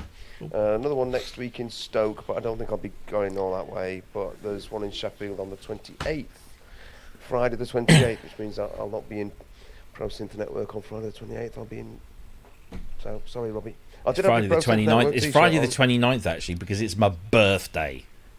Happy birthday. Bugger, is it Thursday the 28th? Oh, no, actually, it is. No, you're right. It's Thursday. It's Thursday the 28th, but I'm on holiday, so it's fine. That's there you go. Take it back. Because we've got Dina coming on for my birthday. Yeah, it's my birthday. Let's have a Pullman. It's the birthday. Speaking of birthdays, I won't be around at Pro Synth Network tomorrow because I am driving down to Harpenden for your family thing. For my brother's 50th. Brother's 50th. Yeah, brother's 50th. So that's all. God, I'm spending my entire life in the car right now, but there we are. I'll be driving up to Doncaster on Saturday, so. Oh yes, of course, yeah, because you're going to see Mr. Hilton. I am, yes. Yeah. Indeed. The young. Really looking forward to it. I'm going to be horribly drunk on Saturday. Hello, Andy. I've got a question for you, with regards to your. Me or Synth? Oh, sorry. Yes. Oh, I forgot. I always forget. Yeah, Mr. Brooks. Right. I have a question for you. Hello. So these live things you do, you sort of like. I saw Jim was like allotting like 15-minute slots and something like that. Do you get frustrated that you are restricted to a time slot, like 10 or 15 minutes? Relieved, I think. Relieved. Really? Actually, knowing that it is 50 minutes. I mean, I'm automatically going to play within that. Because I haven't yet fully figured out how to make an hour-long set on something like that, and I mean, unless you really do it where you're quite happy for it to be repeating, I get bored, so I have to mess about. Okay. So, if you're like one of these blokes that's got 300 songs all ready to go in your MPC or your Electron gear. Then I suppose, but I've got another track I want to play. Hang on a minute, there's 12 other people waiting here. Well, you get your slot, and people try to stick to it. There's always somebody setting up while you're playing. Yeah. And you just got. I mean, to me, there was the guy came after me. It was awesome. He was just using a laptop and a controller and a guitar, and it was like full on like Rage Against the Machine. Oh wow! But with loads of electronics in it, so not like I suppose they call it industrial these days. But really, really good. He had loads of it. He was jumping about the stage like a madman, and it was great. It was really brilliant, and he was, he only looked about 12, but he was enjoying himself immensely, and so did we. But you've always got somebody doing that, getting ready a little to the side. So that when you're finished, there's a fairly quick changeover. But it works. It works, and everyone's just there. Yeah, all right, it's no problem, mate. It's absolutely fine. They're really enjoyable nights. So I mean, if there must be one down not far from where you are. I thought there'd be one in perhaps Ipswich. There's certainly other in Norwich. Norwich. Yeah. The Gringo's Tapas. Is it Gringo's? Yeah, the tapas place. Yeah, because that guy was on Dom Show, wasn't he? Yeah, and Robin Vincent plays them as well. Oh yeah, Robin. Yeah. So they're definitely. Yeah, but see, I'm not into modular or anything like that. No, it doesn't matter. They're not modular meets. I spoke to. I mean, there's a guy who's playing later on, so I didn't get to see him play. It's electronic music. Most people are down there with a laptop, a controller, an MPC. There were a couple of MPCs down there tonight. Electron gear. There was the people who were playing as our left. The guy got a Matrix Brute and an MPC X. This is massive, actually. Yeah, like yours, Ken. Yeah. Jeez. And so, but there's just on matter. More often. I've seen, guys and girls just turning up with a little bit and doing their thing. So it really isn't. It's not a modular meet. It's anything. Whatever. Like you'll have heard of Jim talking about the guy who was there with all his circuit bent toys and just making a cacophonous racket with these things, which was hilarious. It was brilliant. It was just so entertaining, and it was just there was nothing as outlandish as that at Derby tonight. I think you've got to go to weird places like Holmfirth for that sort of thing, you know. Or Hebden Bridge. Hebden Bridge. Well, yeah. So no, the reason I ask is that I used to do the similar sort of thing, but as DJing, and we used to have these nights where we would be given a theme, and then our names would be put into a hat, and we would have to come up with a bunch of records that conform with that theme, and then we'd arrive at the venue, and we'd all take our names out of the hat, and that gave us our position, our time slot, and we had 20 minutes. So we have, these records, and the problem was that you picked your records, but somebody else might have picked. So as if you're later on in the night, you think, oh shit, I can't play that. That's already been played. But I always found this kind of frustration. Well, I guess it's just the show off in me that I wanted longer. I wanted to be on longer. I wanted the limelight. So I leave them wanting more, Robbie. Leave them wanting more. I would just be frustrated. I mean, I suppose when you're doing a track you've written, you've kind of got a start and an end point, as long as it's within that thing. But I think it boils down to a number of things. It's you have to have the confidence in your ability. Evening, Ian. I think so, but I think also you've got to be happy that you're just getting up there and you're doing your bit and you're entertaining. But people are not really that judgmental. I mean, if somebody doesn't like it, they can go and have a fag outside, or go to the loo, or go and get a pint. It doesn't matter. For our American friends, that doesn't mean what you think it means. Yeah. Unless you want it to mean. Go for a smoke. We know. They know. Oh, they know that one. They know that one now. Oh, let me have a joke. Now we've got to ask Ian how his night went. How did your improv set go? They also know our office is the better and the original. My improv, once I got over the technical issues at the beginning, like everything was in mono and the instrument wasn't working, and I forgot to put the GoPro on. So it was great. like was Robbie joining this engineering? Show then? Yeah. Was Robbie engineering it then? Was he? Oh, blimey. But no, it was good actually. It was really good. I really enjoyed it. It was good. And in fact, what was your crowd like? On there's about 30 of us, I think.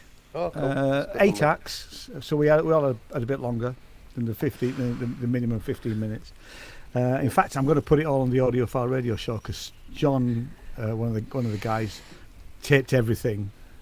So I'm going to put sections of it on. He taped it. Yeah, well, you know what I mean. Recorded it. He digitally recorded it. Oh, I see. Right. He manuscripted That's a it. shame. That was quite. Dictaphone. He transcribed everybody. Do you use a dictaphone? He didn't video it though.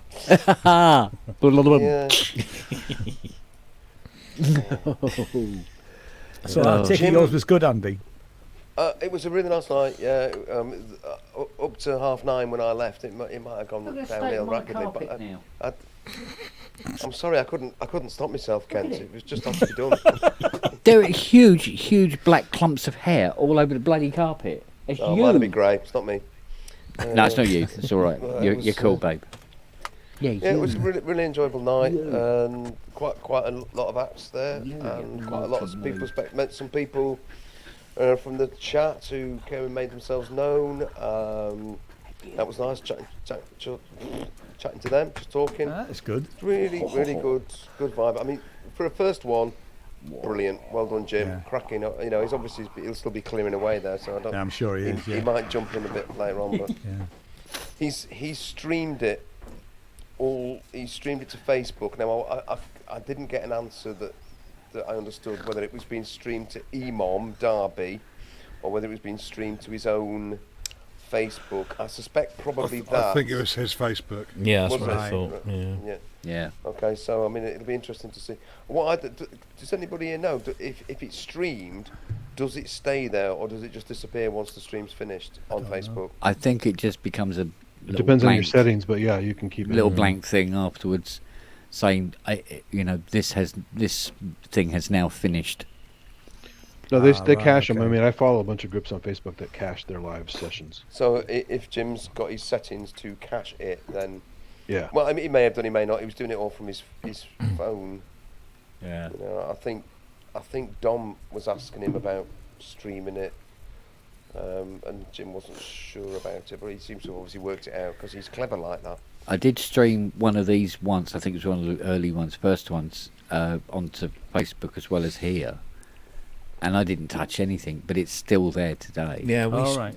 I'm pretty sure all of our stuff we stream to Facebook and Twitter, and it all stays there. So yeah, I think it goes. It does that. You know, this is now finished and stays blank. But I think it eventually comes around. It takes a little while for it to process it all up. So, something like that. You know, work out all the copyright strikes and all that sort of stuff.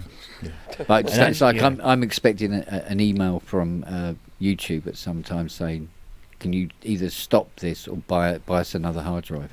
Nah, they're not going to do that. You won't get that. Yeah. Andy, if there's any recordings, I'll send a message to Jim actually. But if there's any recordings, I'm happy to put them on the radio show. I don't know what's happened in terms of that. I mean, Jim had his there, but he'd have wanted to just. I didn't. But Jim was far too busy for me to say. Yeah, of course. Oh, Jim, could he possibly record me? What I'm going to have to do is I'm going to have to get my own little thing and recorder and work out how to plumb it in so that it will actually. Well, luckily, I bought myself a second hand. It's part of crap, really, but a Zoom R16, and I used that. So part of it was running some samples, but I actually recorded. Luckily, although the output from it was in mono, I was able to do a stereo recording, and that's what I put up today. You see, so you're always better if you can do your own recording by some way. Get yourself one of these. Oh, it's that blanket behind you, Ian. Well, that's the sort of thing. That's it. Then it make it look like he holds his head in a certain position. It makes it look like he's got like coloured bunches on his head. Get one of those, Andy. The reason for the blankets is I dusted everything. Is that a Tascam? Oh, right. That's Tascam. I'm not planning to use it until the end of August because I'm doing stuff with the circuit and the instrument and that. I'm not planning to do any of this. So I thought I'm going to cover it up so it doesn't get even more dusty. Yeah. That was all it was, really. You know. Yeah, the last time I was dusting in here, I was saying I should actually sell some of this stuff. It would be easier than trying to dust it all. Yeah, well, I tell you, it's amazing. You know, just the amount of dust that just turns up out of nowhere. And I'm the only person that comes in here. You know. I'm amazed. And I don't have pets, so... never mind the pets. I couldn't believe how much dust we're getting in here from the building site out the back. Yes. Yeah. You know, I'm like when I dust the monitors and I'm going, hang on a minute, it's a little bit more scratchy than it normally should be. And you feel it's like little bits of, sand. Well, you see it on the car as well. Yeah. I should really wash the Mustang every day. But you need a dust cover for it. I tell you, out here, pollen and anything, especially when they're cutting the fields. The car just turns yellow. I can imagine. Yeah. I've just posted a link that Paul Artola sent me to a group jam that they did. He's not actually in the videos because he was filming it. But if anyone wants to watch that, okay, cool. Right. Yeah, I've opened that. I'll watch that. Yeah. I'm opening it now as we speak. Okay, cool. I was just going to say, Andy, that Tascam is also a USB audio interface as well. Okay, cool. Yes, it's really fucking good. It cost me about £70. The DR05. Yeah, I got mine for £49. Ooh, the competition is on. What's the input? Is it just like a little mini jack stereo input? It's 3.5mm, and then you've got so let me just show you. Dual mics on top. Yeah. So on the front you've got the dual mics, then you've got a 3.5mm line in or mic in. In the middle, right? Okay. That's in the middle there, and then nice stereo. Yep, and then you've got a line out, 3.5mm line out on that side, cool. And then on the other side you have USB and SD. How sensitive is the line input? Because I know that we had trouble taking a line out of a mixer and putting it into a Zoom one. It just you can adjust the gain. Yeah, you got gain. Yeah, you got gain adjustments in there. We didn't have time to go fuffing about that, so we just assumed it was going to work on it because it was. It's a really simple menu system. Yeah, backlit display. Yeah. It's just brilliant. That comes, something like that. I'll have a look for one of those because I could. Yeah, get the Zoom H8. It's too elaborate for that. Yeah, well, actually, I've got one of the old Zoom tripod slots H2s. Well. Oh yeah. Okay. Which you can't adjust the input volume on it at all, which is a bit of a pain in the neck, really. So it's just got 3 settings: low, high, low, medium, and high. You want something that's much more variable like that. Yeah. But they are cheap. They're great. They work. And it goes up to 24-bit 96K as well. That's high, isn't it? That's good. Andy, do you know if there are any? See, this is something I go. Why can't I just put a module in my rack and I can just record it straight to an SD card or something in my rack? Are there any modules that that do something like that that are basically stereo recorders? There must be. I mean, this thing must be able to do it, right? Oh, this thing will do the washing up if you ask it. You get a Bitbox Micro. Not only is it a good sampler, but also records. Yeah, but how long for? Or does it as long as your card is? Yeah, as long as your card is. You see, I'm looking at getting one of those anyway for sample playback within the Euro rack. So, can you do sample playback and record on it at the same time? I believe so, because it's meant to be multitasking. Because you can use it as a drum machine and all kinds of stuff. There's the 4 MS wave recorder Euro rack module for 230. It's also good. You can record CV to it as well. So if you want to have CV stuff automated, it's really nice. That's an interesting idea. Sounds ideal. Yeah, accepts modular signal level or line level. Takes up to 128 gig. So you can record continuously for 2 weeks without stopping. Years. 2 weeks. 20 years. God, I don't think I've written that much. Yeah, interesting because I'm very tempted. The Bitbox Micro, the smaller one. Yeah, definitely. Yeah, it's cheaper and it has just enough pads. The regular one is pretty big. Yeah. And it has an on-screen keyboard if you want to play the screen, and it has lots of other cool stuff on it. So have you got one of those then, Andy? The Micro, yeah. I didn't have room for the full-size one. Yeah, so. I'm not. That just looks too big and got too many buttons and too many jack sockets. Yeah. It looks confusing. It's the excellent. small one looks right. And just like the other recording one that's in the case. What the hell is that called? The black box, which is really good. Yeah. And I did confirm with the guy at NAMM, you can load Doom on it and play it. Yeah. Brilliant. I thought it was an April Fool's joke, but it was actually real. Wow. I love Doom. Doom's a great game. Have you seen somebody's done a hack of Doom where you can play Doom within Doom? No. Yeah. Why would you? You want just to? disappear Recursive down some Doom, kind yeah. of cyber vortex if you do something like that, and never to be seen again. Yeah. Except in pixels. Reality collapses in on itself.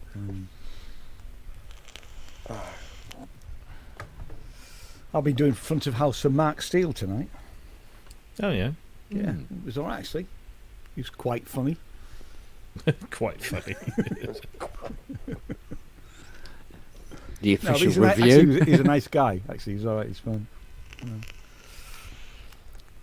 where was that? That's at our local arts centre, Pocklington Arts Centre.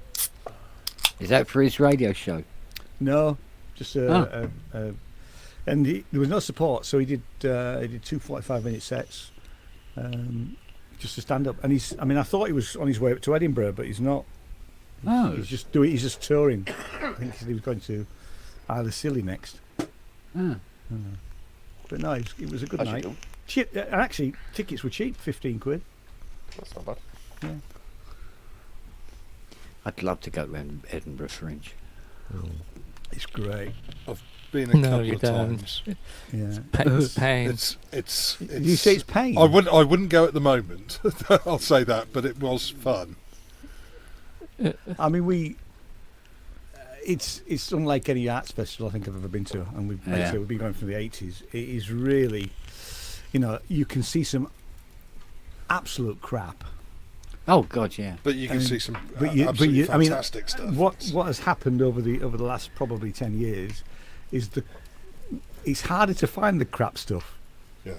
It's become more commercial. It has become more commercial since when we first went, but there's always at least one walkout, to be fair, and it's not necessarily that these days. It's not that it's necessarily the thing's crap. It's just that it's not to my taste or our taste. Yeah. But it's just. Oh, you're amazing. getting old, Ian. You see, that's what it is. Well, I don't know, because some of that art dancing stuff, and it's sort of like, There's a one-woman show with a woman that's completely naked and she's covered in sort of muck and stuff, and Jane won't go. Well, no, I can see that.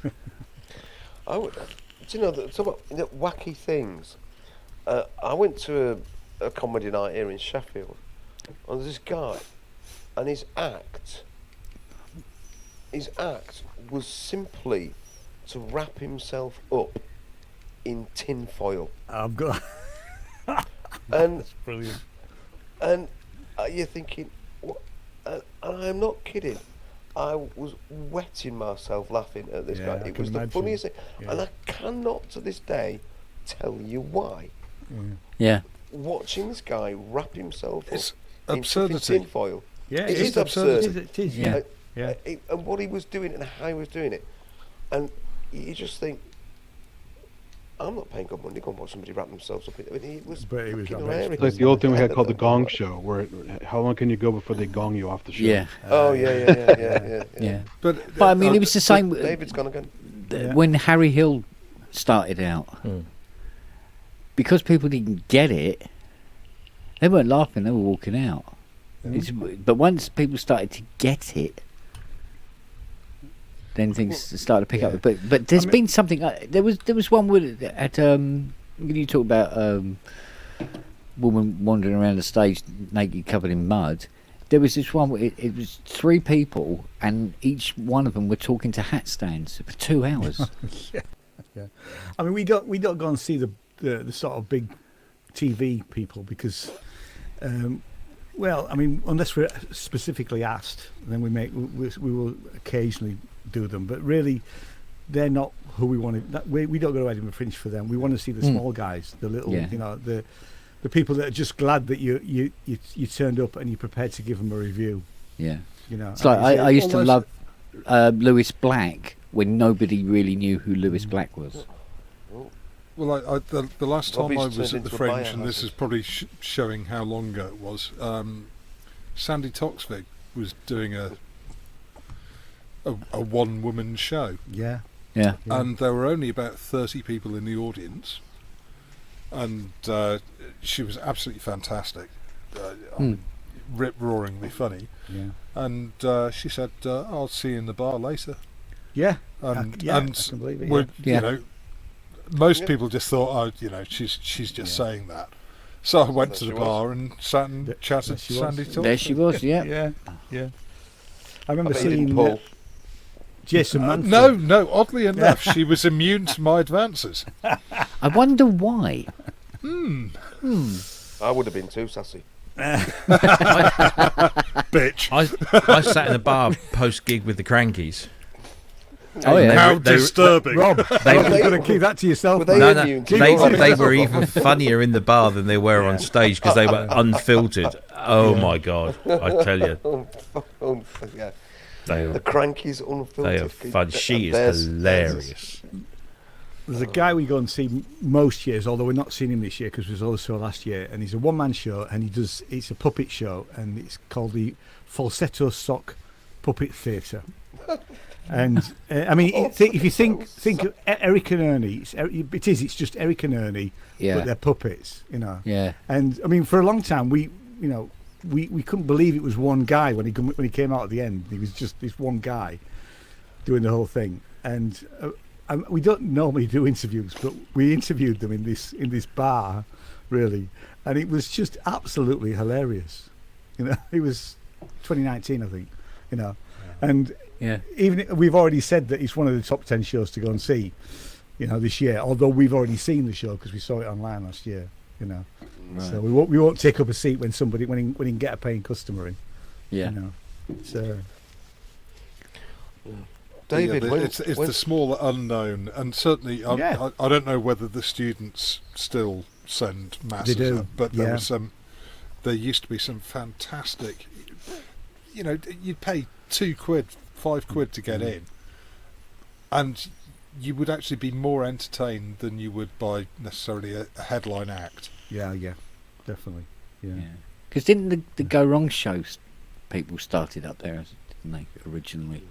I don't know about that. I think that's where they started out, after Edinburgh. But it's definitely, I mean, it's ridiculously expensive to go. Even if you try and find cheap accommodation, there's no such thing for the whole month of August. Yeah, Airbnb prices go through. Yeah, it's got very big now, hasn't it? That's the thing.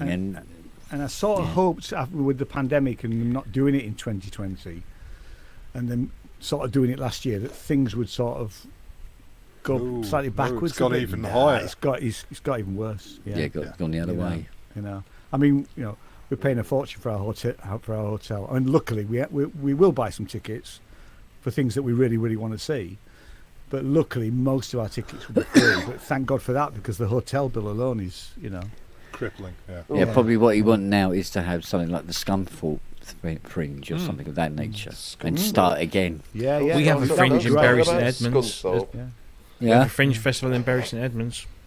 Well, actually, York had one 2018, and it was sort of based on the Edinburgh Fringe idea. It was nowhere near as obviously big, but it was actually quite well attended. I went to sort of 2 or 3 shows, and they didn't do it over the whole month though. They only did it over 2 weekends. Yeah. But it was. Hopefully they'll bring that back at some point. But the problem is the Fringe literally takes over Edinburgh.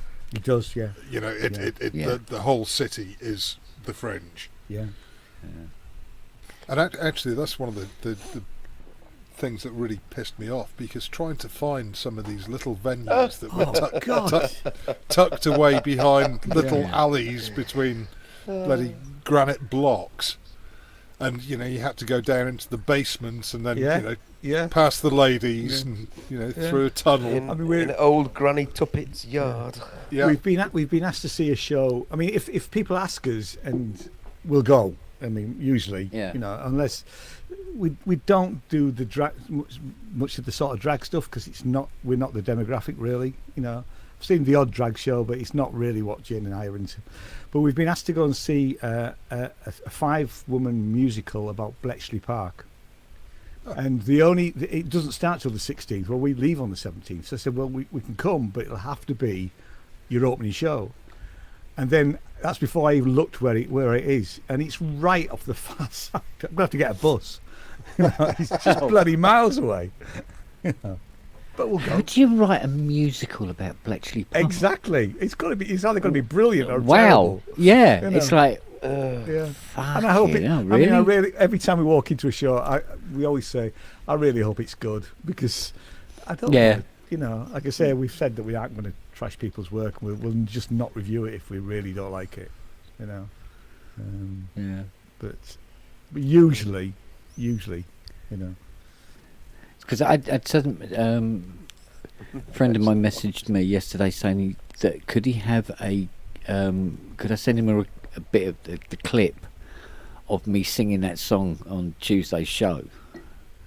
I sang a little song that I'd made up on the spot, yeah. And I said, yeah. Well, I said I'll dig it out and I'll see if I can separate it out for you. And can I find it? I don't know where it is. And that's the problem with these shows. When they're about 5-6 bloody hours long, I go, no, it's not there. No, it's not there. Right, scroll a bit more. No, it's not there. It's like, just stick it on in the background. Yeah. Put it on double speed. You have to pay an assistant to index them for you. Yeah, somebody keep time stamping them. Oh dear. Mind you, it made Richard laugh anyway, so that was good. I'd like to ask David if he's all right. He looks distracted and. Yeah, Cleo's trying to get up on the lap. Oh. Come on. Yeah, it's very slow. Just drop. Well, we're waiting with Cleo's bated turned breath. into a little baby, a little band. We're waiting with band down behind your drum kit. Well, we're waiting with bated breath for a sample. We're waiting for that sample, mate. Of that. Yeah. Hey, there she is. We got to get that sample, man. Yeah. I wish the kids could just do it. Dan sample Cleo. Perform, monkey, perform. Yes. Has your Colossus arrived yet, Dave? Just wondering. Yeah, you can never get animals to perform on key. I had to stare at the zoo. You've ordered that Pittsburgh case, haven't you? I got it right here. Hold on, Cleo. I'm so sorry, sweetheart. Don't you upset Cleo? Jeez. Because I just got up there. Good guy. Yeah, cruelty to animals. Just got up there. God, Cleo, come here. I'll See, love you. just look. This is going to be lovely. Look at this. It's a box. They are so nice. It's got a whole lid too. Yeah. It's got a whole lid. Poor sucker cost him like $100 to ship it. I know, it's just like... Oh, it's all right, Robbie. I'll go downstairs again and show the GS one. Get the GS1. Modules, give Banjo a love. Ooh, we're getting all sort of RP. I like those modules. Yeah. That was a genuine yawn, that one. That was genuine, yeah. I'm also getting into this weird thing where things have to be uniform or something. Like I'm getting some serious OCD in these cases. It's actually starting to drive me a little insane. I keep rearranging things. I go, no, I don't like that. And then I rearrange them again. Okay, I think I like that. And then it's like, no, I don't. Oh, my patch cable isn't long enough. How many permutations you think I could get over here? How many different permutations of 2 Go cases do you think there could be? With other things? It took me ages of moving things around and positioning them to get to a point where it for me worked ergonomically. And I still get comments from people going, why have you got your Euro rack set up like that? That's not a good way to do it. It's just wrong. You need one in front of you need this and that. And I'm going, hang on a minute. Do you think I haven't tried this with putting them on books and stuff? So I get up early, so you keep moving stuff around. No, I don't mean the modules. I mean where they go. And actually, this is how it works for me. But it took a. Sorry, go on, carry on, David. No, I was gonna say, but I get also weirded out if the aluminum panels at 2 different manufacturers are slightly different colors, and then I put them next to each other. I'm like, oh, that doesn't look good. And I just, and then I'm like, well, maybe if I blend this one in. And then I'm like, oh my God, I've got to stop this. And then I'm like, but I can't. See, I buy keyboards. I've had somebody else sort it all out for me. Exactly. It's all the same colour. It's all in the right place. You don't have to move it. And it comes with a keyboard. When I come up for Synthfest, Andy, I'll lend you the Eurorack case that I bought from Mac. Thank you. It's just taking up space. So. Right, you bought it. If you say lend, I will gratefully receive because I'm definitely. Isn't there a piece? I'm going to need. And you can screw a handle onto the top of it, so you can take it places. Be gratefully received. Isn't there a this website is only ever going to grow. You can configure? Yeah. Modular grid. That's it. But it also leads you to buying more crap too. It's not about where things are in the racks. It's where I simply put the bloody things in relation to each other and the other bits and bobs. Yeah, it'll be much easier with the 12U rack. Yeah. What? Really? 12U 104. Oh, we can move into that. I wish we could fast Has it got ensuite? Power supply and 2 distribution boards, I think. I've just got everything. Mac knew what he was doing with that stuff. He really did. I mean, he gave me. You have to get a hand loads for that one. He gave me loads of good advice. Oh my God, Ben Simpson, get in the fucking room now, you arsehole. You should call in Ben. Evening, Ben. Is he sobered up now? Probably not. Sobered up? Has he dyed that white bit in the middle of his beard? I really want him to. I want him to dye it pink. I want him to get a little red hat. Sorry, Christmas. Ben. Oh, he does. He has one, doesn't he? Oh, I hope so. Or he's got a bar humbug one like me. And he can distribute presents to all us children. Wagyu's showing off. He's got 19-inch rack compatible Euro rack cases. Just stack them up.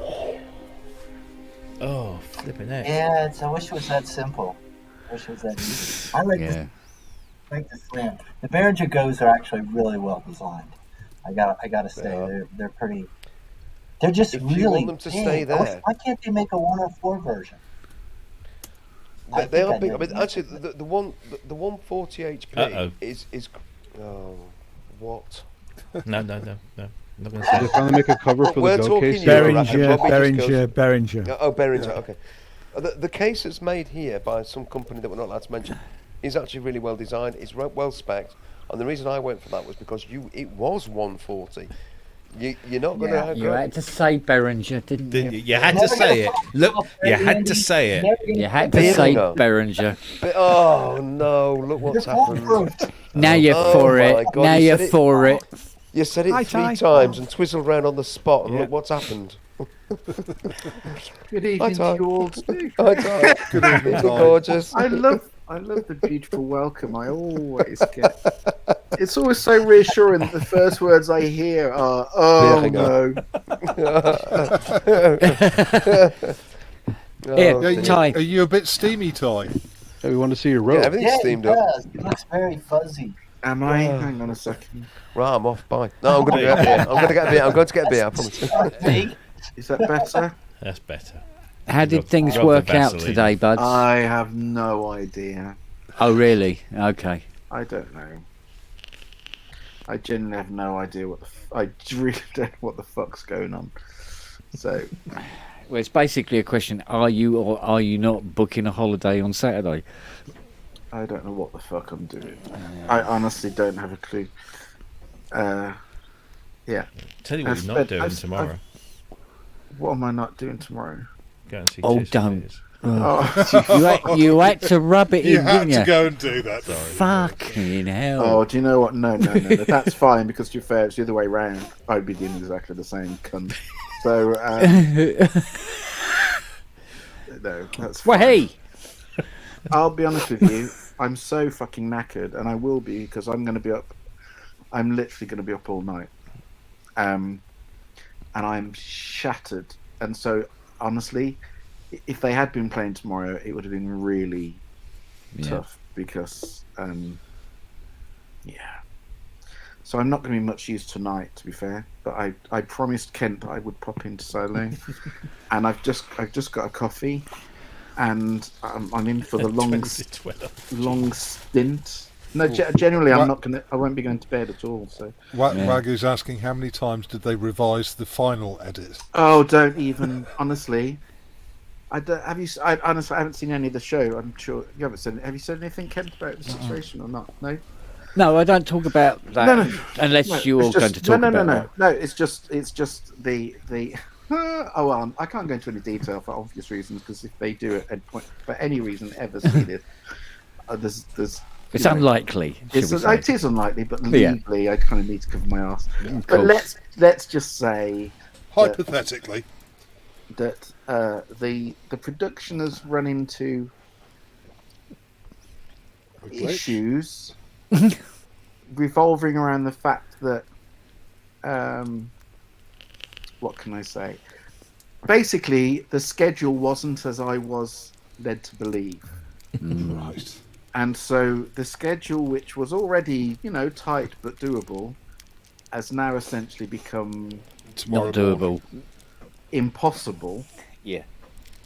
And it's how I deal with it. And if this was 20 years ago, I would bend over, take it up the arse, and do everything required. But it is not 20 years ago. And you're less inclined. And I'm very less inclined. And so who knows what's going to happen? But as Kent kind of implied, I may be talking to you tomorrow or Monday, having no work on, because I may just kind of essentially go. And there's unreasonable, and then there's. Well, it's not that. I've never done it. I've never walked from a job. It's not in my nature. I think it's incredibly unprofessional, and it's whatever. But they've got to be reasonable with you at some point. No, you get put in positions where, to cut a very long story short, because I can't really go into detail. But all I'll say is, I lost this project, my mind. this project is being delivered in October. Okay, and it's meant to be being broadcast in January, although it is now looks like it's not going to be broadcast in January. It's going to be broadcast next August. Okay, but it's been delivered this October, and that's kind of fine, except this is the bit. Except but they want it now. No. Oh. The music they want by the beginning of August for it to then sit on a shelf for 6 weeks, because all of the post is in September. At the end of September is where all the posts happening, all the mixing, the dubbing, the dub, but they want the music by the beginning of August for it to sit there and do nothing.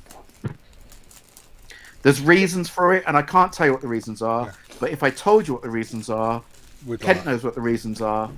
You would piss yourself laughing and go, it's surely, ridiculous. Surely that's ridiculous. Is this the Netflix show that you? I can't. I'm not allowed to say that word. Not allowed to say any N words. Yeah. Okay. But it's a project. Yeah. And it's got very silly. Basically, it's got very silly, and I'm being asked to do things that are just like literally impossible. Could you double your fee? So, I will do that. Well, no, it's a fixed contract. It's a fixed fee. Yeah. Basically, it's all to do with. There are lots of ways. We've come up with a solution. There's a solution which would essentially involve me working flat out for 2 months to a locked picture, and that's fine. I'm willing to do that. But their solution is, the last I heard, and this is changing. Wand. It's changing on a regular basis. Yeah. Their solution at the moment possibly is 3 days on each episode. So each 50-minute episode, 3 days to an unlocked picture. Have they any so idea? Everything, you can't do that. So everything that I'm writing will change and will move and will whatever. And I've got 3 days, which means that I'm willing to give them 2 months working my bollocks off, and they're going no because of reasons I can't explain, which are nonsense. They'd rather I did 12 days of killing myself. And so I'm almost tempted to go, do you know what? That sounds good. I'll tell you what I'll do. I'll do your 3 days on each. I know I'll do your 3 days on each episode, but it won't be finished, and it won't be any good, and you'll have a lot of shit to deal with after the event. But I've done my 3 days. Now go fuck yourself. Yeah, I'll give you 50 minutes of chords. Yeah, well, that's the thing. The problem is with all of this, or the other argument is that anyone that knows me, loads of composers, most composers use ghostwriters, and I don't use ghostwriters, and most composers use ghostwriters. So what I should do, if I didn't have any principles, is literally turn around and go, yeah, of course this will all get done in time, no problem whatsoever. And I get on the phone, and I phone my friends that are all TV composers and go, you're busy? Can you knock out some tracks? And then I'll give them to them. And then, and everyone's happy. Yay, the job's done. The job will be shit, but the job's done. And but that doesn't work. My head doesn't work that way. And so... and your name will be put against it. And my name's on it. And I've never... Yeah. That's why... And everyone that knows me knows I'm such a control freak. The idea of having a ghostwriter for me is just like... fucking, kind of sticking my head in the oven. Ben's offered his help, and Wagyu's saying get Robert in, and he'll do some accordion noodling for you. Yeah, unfortunately, it's not the kind of show where accordion noodling is probably going to hit the mark. But they don't know that yet. Oh, can I just tell you? I know. You know what's going to happen? Yeah, what it's going to be is when you get to, you have all this beautiful orchestral symphonic stuff going on, and then episode 3 comes along, which is on the 3 days. Accordion. Yeah, it's like accordion.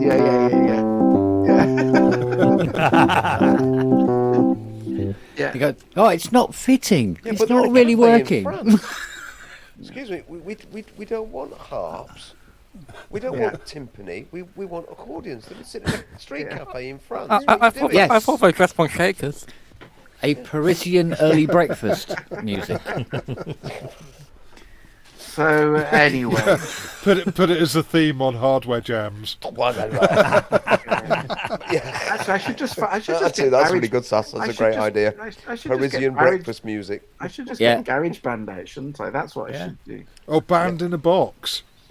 I'm not going to say who it was, but a year ago, 18 months ago, I got sent a track by someone who's a well-known composer, and they said, "Oh, could I have a look at this track to try and do something with it to make it, bigger and better and all this kind of thing?" And it was full of Garage Band loops. I'm not having you on. Wow. It was full of Garage Band loops, and honestly, it was just shocking. It was absolutely shocking. So.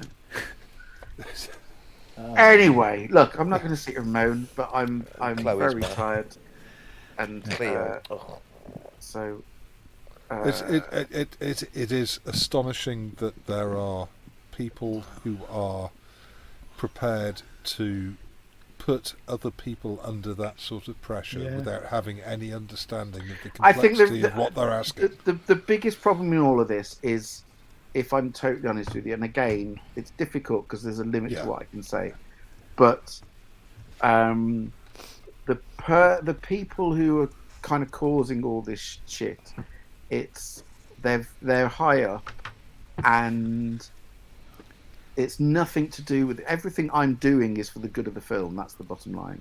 Everything I'm doing is for the good of what's going on the screen, and all they're bothered about is keeping a company happy and accountants happy, and that's all they're bothered about. The film itself now is of little they claim that it's the film, but the reality is they don't care. It's just their focus has changed. It's just but when did bean counting and art actually gel well? No, you're right, but there are certain times, I've worked on so many projects where it's obvious things had to change because for whatever reason it had to happen, and especially people can slag off the BBC all they like, but the reason I love working for the BBC is when it really comes to it and the shit really does start to hit the fan, they find solutions, and the solution is always for the good of the film. And on this occasion, the way that it's gone is nothing to do for the good of the film, and it's just how perverse. It's people being inadequate at their job. How perverse is it that the product is the least important thing? Yeah, but that can I just put that? Yeah, but that. Do you know how many times I've been? We're back to Beringer again. Can I tell you in terms of my career, how many times when I'm killing myself, I'm killing myself and not sleeping. I have people really high up turn around and going, "God, don't kill yourself. It's only TV." That is said to me all the time. Wow. Or the amount of time it's only TV, or don't worry about it. That'll do. I get that'll do, and it's only TV all the time, and you're thinking, "Wow, it's an insult." Well, that's like close enough for government work. Yes. I can't. Yeah. Oh wow. You're fulfilling a function. Yeah, really. but you know You're what? fulfilling a function. The biggest. The actual product. It don't really matter to them particularly. As long as they've got something, they're happy. Yeah, and yet you care about what you are doing and what you're producing, because you have standards for yourself. And your name's on it. You end up with exactly, because if a lot of shit went out and it says Ty Unwin on it, hang on, that wasn't very good. But and that's your integrity against their lack of sharp business practices, shall we just simply say? I think the biggest problem is, and again, I can't really say it, but there's a particular principle that this person in charge is applying, and all it is literally so they can tick a box. And at this moment in time, them being able to tick the box is the most is important. More important than the music on their show. And the problem I have with that is that just makes me kind of go, wow, my work and means nothing to you. And the 4 months that I'll have given to this job Vienna. means fuck all. Whereas it means that you're killing me so that you can tick a box. And so it's at that stage I kind of go, do you know what? Everyone that knows me, I don't do this for the money. I do not do this job for the money. Fuck off, box. Yeah, the fuck off. Do you know what, Vienna, Steve? killing me softly, living in a box. Yeah. Any more song lyrics we can squeeze into that little rant there? Steve, because that was great. I really enjoyed that. Steve, you're absolutely right. You have no idea how close I am to ticking that box. It is very, very close. Well, I've already tempted you, haven't I, with Gran Turismo with me and Robbie. Well, the thing is, that's the problem. The reality of all of this is the fact it's a kind of, I can't lose, because at the end of the day, if they start fucking around, it's now going to drag into the beginning of next week, I think. If they start fucking around and I just tell them to fuck it, I get the summer off. Yeah. That's it. I'm done. But also they have to find someone else. Oh, they're fucked. They are literally exactly. They are literally fucked, because at the end of the day, I've got to write 10 minutes of music between now and 3 o'clock tomorrow afternoon. Okay, I'm starting that 10 minutes. No. I'm starting that 10 minutes now. I've got to write 10 minutes of music. Ted, that's what I've been told. They've asked for 10 minutes of music written by 3 o'clock tomorrow afternoon. Okay, I'll start you off then. F sharp minor. Yeah, great. There we go. Right, here's the basis. Ready? Absolutely nothing. Yeah. Are any of the approvers musicians, or are they just bureaucrats? I'm loving that. That's amazing. Oh no! People who commission music aren't musicians. None of these people are musicians. They're just bureaucrats, right? Absolutely. Yeah. One of which has an element of creativity about them, and one of which who literally has zero creative. Because they could hire a musician, but they just sell out because they don't care anymore. Yeah. So what we've basically got is I've got to do this by tomorrow and at 3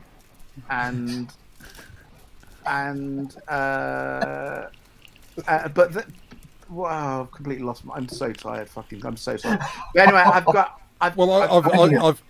got if you get stuck, I've got a chord book that has some progressions in that have been used by some really famous composers. MIDI packs. MIDI packs. Yes. Send them a MIDI pack. Send them a MIDI pack. Yeah. That's what you need. Okay. This is the moment that they are made for. Yeah. Pick a record. Pick a record in your collection. Sell out. Rename all the tracks and just send it to them. Or just do something aleatoric. I'm just going to tell you just how it was today. Okay, so I'm going to say very briefly. So today, I had to send down 4 tracks, and I sent them down at lunchtime, and I then got a call saying, "Where do they go?" So I turned around and said, "But you sent them with the timestamps, presumably." So I turned around and said, "On the soundtrack." I said, "If you look at the file names, it gives you a frame accurate where they actually go in the film." I want to relive this conversation. The conversation went, okay, so the problem we have is that since you've had the film's changed. So none of the time codes now line up because everything's moved. So I've written to picture with all the hits, all the everything, and it's all changed. So I already just think, okay, this is not boding well. But even just the placement, forgetting all the hits on the track, none of those will now line up. But just where does the track start? And so the conversation goes, okay, can you tell me what the picture is when the track starts? And I said, well, no, I can give you the exact time code of where a particular hit hits. So let me give you where that hit hits, and you can line it up from that. So I said it's something like 14, 13, 23 frames. The producer turned around and went, forget the 13, forget the 20 odd frames. I'll just put 14, 13. And they're going, no, because frames mean it actually hits on the beat. Yeah. If you don't put that, there's basically 1 second either way of it being out. Yeah. So when you're having a hit, believe me, if it hits a second late or a second early, you notice it looks shit. So I'm there going, no, you have to do the frame. So I hear this scribbling down, writing down the frames, and it's hit. When does it hit? Oh, when the ball's kicked. When the ball's kicked, hit like this. Okay. And then I'm there going, and she said, they said, well, where does it line at the beginning? I went, well, I don't know because you changed the scene. So I can't, all I'm telling you is this is where there's a major hit. So writes all this down. Then they turn around and go, oh. I went, it's going to be the same for every cue. Yeah. Okay, well, I'll give you all the hit points. Okay. I suppose I'd better open up the film, hadn't I? And I went, you don't have the film open? No, I'm just writing down the time codes. I think you'd best open up the film. Opens up the film, at which point I just realised I'm onto a complete loser here. So I then go, do you know what? Forget all this. I exported the video of where all the things hit, sent it down, and basically turned around and went, you just get as close as possible to where you can make things fit. And by the way, I've changed my name too. Yeah. So that kind of so that's what I'm dealing with on a daily basis. Good God. And this is one of the top production houses in the country. Do you not have a music editor? For one of the biggest... Yeah, of course they do. Yeah. Wow. For one of the biggest companies in the world. And this is where we're at.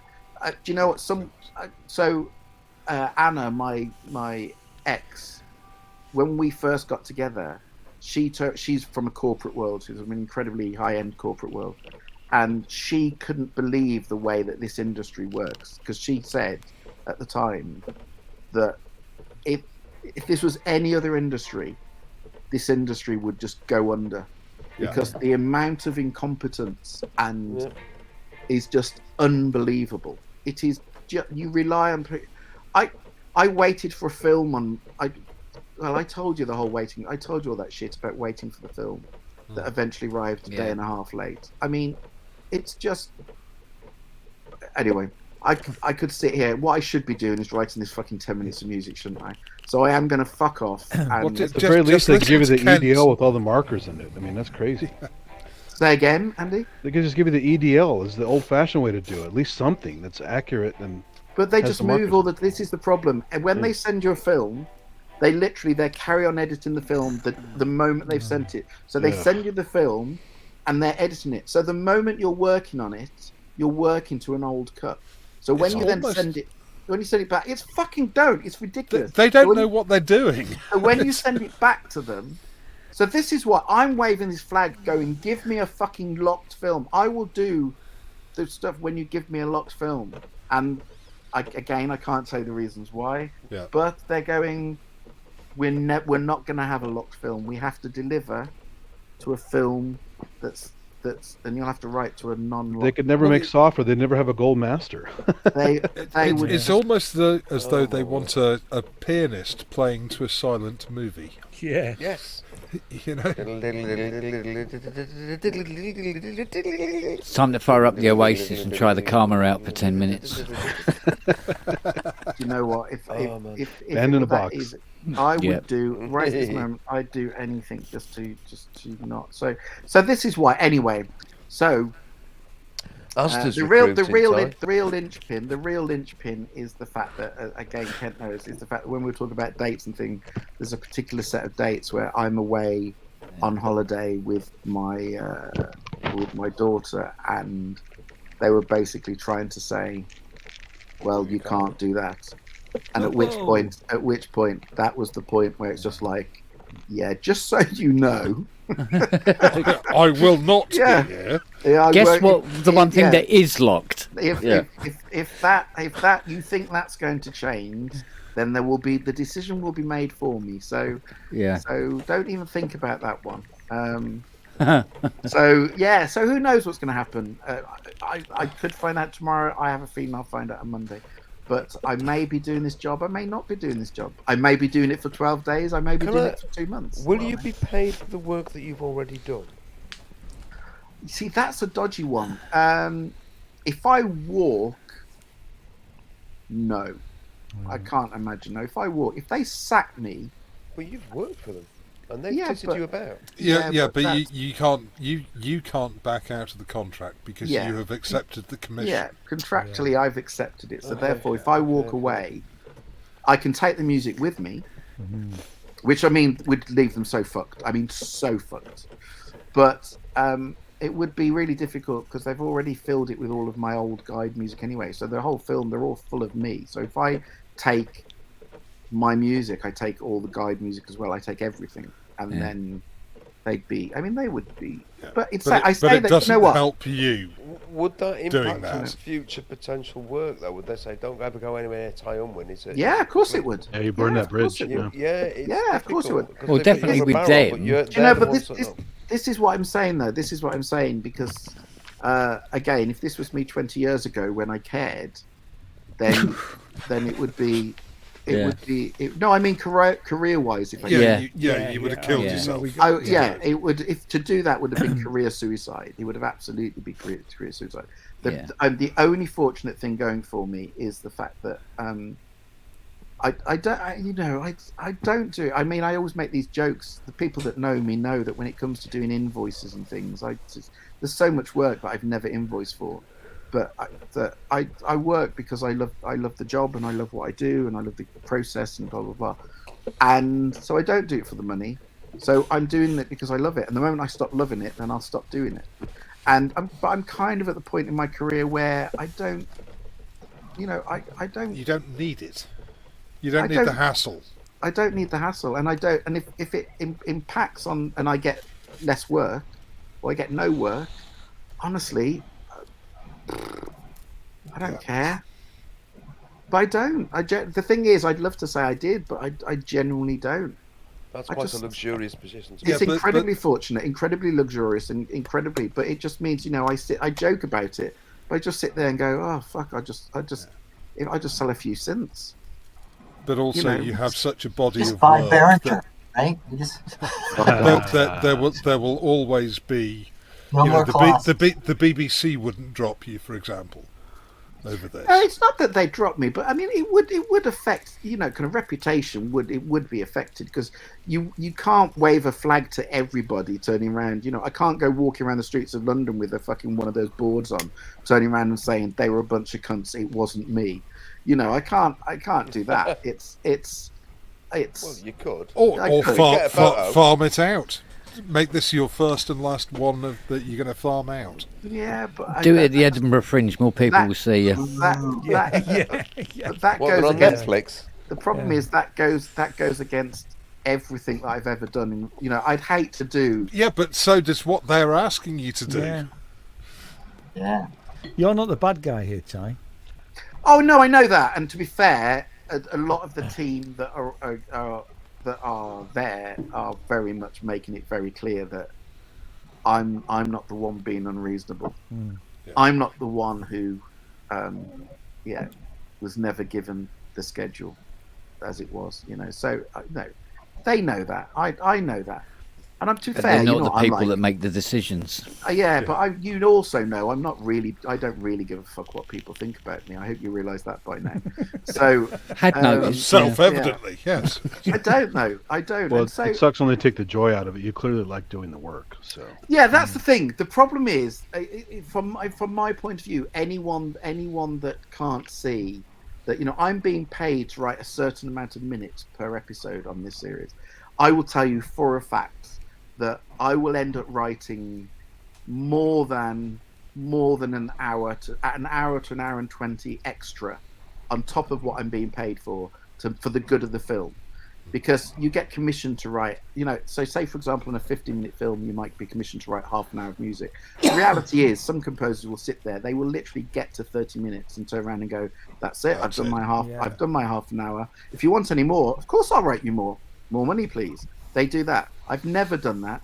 And so I will tell, especially BBC stuff, I will tell you almost every show I've ever done for the BBC, I end up giving so much more music than I'm paid for because it's for the good of the film, and I never go back and complain. I never moan. I never do anything, and. So but that takes you kind of. It works both ways. If you're going to do that, that means you expect a certain level of respect. It's not just respect. It's more just but respect for what you're doing. Understanding that you're doing the right thing for the film.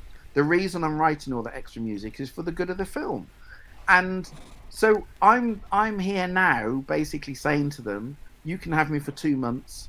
I'll write it all completely to a locked film. You'll end up with a lot more music that you're not paying for, but you'll end up with a lot more music and it will be better. Yeah.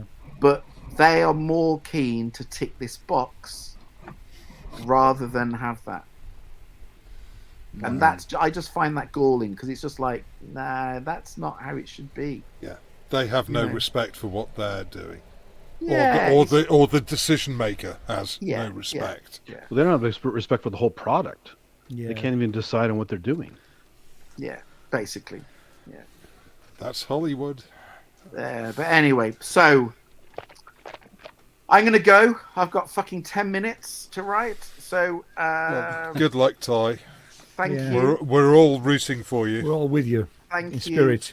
And meanwhile, hopefully when I come on, I actually might smile at some point in the future.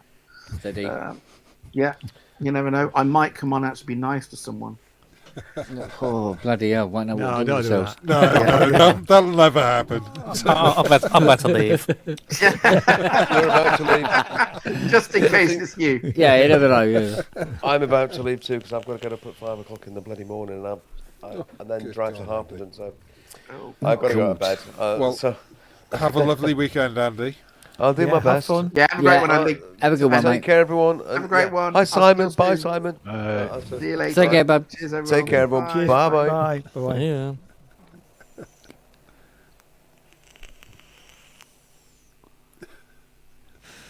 Oh, God, I feel for Ty. Mate, yeah, when you were telling me this Christ, morning. what a nightmare. Yeah. Oh, this has been unfolding for several weeks now, but it's now got to this point where it's just. Oh, sadly, it's like any corporation. It's like it just can't get any worse. It can't get worse, and then it does. Time again. Yeah. Time and time again. It's like working on a government contract. And, I mean, everyone's heard of the phrase scope creep. But with government contracts, that's a considerable understatement. And it's sort of, oh, well, can you do this? And can you do that? And well, we really need you to do this. And we really need you to...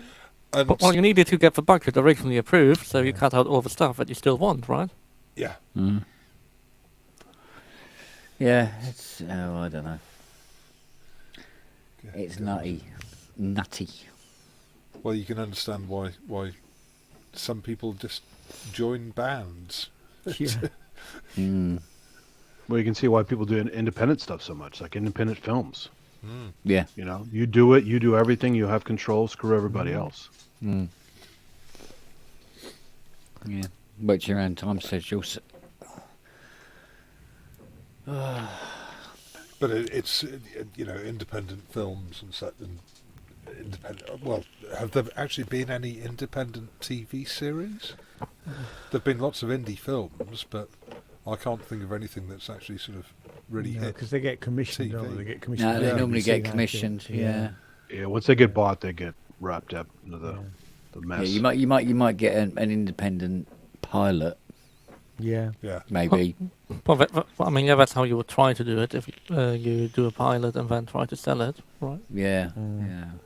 But not normally. It's like you send. I think you just send out 3 scripts for a potential TV series and try to get somebody to produce a pilot for you, and whenever it goes somewhere, produce it properly. Well, I mean, this goes back a long time. You just have to look at some of the old Monty Python stuff and the old Blackadder stuff. Yeah. You know, the first Blackadder series was vastly over budget and didn't really work, actually. but the second Blackadder series and the third, etc. It got a lot better. It took a little time to find its feet. Yeah. But it's also Blackadder changed quite a lot from 1 to 2. I mean, from 2 onwards, they had a formula they followed. Yeah. But it came out to the fact that 1 was actually pretty shit. Yeah, because 1 didn't work. I mean, Baldwin 1 was nice. Wasn't just for fool. Yeah, but I think in the first one, Blackadder himself was the. He was both. He was the protagonist and the antagonist. Yeah, where he worked better as just being the smart one. Yes. In fact, this Edinburgh, John Lloyd, who obviously produced Blackadder, is going to do a genius. Yeah, and actually, I'm going to that show. I don't care about the free. If it's free, I'm going to pay to go and see that because it'll be great, And obviously, it's not just Blackadder. There's Spitting Image and all the other stuff that he did, Well, the Spitting Image guys almost killed themselves, didn't they? Yeah, exactly. Yeah. But no, I'm sure his stories would be great. Yes. Yeah, that would be one I'd like to go and watch, actually. Mind you, maybe it's just me, but I found that this recent iteration of Spitting Image didn't seem to cut as much as the old ones did. No, it didn't. It sort of missed for me. I know they still made it. It's fun, but it's not ruthless. Yeah, that's what I mean. It was obvious and not necessarily funny. They stuck it on. It was on BritBox, wasn't it? Yeah, something like that. Yeah. Yeah, I saw my mother-in-law's got BritBox, and I watched it on her account. But I didn't watch all of them. I don't think I saw the end of it. Yeah. No, I remember at one point, with Spitting Image, it was like, I think people actually started behaving themselves just in case they ended up on it. Yeah. But it was required watching. It was every week. Not just for us plebs, but the politicians actively watched it, and it was brutal. Roy Hatterley saying he actually loved his puppet because it was all the spit everywhere. Yeah, but actually he really thought it was really funny. Well, Margaret Thatcher bought hers. Did she? Yes. I didn't know that. That is superb. Yeah, I heard that. Yeah, that is brilliant. But what will you have? And vegetables. Yeah. Oh, they'll have the same. Even now, it's still. It was just fantastic. Yeah, but this time around, it was almost like it was politically correct as well, and it's like, oh, really? Yeah. Whereas Spitting Image originally was anything but. That was the whole point all of the it. Boundaries. Yeah, it was the whole point of it was to be as. We had clips over here, but the most famous thing was the Genesis video. Oh yeah. But there was the song, have you ever met a nice South African? Yeah. It's just. What was it? Wow. You ever met a nice African? What's the next line? I'll look it up. Because that's no bloody surprising, man. We're a bunch of arrogant bastards that smell like baboons. Yeah, I mean, how many shows can you think of where you can remember the lines to the songs like that from fucking, 20 odd years ago? Oh, I think it's even more than that. Yeah, Christ. We had Schoolhouse Rock here for that. Can't forget those songs. But new Spitting Image is rather. Bleh. Thank you. We were just saying that. Yeah, we were saying it's not. No. Yeah, the thrust of the matter was that the new one was held back. It's more the dribbling image and the spitting image. Yeah, basically, yeah. It was the get your hanky out version. Nah. So but I've never met a nice South African. No, he's never met a nice South African, and that's not bloody surprising. Man. Because we're a bunch of arrogant bastards who hate black people. It's just. Yeah. It's brutal, isn't it? Yeah, no subtlety there. Yeah. No. Or because here's another one. Because we're a bunch of talentless murderers who smell like baboons. That's it. It's like that one they did with the Pope. But they're in a hotel and the guy dies on the floor, and they all rush over, and the Pope goes over, and he goes, Spiritus Sancti, Dumdy, Dumdy, Dumdy. He goes, hey, you don't know the words. It's all right, they're dead by then. I used to love The President's Brain is Missing. Yes. Ronald Reagan was just wonderful. Oh, yeah. Okay, Nancy. I saw him speak after he was president. It was pretty entertaining. He's way out of it. Yeah. Oh, man. So picket signs outside, and people inside are all sycophants, and it was ridiculous. I think the guys that were doing the original Spitting Image would have loved to have had Boris in. Oh, God. And they could have taken that Biden so far. But imagine what they do with Biden. I mean, Biden actually did fall up aeroplane stairs. Yeah. Well, Biden is as dumb as a puppet. Everyone knows that. Yeah. If you follow him way back to the 80s, he's always been a shithead. Oh, yeah. Did you see... But it's the brutal satirism that we used to have. Yeah. That was no holds barred. And, bearing in mind that the UK has some really tough libel laws. Yeah. The fact that... But those papers are pretty rough, like The Sun, right? And some other ones? No, that's not satire. That's not satire. No. It's comment and satire are very different things. But the fact that they got away with it, and my God, they really pushed the line. Yeah. And we don't have that now. People are too scared. But it was actually questions in Parliament. Yeah. The following week sometimes about something that may have occurred in Spitting Image. Where you go, well, something needs to be done about. we still have a few last bastions of satire. Like Have I Got News for You is still pretty good. And people I think it's lost its way. Whenever I catch it, I don't watch it regularly now, but whenever I catch it, I still enjoy it. Yeah, it's still very enjoyable. Yeah, yeah, oh yeah, and still very satirical, and people like Tom Walker, who does Jonathan Pye. Yes, he is brilliant. Who is just a genius. Him as writers are really good, but there's not much. There isn't the art of satire.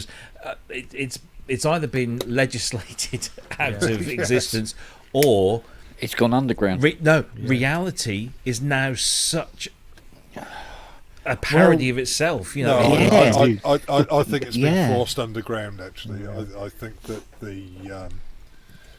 some of the things that the people we would satirise, that some of the things that they do now are pure satire. I mean, you couldn't write that stuff. Yeah, it's almost like reality has been pushing its own boundaries. Yeah. I mean, you look at Michael Spicer, who does The Room Next Door. Yeah, he's great. And not only is he, brilliant satirist, but also he kind of exposes the fact that the material he's given, it's just like, I couldn't write that shit. There is one bit, he put out a video today of 25 minutes of him advising Boris in all of his speeches. So there's all these different clips of different episodes that he did, and there's one where he doesn't say anything. He literally says nothing, because everything that Boris is doing is the funniest thing you've ever heard. Yeah. And if it wasn't real life, you wouldn't be so tragic. But he literally just sort of sits there, and for the whole 5 minutes he's just and then he stops, he gets up, he walks out, and he stares at a tree. Robin. Somebody's moved the goalposts, because at one time today you would have seen something like Jonathan Pye on Facebook, and you'd be going, well, it won't be long before he's grabbed, and we're going to see him on some satirical late night show and everything. But he hasn't. No. And then you go, wait a minute, are there any satirical late night shows anymore? No. But again, this sort of boils down to what we've talked about on many occasions. There's no collective consciousness anymore. Where when we had 4 channels, and that was it. That was it, and therefore you'd go to school and everyone had watched whatever it was the night before. And whereas now the media is so disjointed. I mean, someone said in the chat that these days it's YouTube. You know, and Jonathan Pye, made his career on YouTube, and the writer Andrew, he used to be the writer on Jonathan Pye. Also developed the satirical character Titania McGrath on Twitter, which was absolutely brilliant. Andrew Doyle. That's Andrew it. Doyle. Yeah. So they still have it, but I don't sound like somebody's moving a wardrobe. but there's no collective watching. There's no, you know, what the Americans used to call it, the water cooler moments. Where people we aren't collective anymore. Consequently, it's trickled down to the people, you know. So you couldn't even, if you changed the media, it wouldn't matter because the people are so far different. They wouldn't even watch it. You know, you couldn't pull it back together. But it's like Sass is saying, it's like, you know, when we lived in a nation which up until the late 80s was we had 4 television channels, just 4 TV channels, and there was only ever really anything, you know, one good thing on at any one time. It just depended on which channel you were on. So you all saw spitting imagery, you all saw, you know, whatever it might have been. Show. Yeah, and then you would all get together on a Monday morning after the weekend. You'd say, "Oh, we all saw this and we all saw that." Yeah. Now you have to go out and find the things that you enjoy or the things that appeal to you, and then you end up being kind of in a you end up being in a little vacuum of, you know, of you just picking out the things that ring true to you. Self-absorption. Yeah, and it's just there's not, like you say, there's no shared consciousness, and it's only through, you know, getting together with your friends that you might learn about Jonathan Pye or Rosie Holt is another good one, and Michael Spicer, but you wouldn't necessarily find that stuff until somebody shows it to you. Yeah, the only shows you can guarantee are Downton Abbey. Or you come across it, yeah. Oh yeah. But every other fucker's talking about Love Island. I've never watched a single episode of Downton Abbey or Love Island, and I've only watched one Star Wars. So. I'm so glad. Yeah, I'm so glad that I can say I've never watched 1 nanosecond of Love Island. No, me not neither. even the title music, nothing. No. I'm nowhere on the planet when that's on. And yet, why are the media constantly banging on about it? I mean, back in the day, I get Big Brother because, you know, when Big Brother started, it was really quite groundbreaking in terms of reality TV. And I'm doing air quotes around the reality bit. I mean, never watched that either. Both TV and print media are constantly going on about fucking Love Island. And you think, why? What was it? I was watching something today. Because of you listening for you? I don't know. I was watching something today. I can't remember whether it was on like morning TV when I was having me brekkie or something. But anyway, they were talking about people going to Turkey to have for the teeth, the veneers BBC and crowns. News, I saw that. And there's some horror stories out there that people pay lots of money, and they literally grind all the bits of the tooth and just leave a stump, and then they put these veneers and these crowns and stuff on. And a lot of the time, because it's done unprofessionally, they're broke, don't fix it. Exactly. Yeah. But the pinnacle of the piece, the bit that they kind of led up to, was this guy. I don't know his name, but he won Love Island. That's right, 4 years ago, wasn't it? Yes, Yeah. something like that. Yeah. And he, because he was an influencer, he had kind of influenced lots of people to go out and do the same sort of thing. And he was advocating for, you know, better checks and all this kind of thing. And I think, why you? I don't want to hear from. I want to hear from a dentist. I want to hear from an expert. I don't want to hear from some vacuous twat from Essex who's got a pretty face and lovely white teeth and managed to shag some dumb blonde bimbo from. And the story that should have been on the news was why can't people get a dentist? Exactly. Nice. You know, because I've just lost my dentist. Yeah. Our dentist in Pockness. Have you tried down the back of the sofa? Yeah, well, I mean, they sent me. I've not. They keep for the last 2 years they've been cancelling my appointments and Jane's, and then we get a letter saying that from the end of this month, basically, they're closed. And then you know they've got another one in Beverley, which is we're happy to go to, but we can't take you in Beverley, you know. So we're stuck for a dentist. Yeah, you see, whereas my dentist actually stayed open throughout the whole pandemic. Yeah. Well, mine did now. Patients. Mine did. Yeah. That's the funny thing about influencers. People will talk about them with a straight face, yet they have no credentials at all. No. It's ridiculous. Oh, it's totally ridiculous. And people are anti-science and everything, but they think an influencer knows anything about anything. Yeah. Well, some people, Cleo. Some people still believe in God, you know. So, well, I mean, is that any difference to like normal TV personalities who get asked for something, or like your Sean Bean getting asked for some random things? Yeah, I mean, there's no difference role there. models. Don't make them role models, right? They're not role models. Yeah. Yeah, but you could argue that somebody like Sean Bean, who is an actor, has had a career, and he might not be the world's best actor, but he's been in enough good. He dies and everything.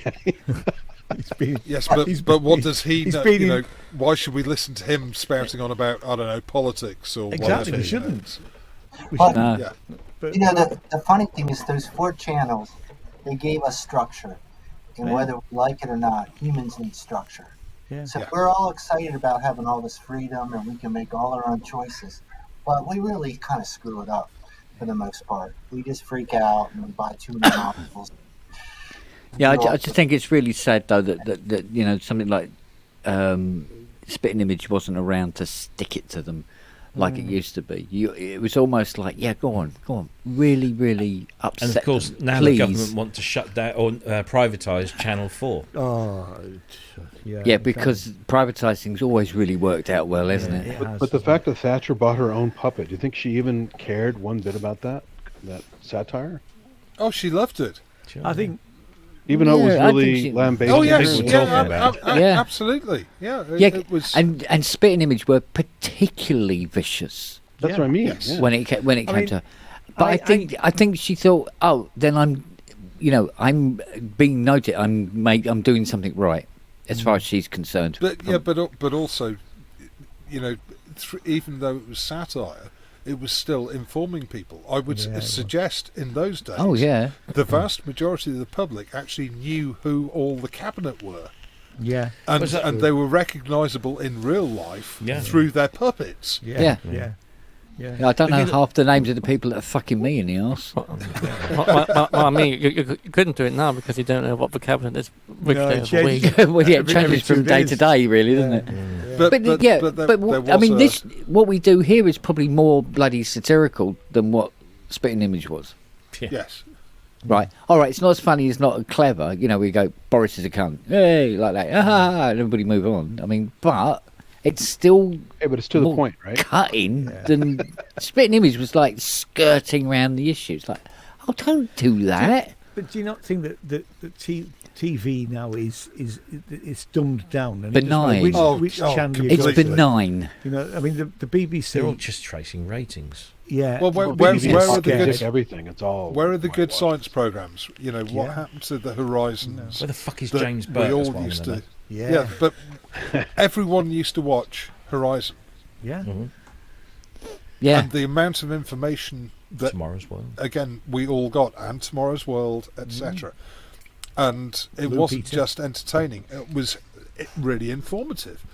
Whereas now, I think TV is dumbed down to the point where, well, I can't watch it anymore because I just think it's patronising me. But it's not just that it's dumbed down. It's benign. You know, you get various, should we say, Netflix series coming out and stuff like that, and it doesn't matter what it is. It's kind of, it's so much like, well, it's like that series and it's a bit like that series. It's just got different people in it and it's a different time period, but it's essentially the same stories. Yeah. As Ahead says, even the news is dumbed down. It's like they're talking to toddlers.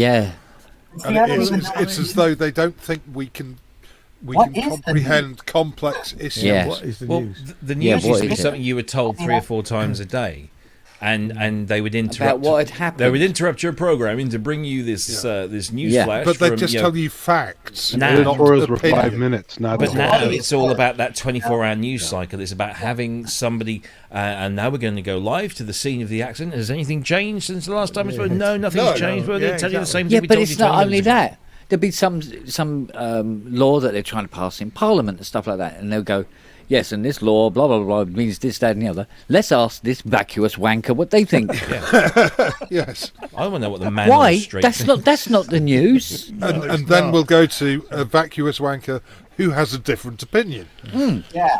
And the worst thing is, box and the boob tube came from. And for balance, this guy is more of a vacuous wanker.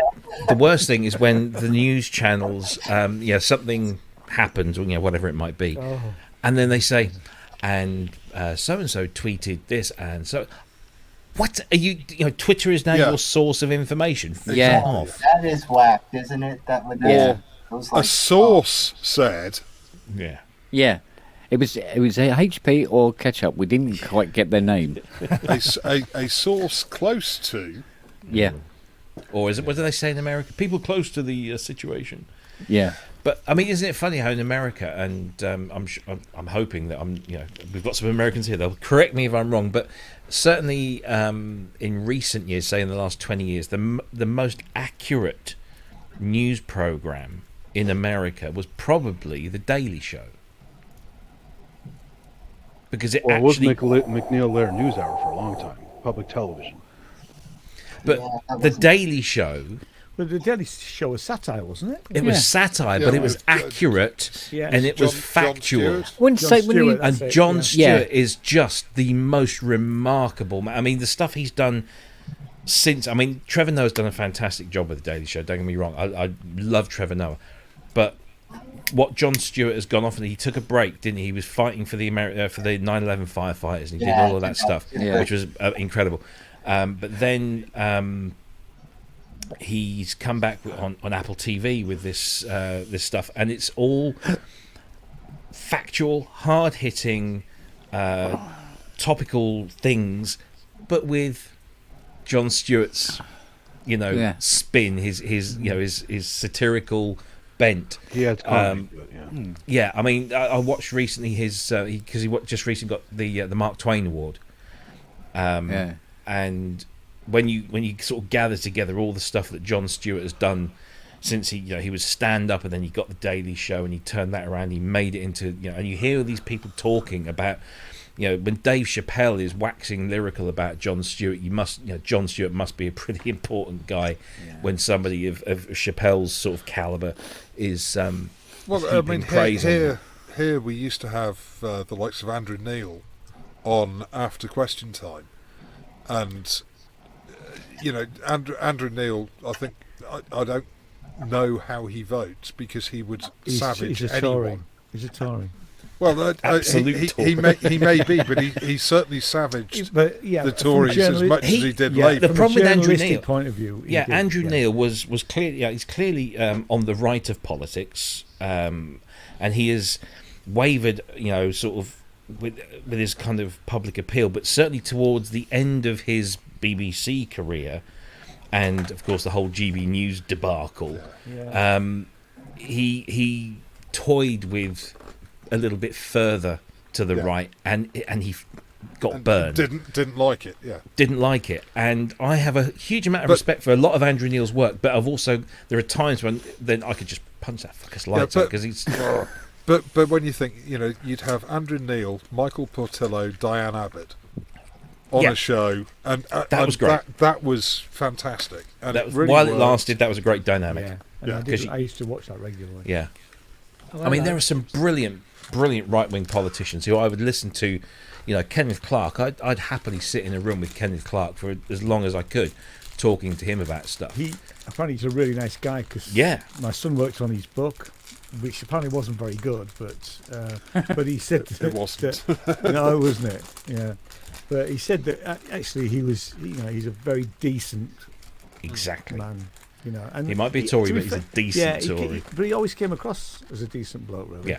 And decent Tory. Actually, John Prescott, for all his faults, he was actually a really nice bloke as well. I always had a soft spot for John Prescott. Yeah. 2 Jags Prescott. Yeah. People who are principled, but and they stick to their principles, and they will fight and they will argue for their principles, but they do it in a respectful manner. Well, I don't care whether you're left or you're right. If Tony, you can do Tony that. Benn, exactly, was a Labour politician I really admired. Yeah. He was principled. He was honest. I mean, the Tony Benn diaries were fantastic. Yeah. Dennis Skinner. Skinner, yeah. What a legend. Yeah. The Beast of Bolsover. Yeah. I mean, just, a principled man, and he would argue with you and beat you down, but beat you down with intelligence and common sense, and respect. And similarly, on the other side of the aisle, you got your Kenneth Clarks, and I'm trying to think of some other sort of Heseltine. Tories. Heseltine, yes, exactly, Heseltine. Huge amount of time for Heseltine. But yeah, there was some. But I mean, we talk about dumbing down, and then you listen to Beth Rigby interviewing someone for Sky, and you just think, oh, for fuck's sake, how far have standards fallen? I mean, if you're going to ask a question, ask an intelligent question. Kay Burley infuriates me. I don't have Sky, so I don't watch it often, but I only ever see clips and videos and stuff. And sometimes she can skewer the hell out of whoever she's got in front of her, whether it's Rarely, left, right, or unfortunately. Yeah, but when she does, she nails it. But when she doesn't, she's awful. I mean, just awful. We're lacking, those characters that can hold, truth to power. As well as Robin Day. Was fantastic. I mean, he did Question Time for God knows how many decades, but the guy was fantastic. And of course Dimbleby was because there's a guy that interviewed, interrogated, spoke with everyone that was in any kind of powerful position for decades, and not once would I ever think, who would you vote for? What's your political leaning? He was true to that kind of BBC standard of completely of no opinion. No opinion. I'm going to get to the facts and the truth, and I don't care whether you're on the left or the right of the aisle, whatever. I'm going to get to the fact. And of course, his father was the same. His brothers were the same. An absolute class act. And Question Time now, I don't watch it, not because I don't. It annoys me sometimes. She's dreadful. And Fiona Bruce is great in some things, but she's not great at Question Time. I'm sorry. No, Antiques Roadshow, Antiques Roadshow, she's good at. Absolutely, bob Question on for that. Time, no. And she could do the news. She could do the news. That's fine. But or maybe I don't know. I'm speculating. But it is. No, sorry, Sophie Raworth. It does feel like there is an old use. I know it's a sock phrase, but there is a dumbing down. Yes. Yeah. And to those of us who are more politically aware, more intelligent, we've had a life. We've known what it was like before. So what you mean, Sash? You mean you? Yes. No, but it's you're right though. It all feels very, very childish. And I had this conversation with my mother, and she's in her 80s, and she stopped watching the BBC because she said it's just puerile. It's written for children. And in fact, she joked that children's TV when I was a kid 50 odd years ago was more intelligent than 99% of the crap that they're putting on these days. Thing is, we've lowered the bar for factual news-based content because, and this is a blanket sort of statement, but the average man and woman on the street doesn't want to engage with that, and instead of trying to up that at all. Nope. Instead of trying to up the game. Yeah. The game for the general public to get them to engage in politics. They're bringing everything down. And now we're. I mean, whenever we have an election, there's always, certainly in the last sort of 20 years of reality TV with telephone voting, you look at the numbers of people that vote for the X Factor or Britain's Got Talent or whatever it might be, compared to the amount of people that get up and go into a ballot box and vote for a general election or a local election or a European or whatever election we might have had. You know, they'd much rather sit at home and vote for some talentless gobshite. You know well, that's why Trump did so well. He's a popular figure that became a political figure. And we're dumbing all this stuff down to appeal to this lowest common denominator instead of encouraging people to be engaged. You don't have to be intelligent. You don't have to be, you don't have to go to meetings and rallies. That's what they the all BBC did. used to do. Well, exactly. But predominantly, I mean, you know, when you think that, you know, compare, you know, kids programs on BBC 50 years ago with kids programs on ITV,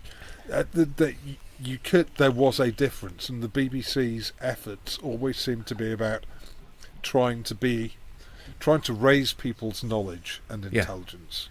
I think the problem rather with the than BBC, just entertain. Yeah, the problem because we used to have programs like How, didn't we? And they go, right, this week we're going to talk about electromagnetism and stuff like that. Vision on. How to make your own steam engine, and today it's like how to put your socks on without fucking strangling yourself. The problem with the BBC, it's so bollocks now. I'm a huge supporter of the BBC. Awful. I'm a huge supporter of the BBC and everything that they do, and I will fight tooth and nail to maintain everything that the BBC does. I'm a huge supporter of the licence fee. I think it's absolutely essential that as a society we fund a media service that seeks to inform, educate and entertain. But the problem is that they've stopped doing it because we are now in a world where we have 300, 400, 500, 600 channels, plus of course we have the internet. And they're fighting for market share, and they're fighting against the government. Successive governments on both sides of the aisle have sought to constrain the BBC, to lower the licence fee. But hang on. But the BBC had iPlayer, which was a secure delivery system online before anyone else. Called something else. And they were told to commercialise it, and they said no. But they do. BBC Worldwide is a huge organisation that brings iPlayer, in millions and millions of pounds. But iPlayer, when it launched, was actually available worldwide. It wasn't geo-locked. I remember going to a presentation by a guy from the BBC, and he said they were about to launch the iPlayer. It wasn't called the iPlayer then; it was called something else. And I did sign up, and I had the account. And actually, it was better than what we've got now as far as the iPlayer. Yes. He said the original plan for that was to put everything that the BBC had. Yeah, the whole online, archive. The whole archive, because they've got this massive archive. And he said it's going to take us decades. He says, but we're going to put everything on there, free for everybody. Yeah. And that was the original idea. No, it just never happened. But I mean, that is the case. I mean, the internal system is basically that you can access from anywhere. And I mean, more and more stuff they have available completely. And then, but the thing is, iPlayer you today try and look back is a for pretty massive service. Yeah, but you try and look back through the archives for some stuff. I mean, and it's not there. It was only because Channel 4 put everything on that they actually started to do longer than their 30 days. Oh yeah, so and they were reactive rather than proactive. Yes, you know. But they could have conquered the world with. They could have conquered the world. Yeah, they. And the fact nowadays that you can buy a television set or a set-top box where you can watch the iPlayer via the internet, and also what's the word?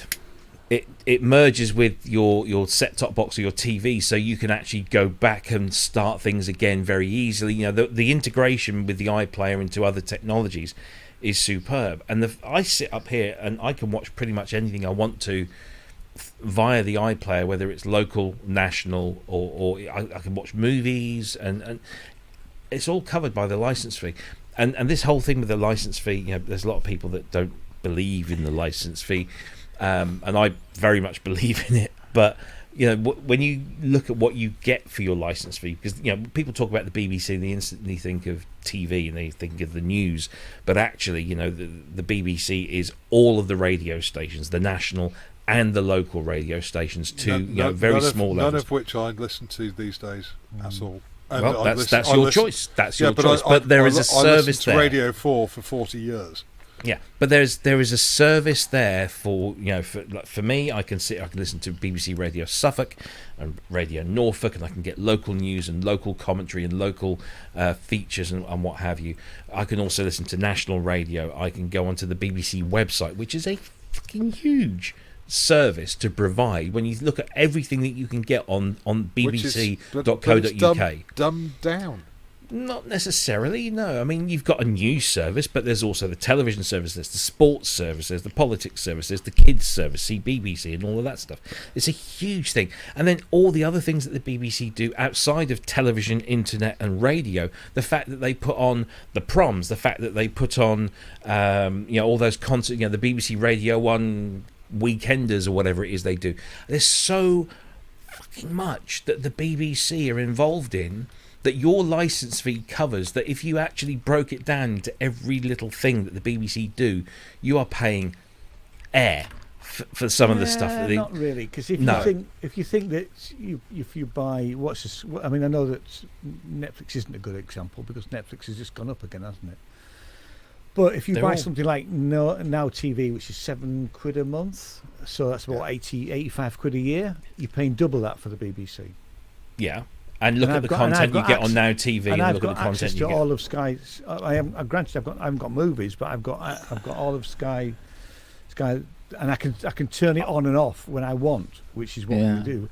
I think I'm not against paying something. I am. We have to have a publicly funded media service. I agree. We have to. In a democracy, we have to. I object to paying 159 quid a year for a service that I might not want next month, and because but that's not the point. It covers Channel 4 and it covers ITV and it covers the BBC channels.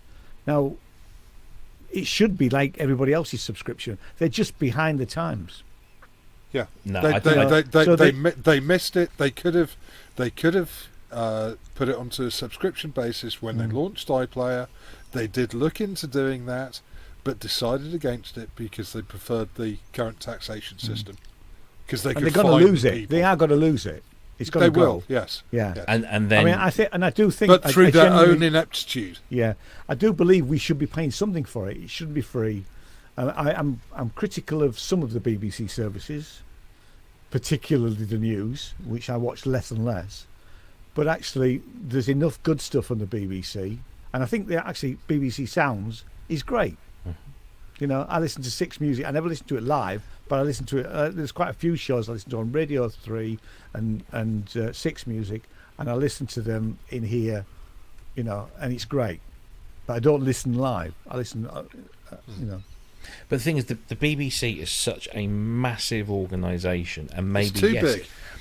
I wouldn't say it's too big. I would argue that maybe it needs a better management structure. Yeah, but it is constantly fighting this battle between trying to provide a public service, educate, inform, entertain, that kind of stuff, and at the same time they are beholden to a government that will freeze the license fee, and yet people are demanding more of the BBC, and yet their funding is being restricted. I think every government going forward is going to be pressured over the BBC. Yeah, I think the BBC, the old days of the BBC are gone. It's dead. That organisation doesn't exist anymore, and certainly what they're putting out is evidently, looking at the viewing figures, evidently not hitting home. Oh, I agree that they are distracted by viewing figures and ratings and that. I think also they are stretched out across too many services. I think that the local services should probably be scrapped because they're covered by so many local commercial services these days. Yeah, well, that's already happening. That's already happening. Like, for example, in this region, we have the BBC regional TV program is called Look East, and that covers the whole of East Anglia, so Norfolk, Suffolk, Essex, Cambridgeshire, Northamptonshire, parts of Buckinghamshire. Did I say Cambridgeshire? Didn't I? Yeah. And Lincolnshire to a slightly bump. And so basically the arse of England. But for many I was years, being polite. but for many, no, I'm local. We're the arse end of England.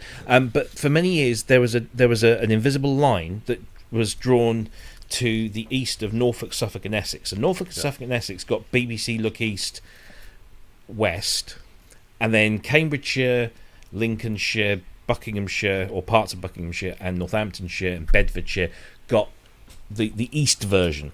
So there was 6:30 in the evening, after the main national news.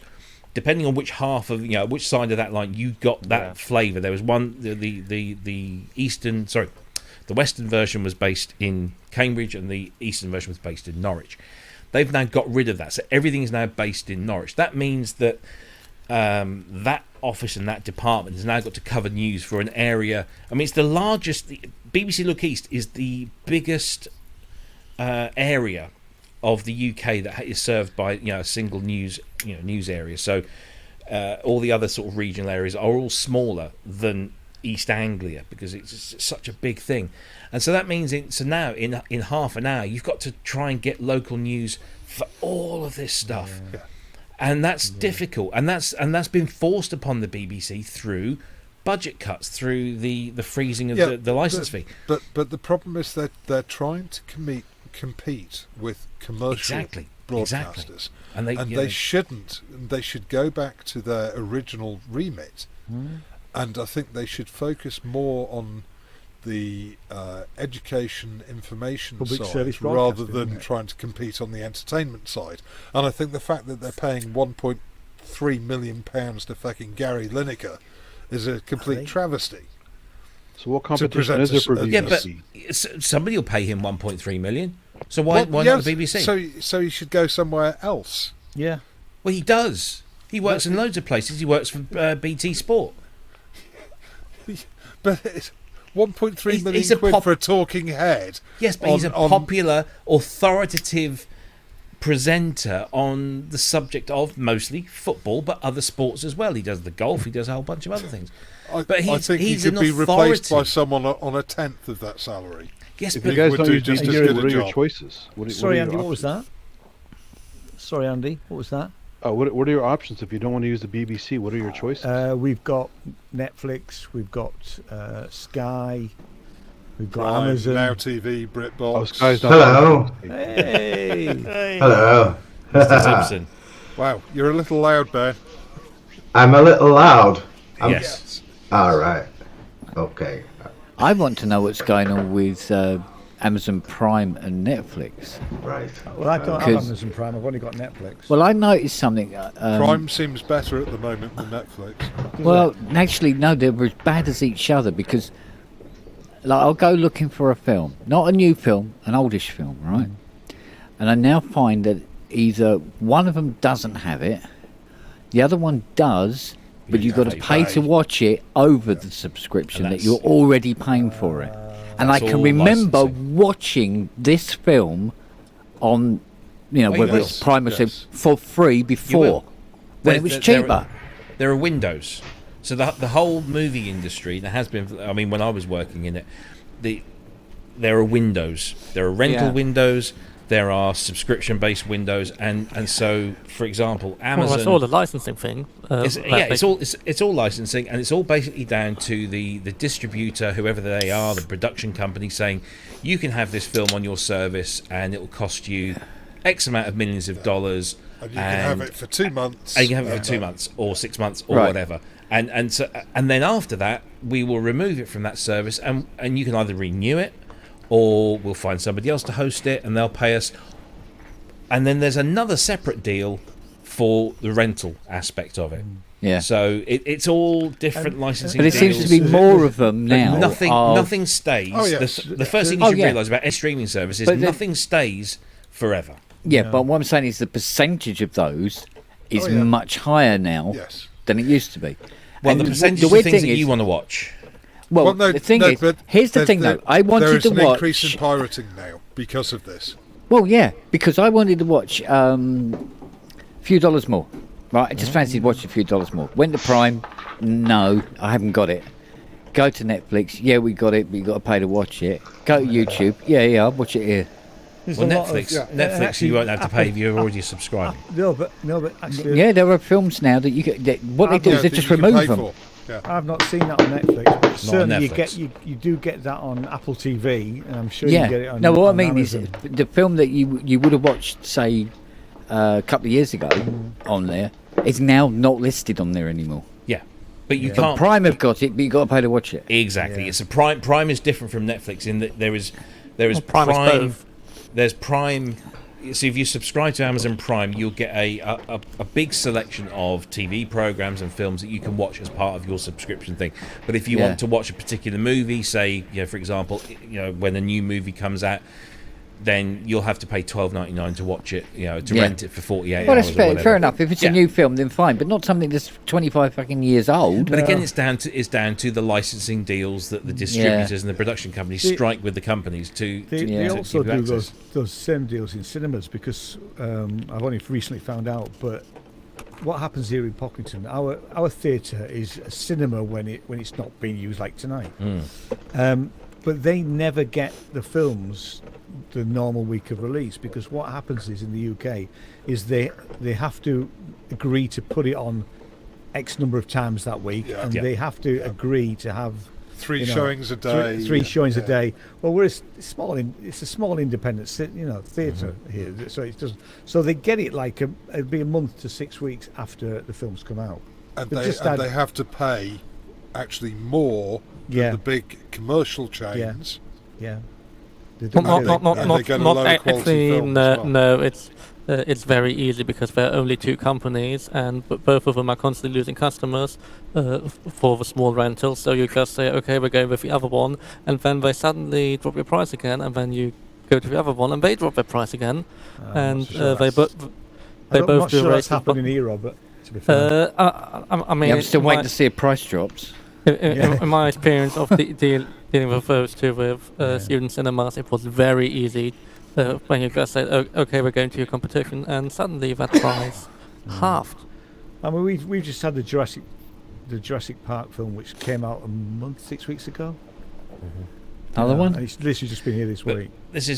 We had this situation in the local town here because we had, like you got there, Ian, we had a place called the Regal, and it was a cinema stroke theatre. So when it's not being used as a theatre, it's being used as a cinema, and they would just drop the screen down at the back of the stage. It was all very kind of Heath Robinson.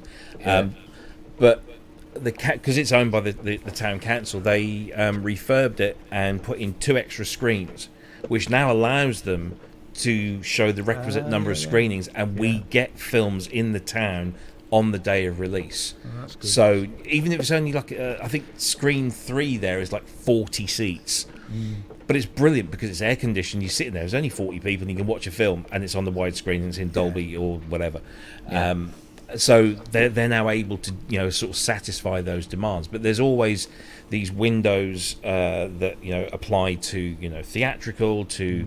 I mean, back when I was in the game, it was theatrical release, it was Sky release, and it was rental release, and then it was retail release.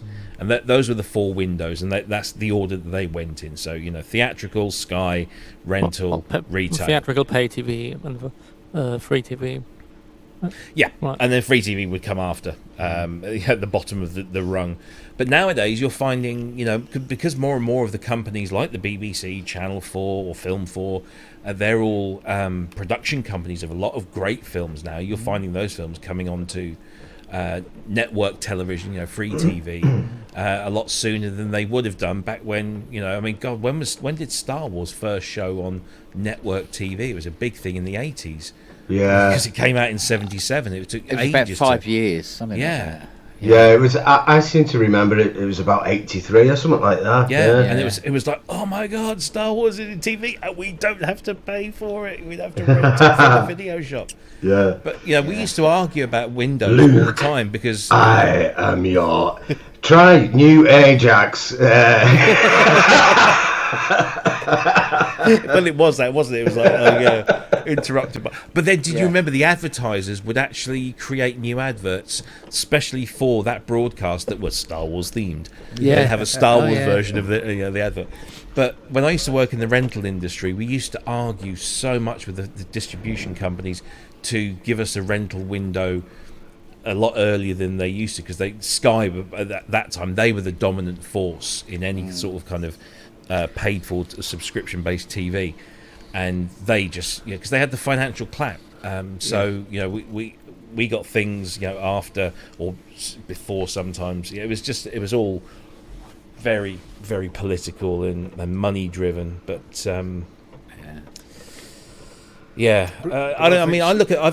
subscribe to Netflix, I subscribe to Amazon, I subscribe to Disney, and I subscribe to Apple, and between them I can there's always something for me to watch, but also in the BBC as well.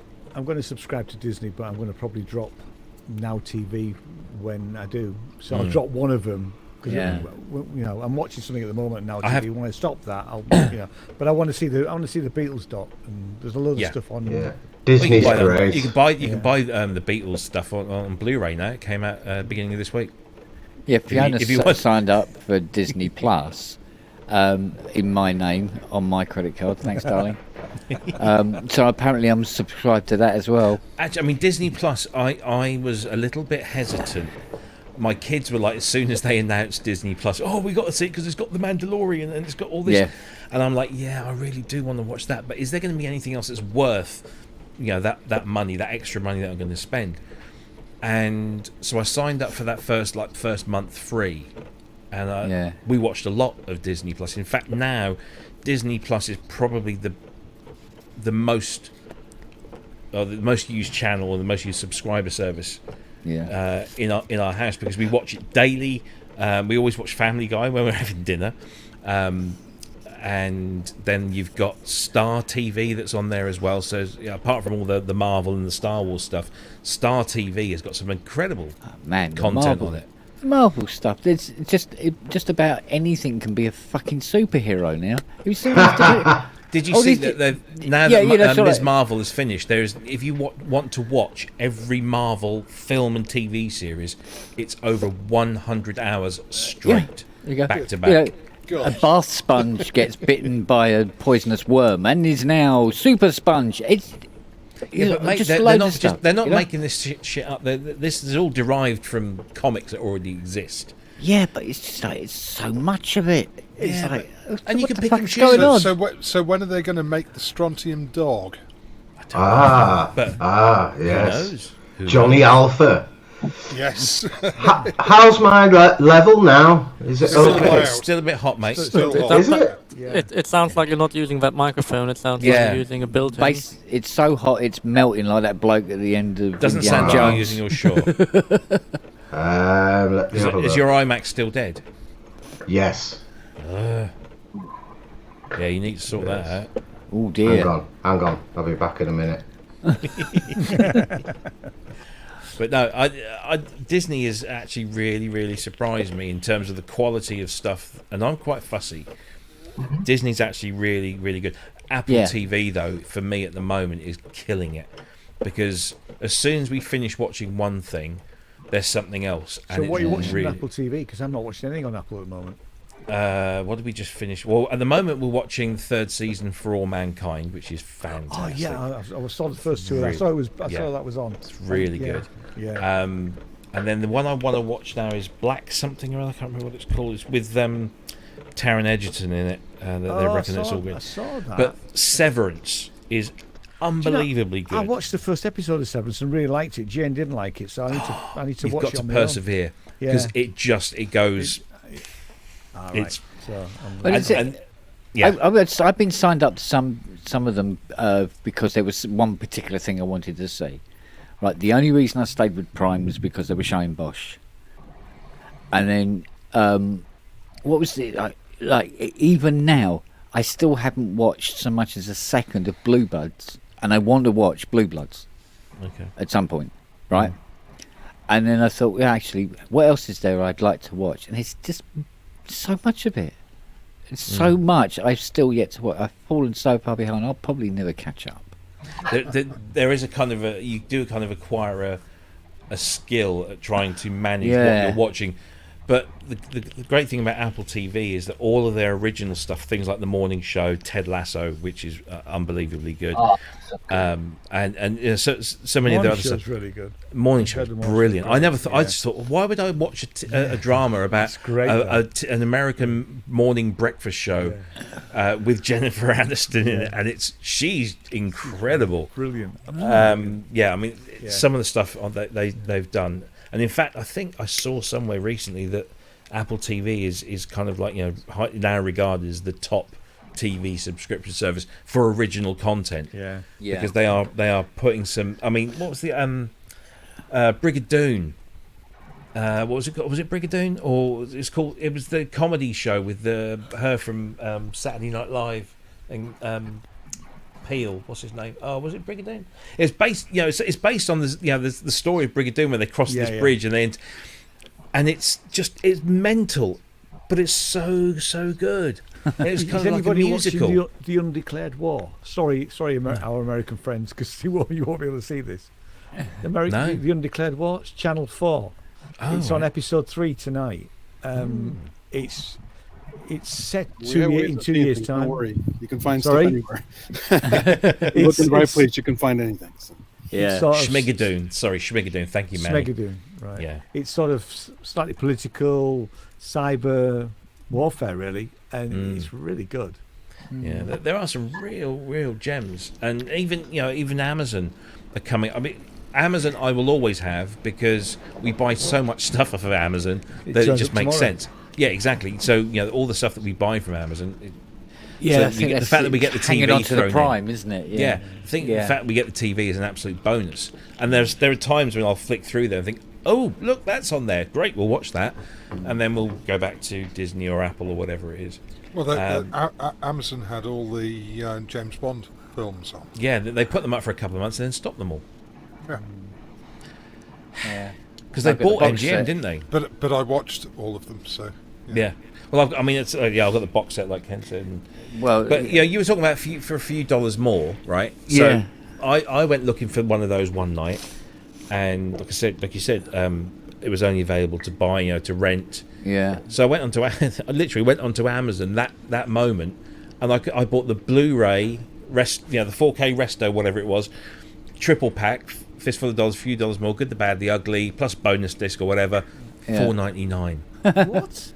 So yeah, but it was the next day it was there.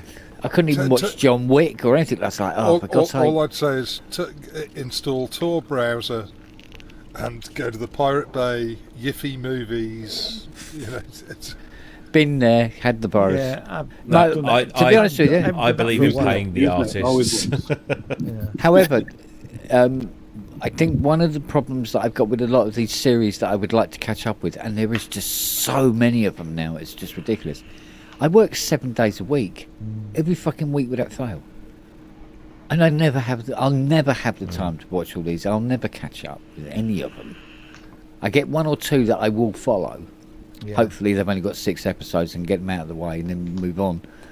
But it has to be late at night or something like that. But oh man! But isn't that the beauty? It's like because I was sat here on Tuesday night talking to you lot, I missed the Freddie Flintoff thing, which is absolutely brilliant. Is it? It's really good. I think it was repeated last night. Yeah, well, now because I'm lucky, I work from home, so I've got a second screen here. I just put it on this afternoon while I wasn't really doing much, and watched the second episode on iPlayer. That's worth this license fee alone, as far as I'm concerned. It's a brilliant show. I've actually got a new family. I always thought Freddie Flintoff was, this sort of Jack the Lad, sort of managed to blag his way on the Top Gear, and it wasn't very good.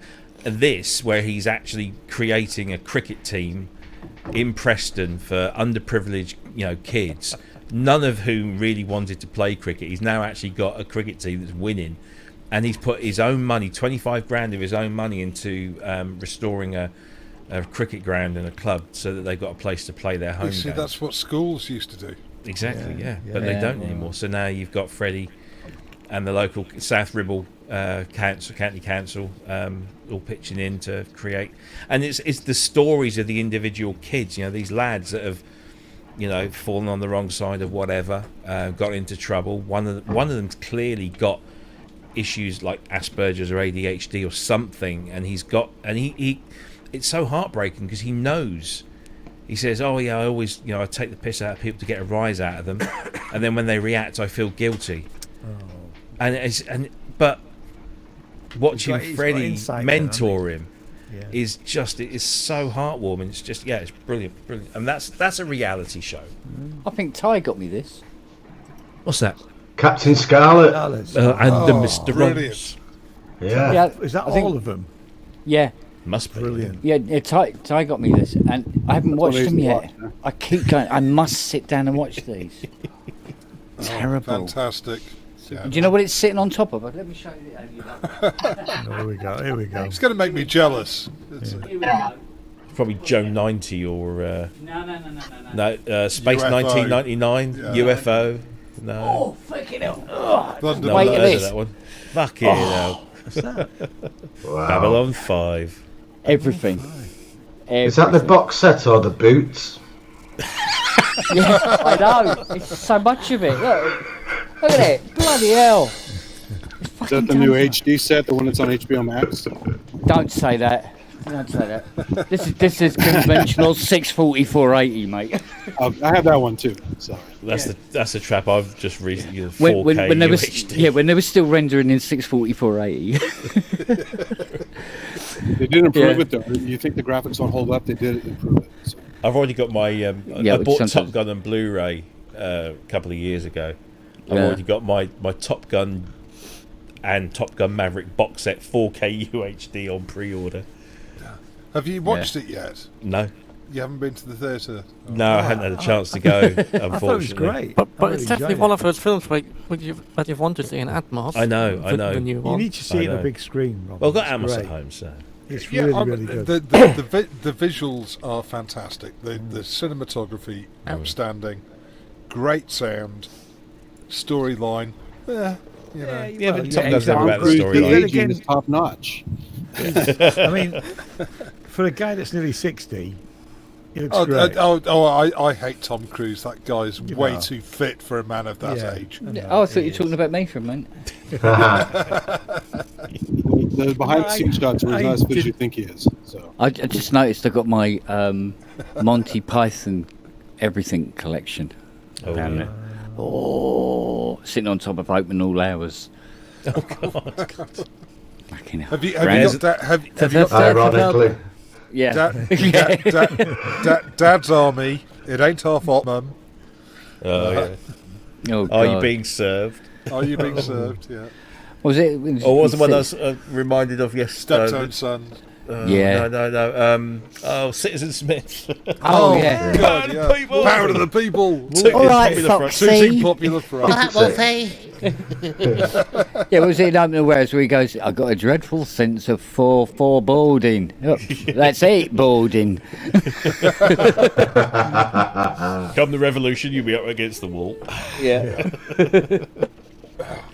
Oh, I love that.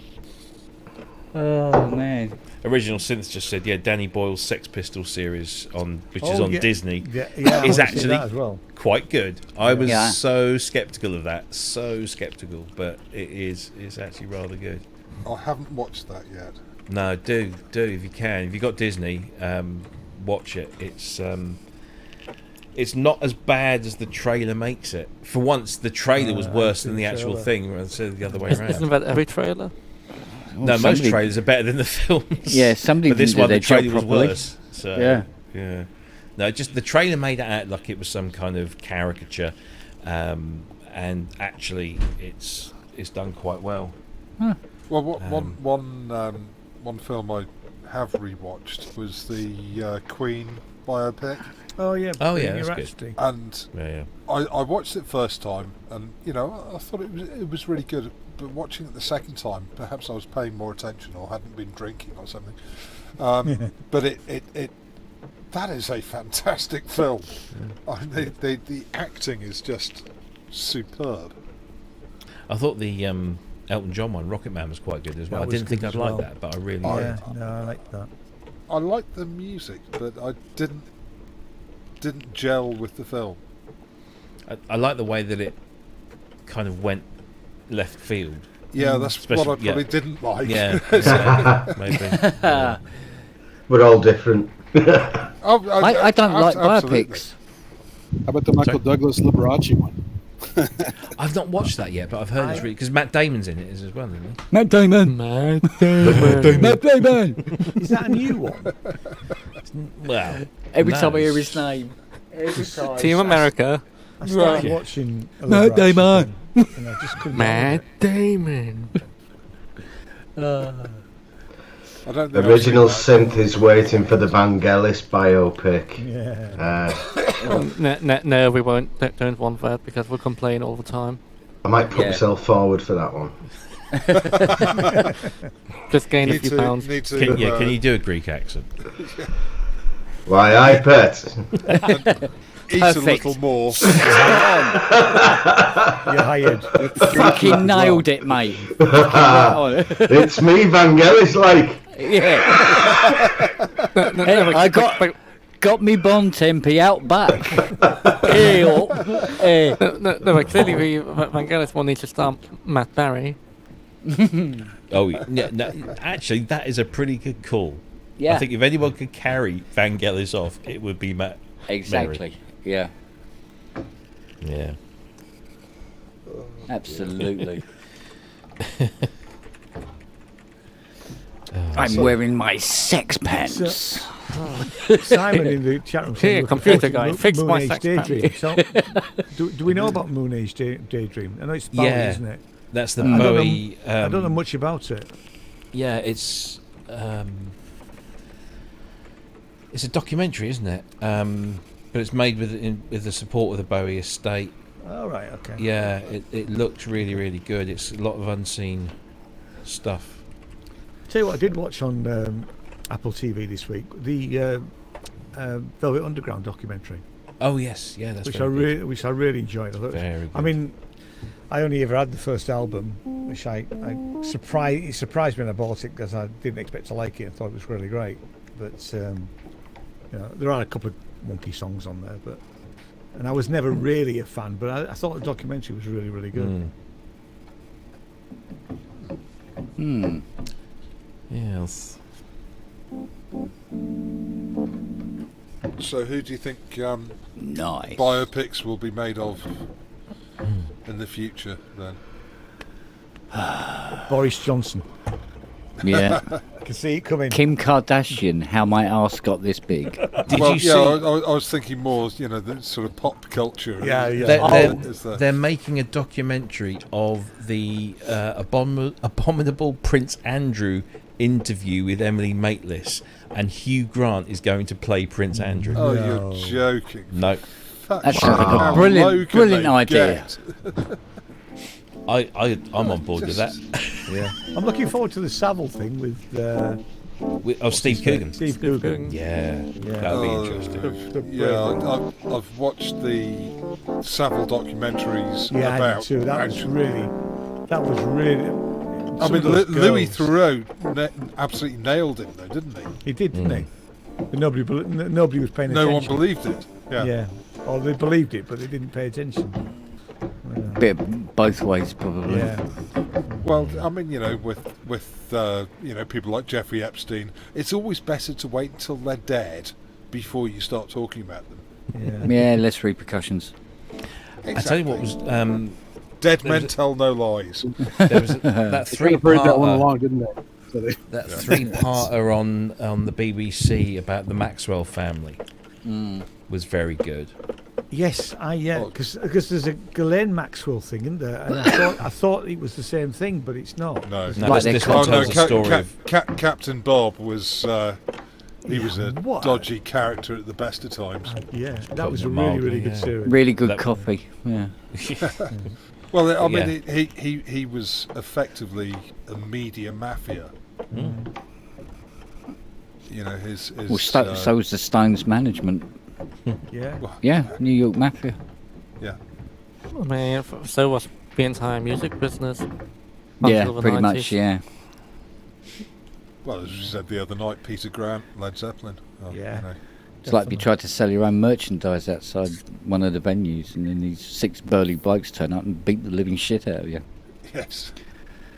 Those were the days. The good old days. Good old days. When you get the shit kicked out of you in a car park. Yeah, but you weren't shot. You know, they might kick the crap out of you and break all your fingers and your arms, but they didn't kill you. Yeah, true. Yeah, there was some decency in those days. Yeah. There's restraint. Steve Elbow says the Ginger Bakey film Beware of Mr. Bakery. I mean, if you've never seen that, that's brilliant. Is it? He starts off by hitting the interviewer by actually physically attacking him. It's brilliant, absolutely brilliant. Well, it's like when the Sex Pistols went on that TV show and started effing and blinding. Bill Grundy, that was it. Yeah. Killed his career. He did, yeah. But they were provoked. I mean, I love the fact that in the Disney show, Bill Grundy is played by, and his name has literally just dropped out of my head. Welcome to my world. Oh Jesus! I won't be able to describe him to you. He was I always imagine Bill Grundy as Les Patterson. Yeah. Oh God, yeah. Yeah. Yeah. Bill, hang on. Oh, what's his name? He's in all the kind of the British. Bill Nighy. No. Pistol. He was in the IT crowd and. Yes. What the Irish chappie? The Irish guy. Yeah. Not Richard Ayoade. No, it's not. No, it's not. He would always come on and do like little bit parts, and he was the one in the IT crowd that was in the call centre with a really odd voice. And I can't remember his bloody name. Somebody in the chat room, please, come on. Put me out of my misery. Neil here. Fleming? No. Richard Burton. Oh, this is. And when I tell you, you're going to go, who? Oh, yeah. Or that, yeah, one of the two. What, the Swedish guy? Actually, Original Sins just said that bloody hell, it was 1978 when John Lydon exposed Seville, which is true. Yeah, absolutely. He'd exposed himself before that, to be fair. He doesn't say much, but when he does, it's funny. Right. That's why we love him. Oh, what's his fucking name? Kevin Eldon, there you go. Thank you very much, Wagyu, who's quicker on the Google. Kevin Eldon. Kevin Eldon. Who's done so much, just a little bit. Sometimes he stars in things, but a lot of the time he's just a little part here or there. But he did that thing, the whole thing in the IT crowd. Do you remember when the call centre? Hello, can I help you? Yeah. Oh. Yes. Kevin Eldon's fantastic. Kevin Eldon. But he played Bill Grundy on Pistol. Oh. And he was very good at it as well. Simon Greatbatch is saying, isn't there a new Spinal Tap film coming out? Yes, there will be. There is. Wow. It won't have the punch of the original. No, it won't. In fact, Jane's never seen it, so I need to sit her down. Never seen Spinal Tap? How could she never have seen Spinal Tap? How could she never see? Did you marry her? And marry me? Yeah, exactly. What the hell? Yeah. So we have. It's been noted. It will be. It'll probably be after we come back from Edinburgh. But she is going to sit down and she's going to watch it. Got to watch it. She's got to watch it. Mind you, because of Fiona, do you know how many times I've had to watch Rocky Horror Picture Show? Lick my love pump. Yeah. To the point that we have. That is beautiful. We have a photograph of Frankenfurter in the kitchen. God help us. I thought that was you in drag. No, it wasn't. It's actually Tim Curry. Would you believe it? Honestly, spitting image, mate. I tell you. Yeah, separated at birth. The fun film started at my workplace 49 years ago. Oh. Yeah. Hey, Ken, did you see Rocky Horror Midnight Showing? No. Doesn't they when they have the toast, they throw toast. When there's a wedding, they throw rice. Oh yeah. There's only and you need to hackle the shit out of it. Yeah, they act on stage as well. Yeah. Yeah. No, you're into Fiona's territory here. I don't know whether it's still touring around, but yes, it is constantly produced. Okay. Yeah, Mr. O'Brien made sure to constantly make money from it. Well, can't blame him. It was bloody good. I remember going to see a been Forbidden to a couple Planet, of those, but it was just called the. I remember going to see a Forbidden Planet where people dressed up and had ray guns and all of that, and that was like really, that's cool. That was years ago. But honestly, it was just absolutely brilliant. Will 60 gallons be sufficient? What kind of soundtrack did that have? That should have had like the original one. Did it? Soundtrack, yeah. Oh, man, it was awesome. It was absolutely awesome. Really good. Manny is saying that the family favourite is Little Shop of Horrors, which again was absolutely brilliant. Yeah, it's a similar vein, isn't it? As well? Consider it's a remake as well. Yeah, the Steve Martin one, not the Corman one. Not the one with. It's got Jack Nicholson in it. He's in the original one, the Roger Corman black and white one. Yeah. Wow.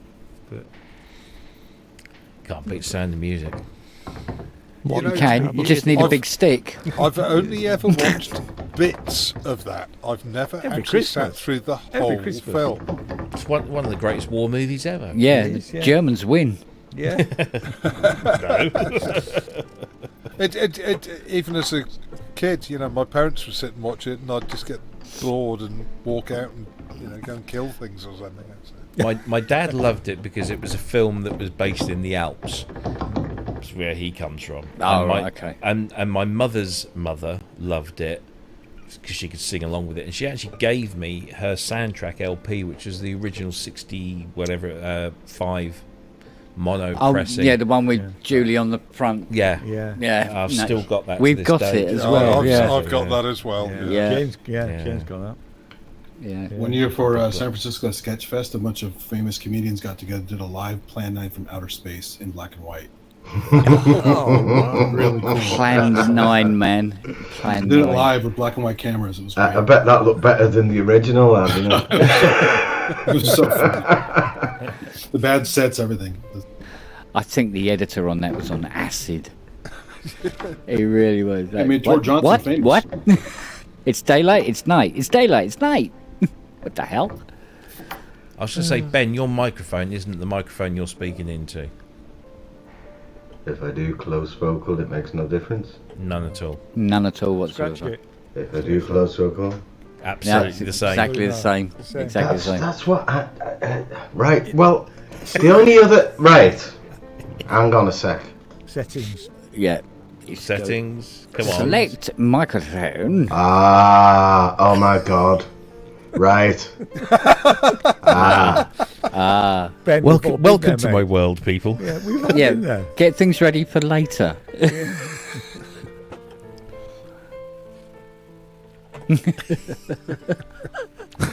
this working? Can't hear anything. Does this work? Oh. It's okay. This is one giant rehearsal. Yeah. So to explain to people, Ben's iMac decided to shit the bed yesterday. Yeah. And so this is literally a test run for tomorrow. Tomorrow night. Yeah. And we still can't hear you, Ben. Yeah. No. But it is an improvement on the last mic. Nope, still can't hear you, Ben. Oh. So this is where he tries to work out where the mic's plugged into. And this is the last time his new Mac was seen working. If it's plugged into something, is that plugged into something as well? Yeah. And should there really be that much smoke coming out of it? And is the volume turned up? Is Phantom Power turned on? Is the mic gain on? Is Phantom Power on? Oh, that's me, that was, wasn't it? That bloody first show, wasn't it? Yes. So I couldn't get my mic to work, and it was because I didn't have the Phantom turned on. Twat. Let's literally get Phantom Power working on my console at some point. Well, the thing is, it was the first time I'd actually used XLR for anything. So it was like, oh, you're supposed to have voltage running through it. I didn't know that. Oh God, bloody trackballs die, just die a horrible death. Why do you use a trackball, not a mouse? Because my mouse, no, my mouse completely died. So I put it on charge, took it off after a couple of hours, still flat. Oh, is this an Apple mouse? Or is this no, this is the PC mouse. Oh, okay. Or the generic mouse, whatever you want to call it. And it's just decided to pack up. No, still silent, Dan. Ooh. That's pretty. That is nice. Yeah, now you're talking. I've never used one of them actually. I've got a Magic Mouse, but I don't use it that often only because it uses batteries too much. The batteries in this last ages. Yeah. I use a Lenovo. He never uses it.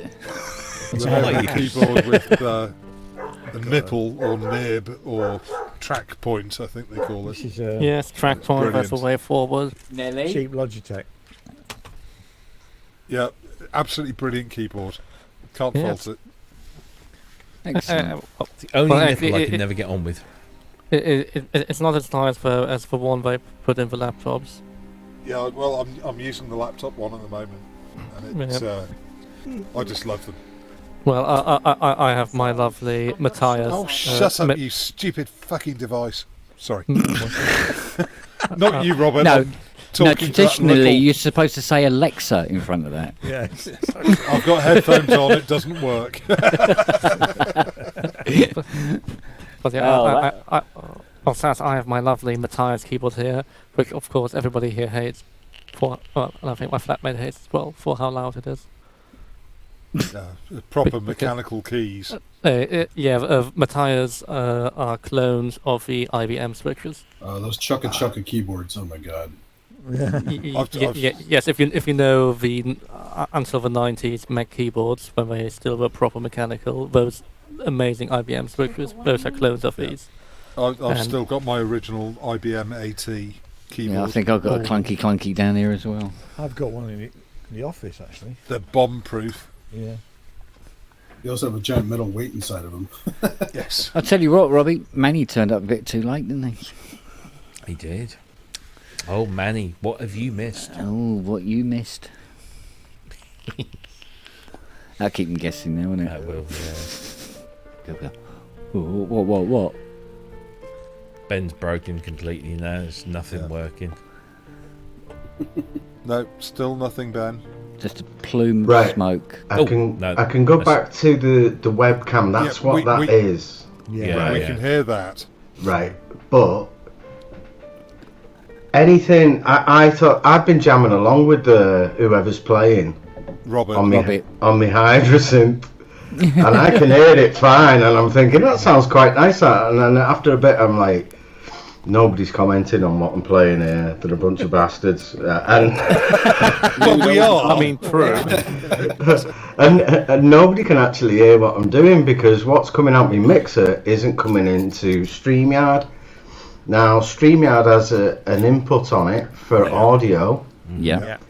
That says, well, I've got like default, which at the minute is this HD webcam. This is only happening because my iMac is broke, don't forget. I'm still talking into this mic. Right, okay, so if I put it onto Yamaha TF, which is my mixer. Yeah. Goes quiet. What channels is it taking from the mixer, though? Is the mic volume turned on? Is the gain on? Is phantom power on? I can hear the microphone. But which channels of a mixer is it taking? As for USB interface, does it just take channel 1, 2 direct out, or does it take the master bus? I've only got one option on the input, for the audio mic input on StreamYard. I've only got one input, one option on that. Now the desk can output all 32 channels over USB, but I can't select which one I want on StreamYard. I've got it's just Yamaha TF. It doesn't say whether it's a stereo or channel 1 or anything. I'm not really sure. Are you on a Mac or a PC? Mac.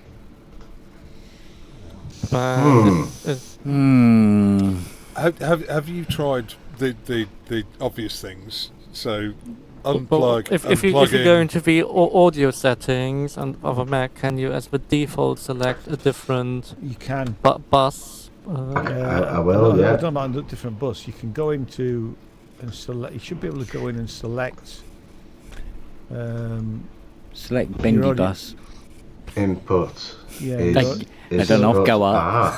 Into sound and then choose your audio interface. Hang on a minute. Tell you what, that fan needs oiling, doesn't it? What fan? I don't even Can you hear me now? Yes. Yeah. It's still going through the webcam. Still your webcam. It's still through the webcam. Yeah. Well, if you've selected the mixer now as the main audio input. Oh yeah, it's through the webcam. Don't worry. Then no proximity. shut down and restart the browser and see if it picks should up the new audio input. Because every time I come on, I have to select. I've got Scarlett 212. I have to select that first and then come on, and then that will appear in StreamYard. Okay. I'll post the link in the chat for you. Thanks. Well. Thanks. I fixed everything by having 2 audio interfaces. Makes everything so much easier. Yeah, but it will do. Yeah. Oh, I bet. Yeah. Well, I looked at the choices of all the E inputs here. So like analog 1, 2, 8, 1, 2, 3, 4, 5, 6, 7, 8, and so forth. Well, that might be a Windows and Chrome thing. That's not bad. What I want to hear is Robert playing "Lick My Love Pump" and then Kent putting strings over it. That should be straightforward. Well, it's in D minor because that was status of all keys. Of course. D. Which one's D? To the right is C. All right. The one with the arrow on top of it.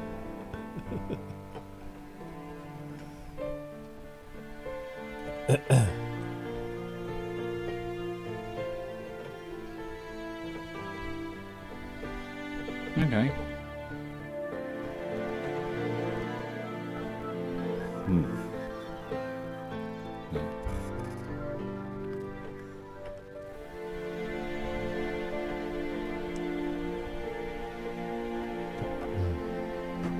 No.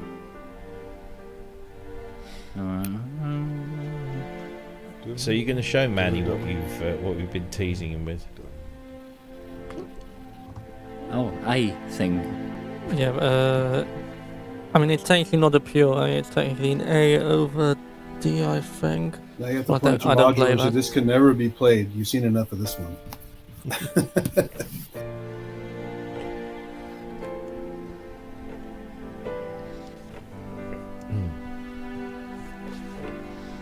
Oh, I see. Okay. Right, should we call it up and let Manny have a look? I reckon. All right, let me go and check and see if Fiona's got any clothes on. Why? Because, no, honestly, Manny, it's not what we wanted you to see. Wouldn't wish that on anybody. Oh. Ouch. She watches these, so it's all right. She knows I don't mean it. She knows I wouldn't dare. That's why I'm never nasty about her on here, because I know she'll kick my ass. Oh, steady on there, fella. Oh man, I've been hunched over bloody 80 all day. 8 hours of it, bastard thing. Dear me. Right, let me check.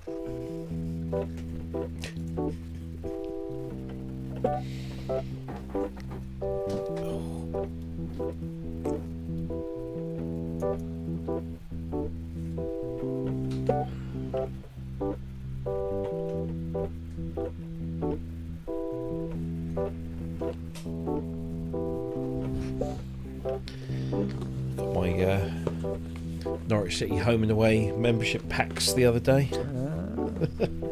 They got a free. They give you a free gift. Something to less soften the blow. Soften the blow. I'm going to say how much is a terrible the fucking subscription? Yeah. How many hundreds? I've got a really nice proper metal drinks coaster with a nice soft base. Actually. Yeah, it's quite nice. It's heavy. And then that was for the home membership this year, and for the away membership. I don't know how good this is going to be. I got a USB to USB-C Lightning and micro USB extension cable. Hey! Oh yeah, that may well be slightly dodgy. It doesn't say whether it's made for iPhone, but I'll give it a go. What have you pulled now? Don't ask. Oh, bloody hell! She heard that statement. See, I told you, she kicked into that, didn't she? Yeah. Right, let's call this up. No, she was actually huddled up with her shawl on.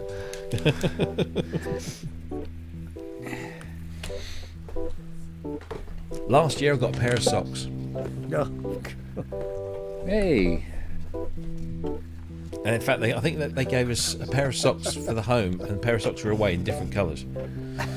Oh, cool. Steve, the away kit's being launched to what is effectively tomorrow, the 16th, when we play Marseille. That's when the away kit. Sorry. Yeah. So how much does it cost, Rob? For a membership, it's £25 a year for home and £25 a year for away. So 50 quid gets you membership for the year. What am I doing here? That's not good. Because I keep wanting to buy a season ticket every season, and then I think, no, well, I might go away. Season ticket, because that must be. They're not awful, but not like Manchester United or somebody. Oh no, they're not. No, nowhere near that. But they go because we're up and down. It's just like, I think they put the prices up a little bit this year, but it's understandable what with everything.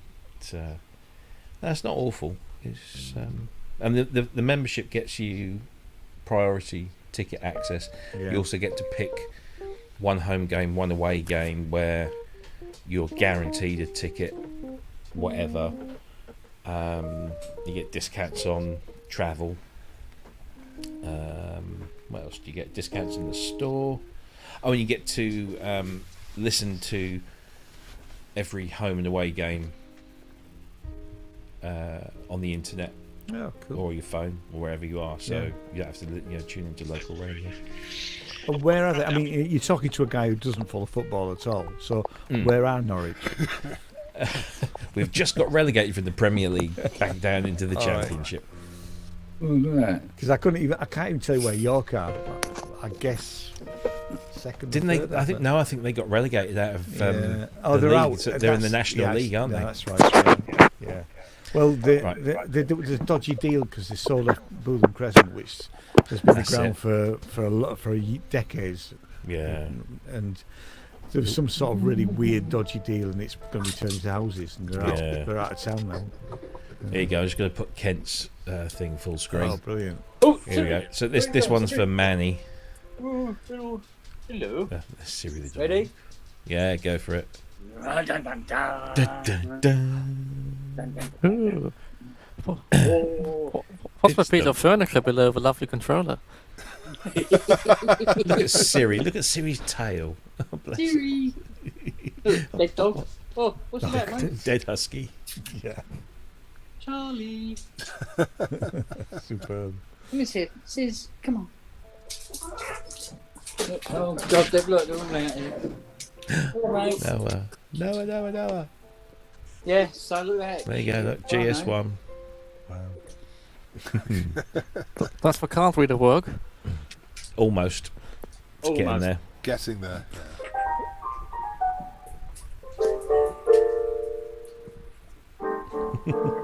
Authentic GS1 sounds there. From yes, absolutely. So FM. Are you going to imitate the card reader sound again? Yeah. It's a nice little set, though, isn't it, really? It's tiny. Cool. It's gorgeous. I do like that controller, I've got to say. Yeah. Didn't know the controller was that small. Yeah. I tell you what, it's bloody heavy. It's all right, isn't it? Look, a bit of wood missing. Oh yeah. Which one is heavier? The GS1 or the controller? Oh, that GS1, mate. I had by about a ton and a half. My socks when I bought that. Oh, it's gone dark.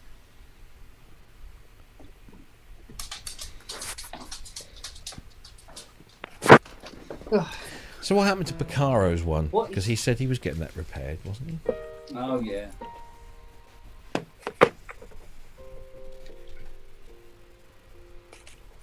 Let's take him off. There we go. I just found a peg. A peg? A peg. There's a dog has been chewing a clothes peg. Oh, God. Somewhere. Oh, buggers. None of them are puppies. Do that card reader sound again, see if you do a better job this time. Oh. You alright? Alright, Biz.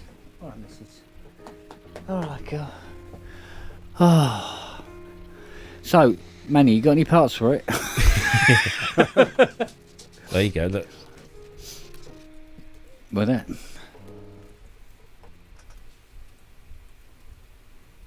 Oh, getting the editor working.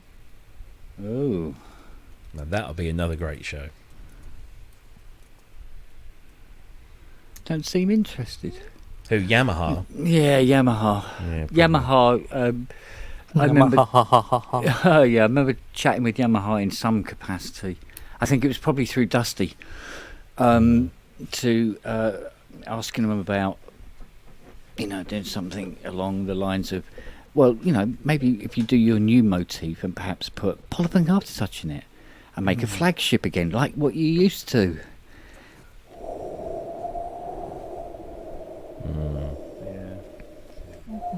I can do that. Come on. There you go. It's good FM. Evil fall. But the bell is an FM. Yeah, I should do that, shouldn't I? I should. Yeah, do it in FM. Hang on. Let's do this. Come on. Let's. Right, here we go. My audio's going to go a bit tits up while I fire this thing up, because for some reason OPS 7. When you start it up, it messes the audio thing up. There we go. That's better. Thing is, use the FS1R. That's the prime flagship FM. Yeah, but with this, I know exactly where the bell sound is, and I have to move over there to turn that on and make sure the MIDI connection's on. Oh, excuse me. Where are we? So we go to there. We go to SysX factory. Right.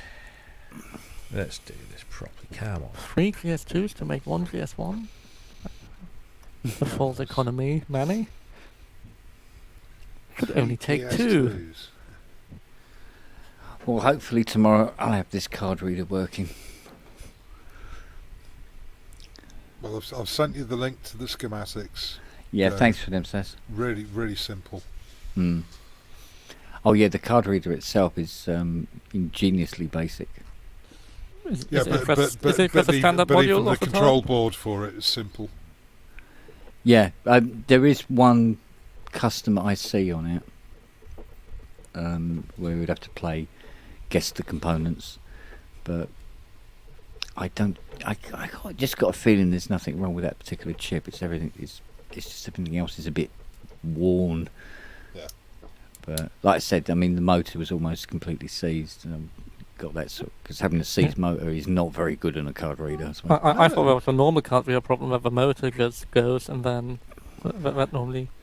It's been working. What it does now is it reads the card going through, but it doesn't bring it back, and it's down by the relay. There's a transistor down by the relay that is looking a little suspect. So we'll check that all out in the morning. Because I'm not going back to that 80 because I said, oh mate. If I could throw a CS80, I would have done today. Voice card 6 in bank 1 wouldn't work, right? I eventually got it working. For some bizarre reason, the wave shaper just decided to go. I went, right, cool, it's working now. And as I'm cycling through, voice card 5 stopped working. So I fixed voice card 5 and then ran through the sequence. Yeah, she's lovely, but voice card 4 has stopped working.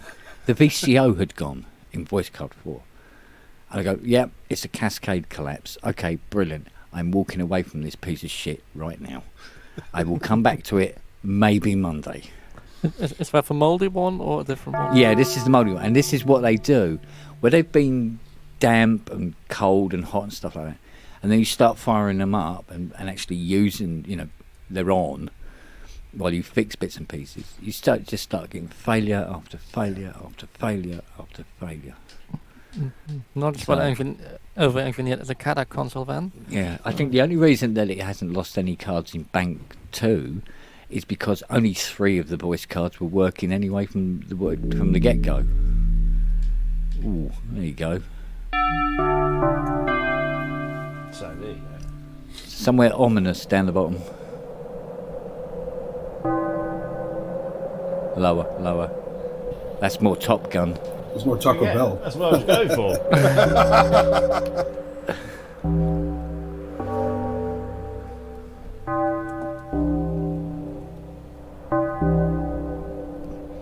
Sounds more like Dracula's wedding.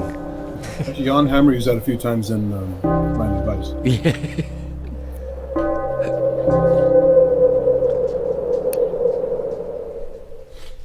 Let's get rid of that bloody guitar. Such a nice piece of music without that terrible guitar. Oh, man alive. Do you know, I watched Rain Man the other day and really reappreciated that whole score. Again, it's lovely, isn't it? It's such a good score. Yeah, I'll tell him. It was finally released a few years ago, or actually in decent quality, rather than the previous that release, which sounded like that had been stored in some mouldy basement. Yeah. The one that came out 10 years ago was And so Thelma and terrible. Louise. I watched that the other day and completely forgot Hans had done the soundtrack to that. I think Hans has forgotten half the things he's done. Well, yeah, I think most people have forgotten half the things. It's been a little prolific, has he not? Yes. Well, it's like asking Ty. So, oh Christ! Yeah. List all the tracks that you've done. Yeah, no, not going to happen. Yeah, no. He don't remember the program names and stuff like that. He must hear it. It must be nice though that you're sitting there and you're watching something. And you go, "Hang on a minute, I did the music." I for wrote this. that. Yeah, like Ty has time to watch TV. Yeah. Yeah. I think Hans did some Attenborough stuff too, didn't he? Oh God, yeah. Yeah. Yeah. Most of it. I quite like the thing that got him banned from the BBC. Firstborn. Quite a banging score. Which then in '86 he went like 40 quid over budget, so he was banned from ever working for the BBC again. What happened to Ben anyway? He's still trying to source his audio out, I think. Oh God! Well, he needs to get it working for tomorrow, doesn't he? So he's got his Mac apart all over the rug.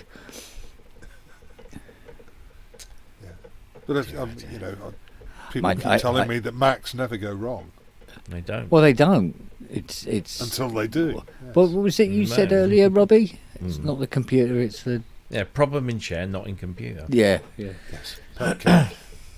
I used to support an entire site as one person with Macs, and PCs we need a lot more people. Yeah, it's just the math. Yeah, no, I can imagine it. I had to laugh when my first ever Mac was an iMac that I got laid off from this company 10 years ago, and I knew there was an iMac sitting in the store cupboard.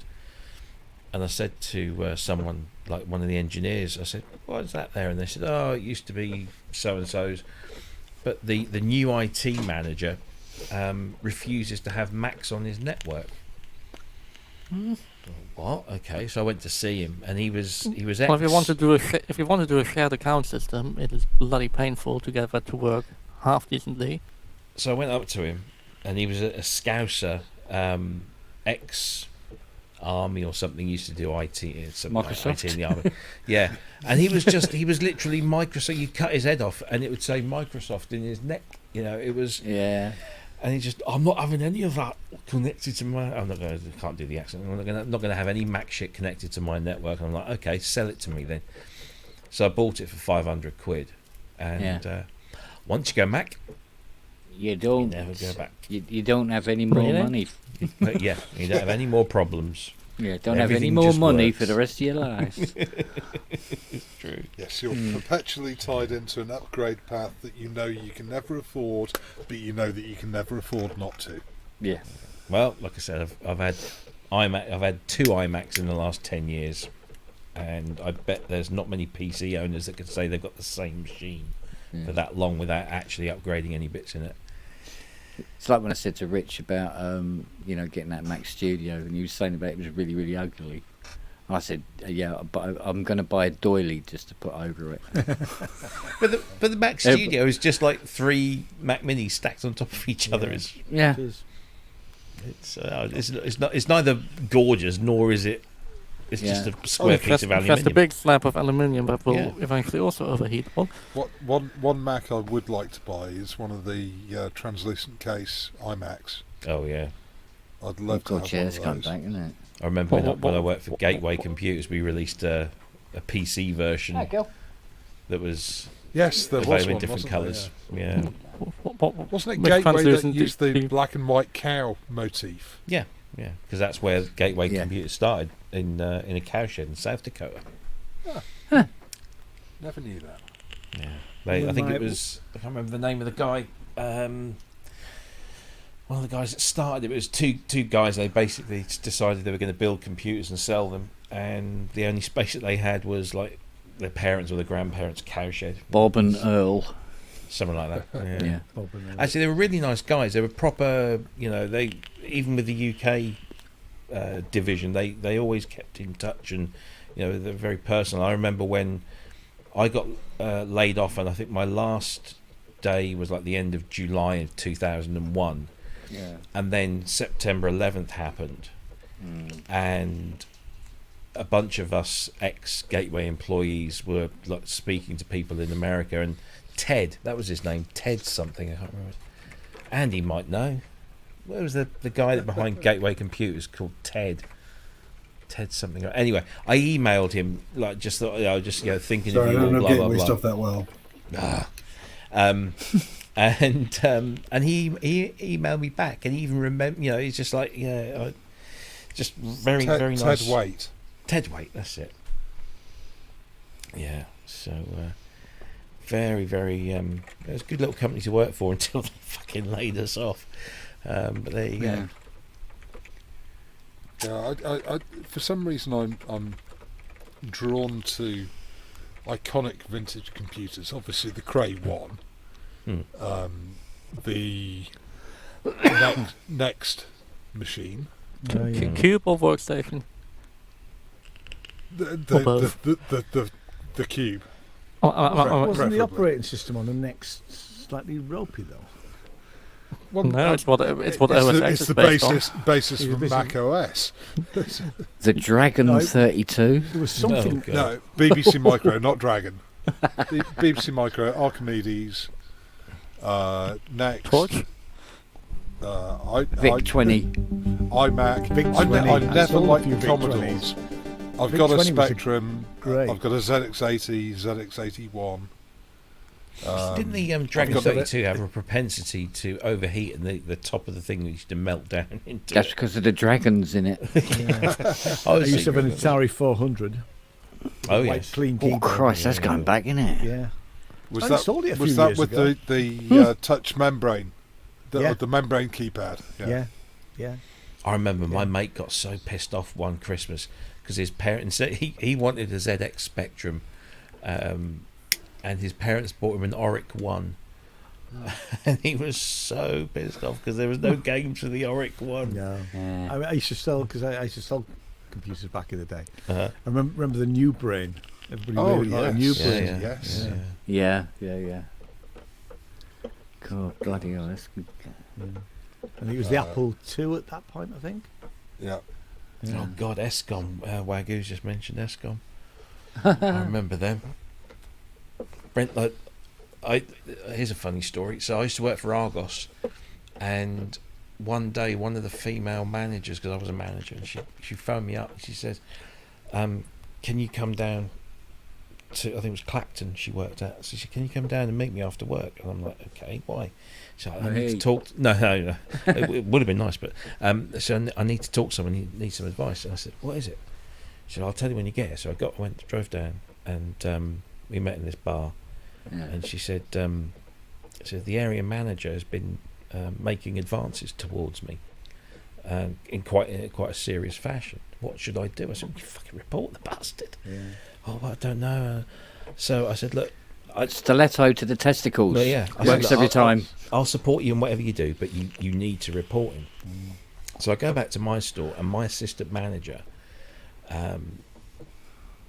she came up to me about a week or two later and said, "This guy, Tony, I think his name was, he sort of stayed after work one night, and he kept me in the office, and it felt very uncomfortable, and because I've got this in my mind from speaking to this girl in Clacton." I said, "Did anything happen?" She said, "No, it didn't, but he clearly made it clear that he wanted something to happen." I said, "Oh, Jesus."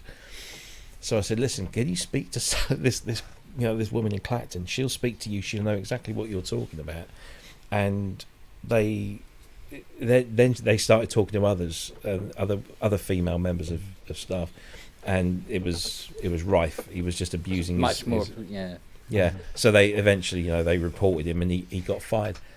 He ended up working for Escom, and I remember going in there because my mate used to work there, and there he was, and he knew that I'd been sort of instrumental in putting all these women together to get him the sack, and he just sort of looked at me and scuttled off into the back of the office. But Escom, they were a funny old place. They went bust, and they in quite suspicious circumstances. They were all, one day they were there, the next day, literally the shop was cleared out. It wasn't even like there wasn't even a closing down sale. It was just like shut up shop, empty, go. Wow. Yeah, very, very funny place. But, Gateway. I worked for Lasky's. I used to work for Lasky's. Oh yeah. And when I first joined them, because it was for the York branch, but we had to have a month in Sheffield, and Phil Oakey kept coming in, but nobody else was allowed to serve him. He had his mate. He had his mate. Wow. Yeah. And everybody's going, "Oh, it's Phil Oakey from Human League there." I used to sell all the. I used to do business accounts at Gateway, so we used to actually they were the decent stuff that used to last a heck of a long time.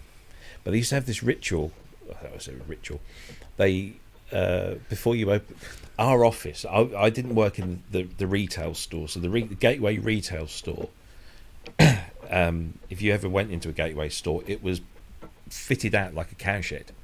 So it had the barn doors, and you had displays that had boxes with straw around them and stuff. Yeah. But our office, the business guys, we were sort of like towards out the back, so we're still part of the showroom, but you had to sort of walk into the business centre, so to speak. So we had nothing to do with the retail guys, but they used to have to do this thing every morning where they'd play this video. It was kind of like a motivational corporate video every morning. And it was like this was my first time ever working for an American company. It was really kind of like, wow, that's different. But in actual sell them darn computers. I'm sorry. Any organisation that does that sort of shit deserves to go bust. It wasn't like a compulsory thing you must obey, but it was just like they'd put it on and they'd all sort of watch it, or they'd maybe mill around doing it while it was playing, because they used a couple of songs. They used Jesus Jones, Right Here, Right Now, which is a cracking tune, and the video it was set to was actually it was like a really glorified TV advert for Gateway. Yeah. And there was another one that they did that used Rusted Root, Send Me On My Way, which I think has been used in a few movies. And that was it. I must admit, I used to sit there and watch these things, and actually you'd kind of get this sense of, that's the company I'm working for. That's the attitude they want. I can kind of see why they're doing this now. And it wasn't like indoctrination. It was just sort of like a little pick me up first thing in the morning, to get you going for the day. That's how I always say in the codes. Well, yes, indeed. But I actually still have those videos. I managed to grab them off the server before they shut us all down, and I put them up on an old YouTube channel that I don't think I have access to anymore. But they're probably, if you go on YouTube and search Gateway Videos or something, you probably get something completely different. But yeah. So, those are the days. Right, guys, I'm going to say I love you and leave you. And I'm going to go to bed. I think we probably all should, actually, at 9 minutes past 2. Well, that's true. Just waiting to see if Ben was going to come back. No, he's not coming back. He's not. He's asleep on his rug. I'm actually. He says I'm actually still here trying to get audio into the computer. Oh man. Oh dear. Oh dear. Well, cheers, Ian. Yeah, right. Good night, guys. All the best, mate. Oh, buddy. See you later. Cheers. Bye. Take care, man. Bye. All I've got to do, I've got to create a whole bunch of dummy courses, exams, and certification for our UAT of our new platform. Oh yeah. So that shouldn't take too long. And then Saturday, I've got my eldest coming round. We're going to have a barbecue and drink lots in the sun. Yeah. Maybe it's contest. Is Sunday meant to be the day for barbecues down where you are? I didn't know there was a specific day. Oh, no, any day's a barbecue day. Weather-wise. What, 35 degrees? Well, no, that's Monday, isn't it? Sunday is 31. Oh, I don't know. They keep changing the goalposts. Yeah, it keeps shifting. I have a trusty friend. At some point tomorrow, I've got to fix 14 punches in our swimming pool and file Nellie's nails. Oh, so Saturday is supposed to only get to 23 here, and Sunday is 28. Yeah. And then Monday is 35, Tuesday's 35. It's not going to hit 35. We might need that. Can we have that as a little soundbite? Yeah. That we can play next Thursday. 7 hours and 10 minutes in. Grab that. Have you had the Thai soundbite yet? We've had Thai, but I don't know. No, but the soundbite of him saying something positive about Beringer. No, I no one else has slipped us. I might have to go back and we have to go back try for and that track one. it down. Yeah. Load it onto a load of SIM cards and just hand them out to people. Actually, sneak it into his into the audio of his new film. It just plays in the middle of the film. Oh, that would be brilliant. You've just reminded me. I want to see if I can find this clip before we go. All right. It happened at the British. I think it was the British Grand Prix.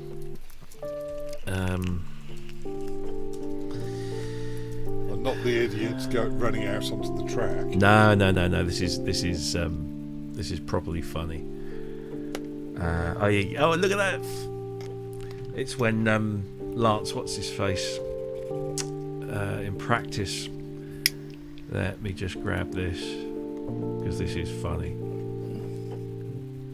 Hopefully, we won't get a copyright strike. All right, nobody's watching. Yeah, I think they'll have given up by this point. Right, hang on. Oh, it's not going to be very good because it won't let me rewind the bloody thing because it's one of these stupid clips. Hang on, yeah. Here we go. If I stop it there, right, here we go. Let's do this. I don't know why I just thought of this, but it was so funny. Was this last Sunday or something? Yeah, it was at the British. So yeah, whenever that was, last Sunday or the week before. So yeah, this guy has come off the track in practice into the gravel, right? Yeah. Ready? Did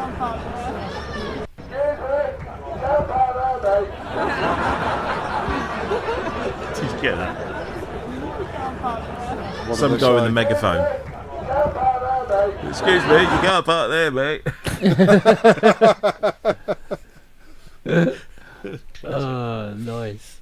Only in Britain, eh? Yeah, exactly. Oh dear. I thought it was funny. Well, I must say, Robert, I've thoroughly enjoyed your noodling tonight. Been very much to my taste.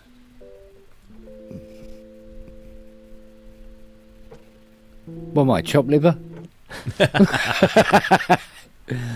I like chopped liver as well. Oh, with good a man. lovely Chianti. Peas and onions. Yeah. Ooh. Oh, espresso crop.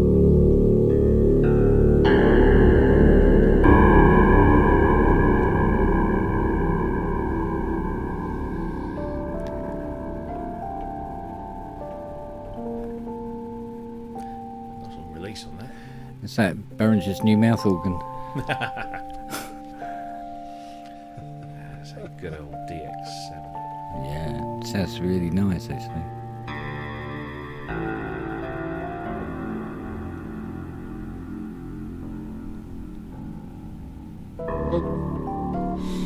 You get it with FM though, don't you? Get those sort of like essences of other sounds in the sound. Yeah. It's all the harmonics. Yeah, because you get like it's the bass sound and everything. Yeah, but it also sounds like somebody smacking the bottom string on a piano. Yeah, it's lovely. It's clever stuff. Well, what are you playing, Robert? Which synth? It's just the Rhodes. Oh, okay. Hit the roads again.